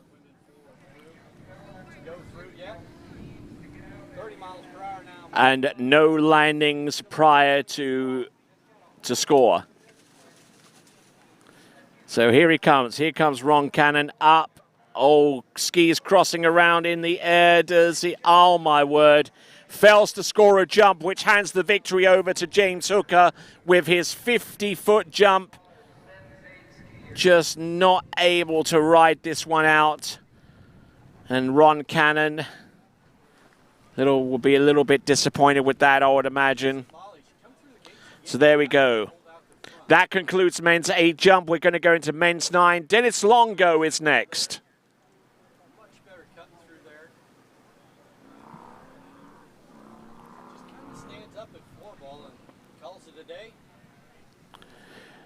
All right, so there is your men's 7 leaderboard. Let's have a closer look at that, if at all possible. Men's 8 award, James Hooker 50 feet, Keith Morgan 32 feet, our only 2 scoring jumpers in men's 8. So that's in the men's 8 division, James Hooker and Keith Morgan. All right then, folks, now we're going to go into men's 9. For those of you wondering what the age range is on men's 9, I will tell you in a moment or so.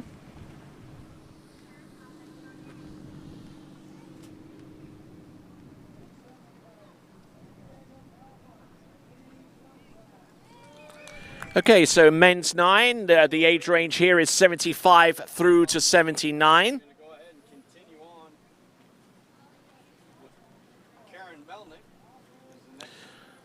75 through to 79 years of age for each of these jumpers. Incredible stuff. Here comes Dennis Longo. He comes to us out of Miami.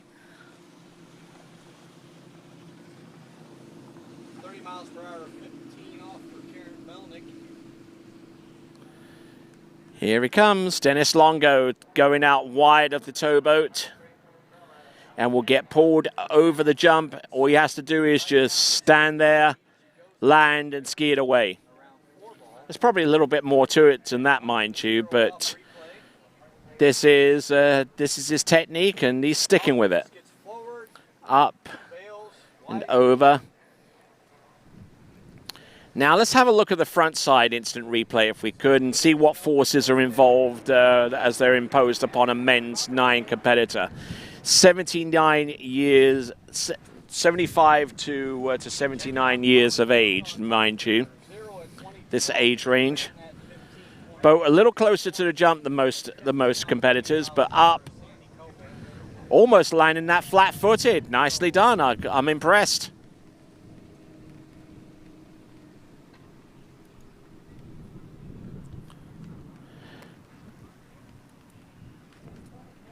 Okay, so Dennis Longo jumped there on jump number 1, 36 feet or 11.7.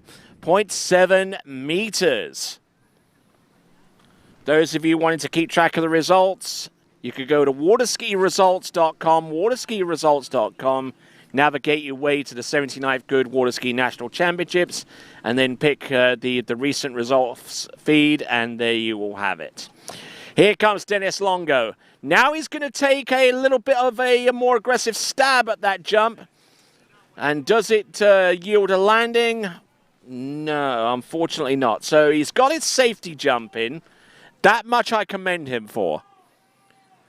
But not a consistent enough edge all the way through the surface. Not enough to prevent him from being thrown towards the back of the skis. A little bit more of a subtle edge and just enough to stay over the tips of the skis riding up the surface of the jump. But anyway, there is our jump distance there for Dennis Longo. It is a 36-foot jump to open up with. Actually, it's, yeah, I believe it's 38 feet. My eyes are going do, laddie, I swear. And don't forget to subscribe to Waterski Broadcasting's YouTube channel. You can subscribe to our channel and also hit the bell to be notified of whenever new content is uploaded to the site or whether a new webcast is live, such as this one, such as, I don't know, the Hilltop Pro-Am or the Under-17, Under-21 World Championships or the Elite Worlds or the Mastercraft Pro or the Malibu Open or the Miami Pro-Am Slalom or any other events that will occur under the TWBC banner. You will be notified when they will happen if you're subscribed via our YouTube channel and hit the notification bell. Here we go. Right here, right now. Here comes Dennis Longo, third and last jump. We only have 2 skiers in this division. We'll see what we've got. Up, over, and we'll land and ride that one out. I suspect it's going to be longer than his first jump of 38 feet. Basically, because for the sheer reason that he actually took a poke at it with a single cut.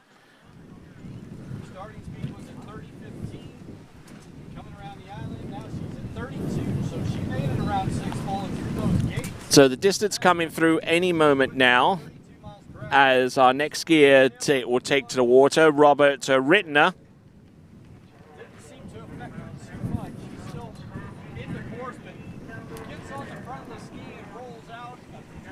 Okay, Dennis Longo's longest jump is 14.9 meters. 14.9 meters or 49 feet. Chasing that jump, Robert Rittner. An interesting fall. Jumped around 2 ball here, and then I think she just hits 3 balls. No, her back, she just got over the front. Her back leg hit the buoy.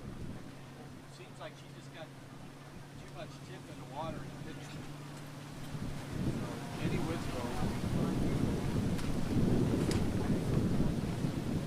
Okay, well, right now we're at 3. Jenny Withrow in the lead, 16.5. Yeah, just a little ski wobble there, and the tip caught more water, and just, that was it. 2.5 and 32 miles per hour, 14 off for Jenny. All right then, folks, here we go. Robert Rittner. He's going to take a subtle approach at this ramp as well, much like Dennis Longo.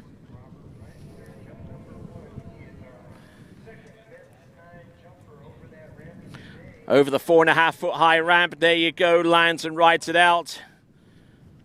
A very welcome option for our competitors to have the ramp reduced in height to that level of 4.5 feet. It's just a straight plop up and over. Obviously, any kind of significant poke at that jump at that particularly height could be quite catastrophic. It just isn't high enough. But I don't know. Does anyone know of anyone that's taken a serious poke at a 4.5-foot high ramp? Didn't think so. All right then. So we just saw Robert Rittner.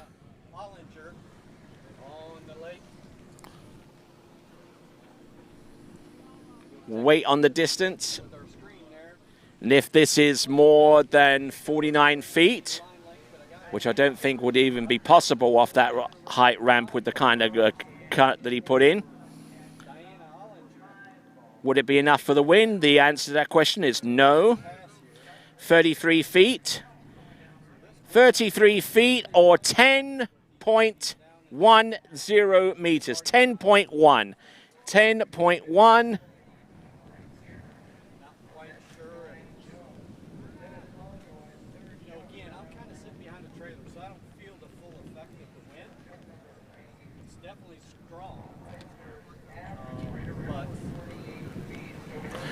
All right, here we go. 10.1 meters on the opening jump.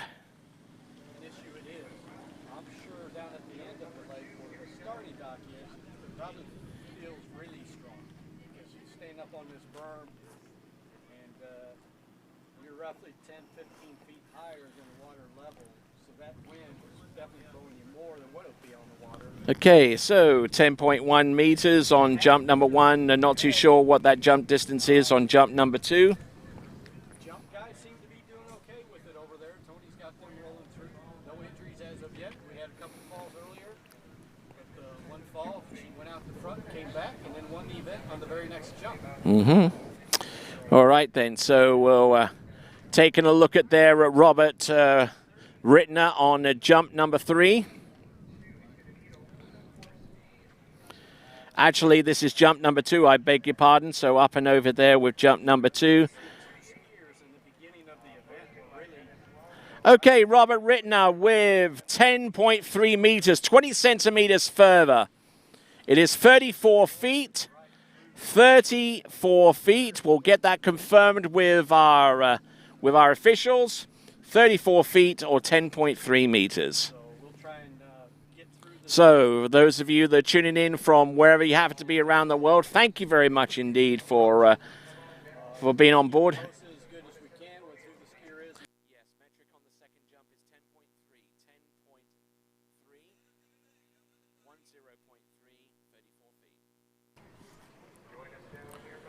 Okay, so as we join our good folks there in the VIP tent, we continue to roll right along. 2 jumps back-to-back with 34 feet, and Dennis Longo still has the lead with 48 feet. So I don't think Robert Rittner's in any kind of mood to hit a 4.5-foot high ramp with anything more than a straight up and over edge. And that pretty much confirms that Dennis Longo wins the men's 9 jumping competition, because I'm being blunt and fair at the same time, that kind of jump will not be anywhere close to 48 feet. Still, though, it's Robert Rittner. He does land all 3 jumps. He's got that going for him, and certainly puts him in the frame, I believe, in the overall competition, if one exists in the men's 9 competition. So Dennis Longo with 48 feet is going to be a winner of the jump event.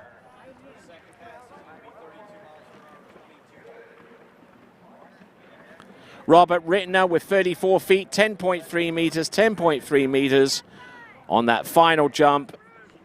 Actually 32 feet, I'm corrected to.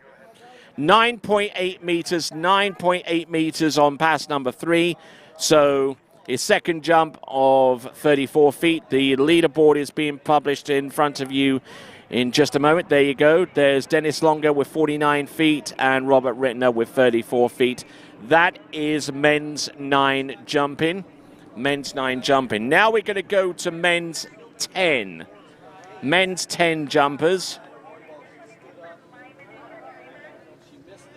And I tell you what, our next jumper to take to the water, and I saw the news, local TV news article they had on him, the news piece that they had of him, and I'll tell you something, when it comes down to Bruce Cundy, nothing about Bruce Cundy is subtle. Subtlety left the building whenever it came to introducing Bruce Cundy. And you'll see why, because his jump is, seating jump is 84, is nearly 85 feet. And he was in a position where he might not have scored last year, as I recall, in the 78th Goode National Waterski Championships in Zachary, Louisiana, where he fell on the first 2 jumps. And his last jump was just neon low Earth orbit. But Bruce Cundy, let's see what he can do. Jump number 1. He's going to take a straight single cut.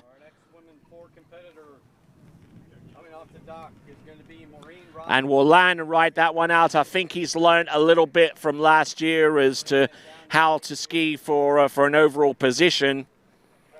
Make sure you get the safety jump in first, and then you can work on moving up the rankings in the overall. You got to be in it to win it, as they say.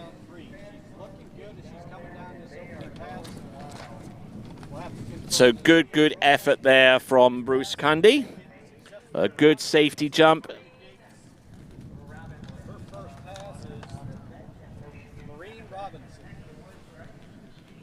Now, Bruce Cundy, we're going to get the jump distance. I mean, this may actually surprise you, the distance.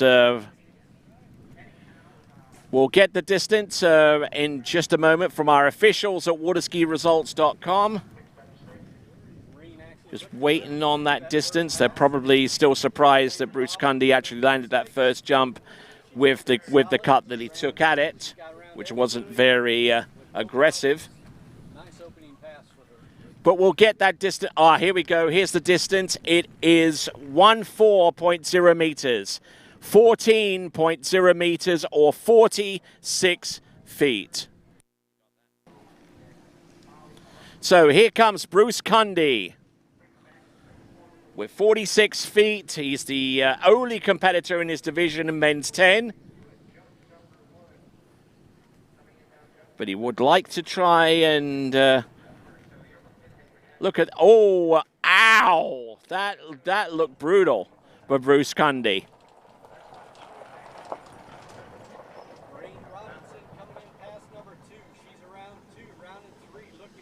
Just up and over and just all crossed in the air, and you know,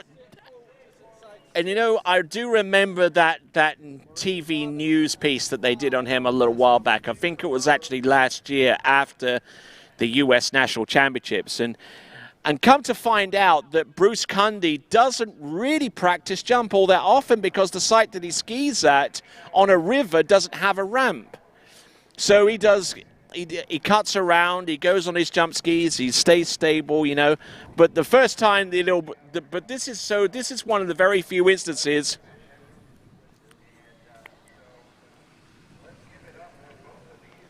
So, I mean, it's absolutely surprising. I mean, he doesn't get enough ramp time, obviously. But to be this competitive and still stay in good enough shape to jump is absolutely amazing. Of course, this is men's 10. Men's 10 is anywhere over 80, between 80 years of age and 84. Not too sure how old Bruce Cundy is, but I'm sure he's about midway through that age range. Bruce Cundy coming in on jump number 3. He's already landed a safety jump of 46 feet or 14.0 meters.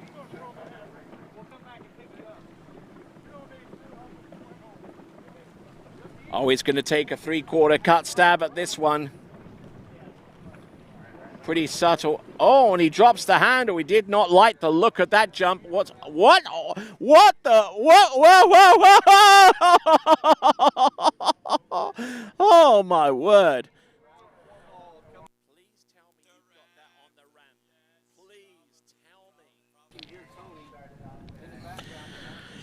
Well, feast your eyes on this jump, ladies and gentlemen. This is the refusal to end all refusals.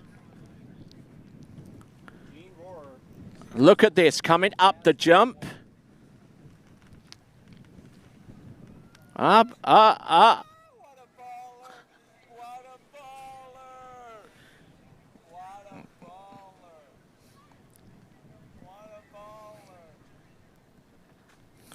There you go. Entertaining he is. Bruce Cundy, well, he's won his division. I mean, come on. But he could have set a record, but he wanted some FaceTime on the jump ramp. Whenever a skier actually gets it onto the camera. You see, whenever a skier hits the ramp with that ramp cam shot, it's only there for a split second. Bruce Cundy, I think he set the world record for the amount of time that he was actually on the ramp for, with that ramp cam being in on him all the way.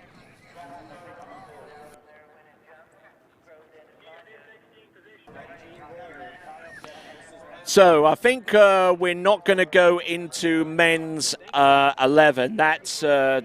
That's 85 and beyond. Looks like the boat's been docked up, and we'll proceed from there. So let's have a look at Bruce Cundy one last time with this instant replay. He's coming into the jump. You won't see him above the ramp surface from that point, but let's have a look at him on the ramp surface with our ramp cam. And you see, he's coming up the jump, and he's hamming it for the camera. Look at that.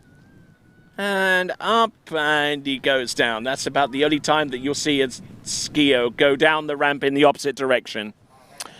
All right then, so that concludes our tricking and jumping on day 1 of the 79th Goode Waterski National Championships. A big shout out and thanks to all of our sponsors that you see here below me, and thanks to everyone that's involved with the organization. This is but day 1 of 7. And we also include the Morley US Open of water skiing, which will be our pro event on Friday as part of the Waterski Pro Tour. My name is Tony Lightfoot. You've been a great audience. Be sure to tune in to more coverage of the tricks and the jumps event tomorrow. You'll find the schedule at usawaterski.org. I will give you actually a little bit of an idea of what the schedule is, if you can indulge me a moment. So far as Monday is concerned tomorrow, we got women's 6 to women's 11 trick, then women's 3, women's 4, men's 3, girls 1 trick. And then in the jump event afterwards, women's 6 to women's 11, women's 3, men's 3. That's our schedule of events for this event tomorrow, starting with tricks at 7 a.m. And we've got loads of tricking, loads of jumping to feast your eyes on. But for me, Tony Lightfoot, I'm going to say ciao for now and see you bright and early tomorrow morning at 7 a.m. for day 2 of the 79th Goode Waterski National Championships. Goodbye.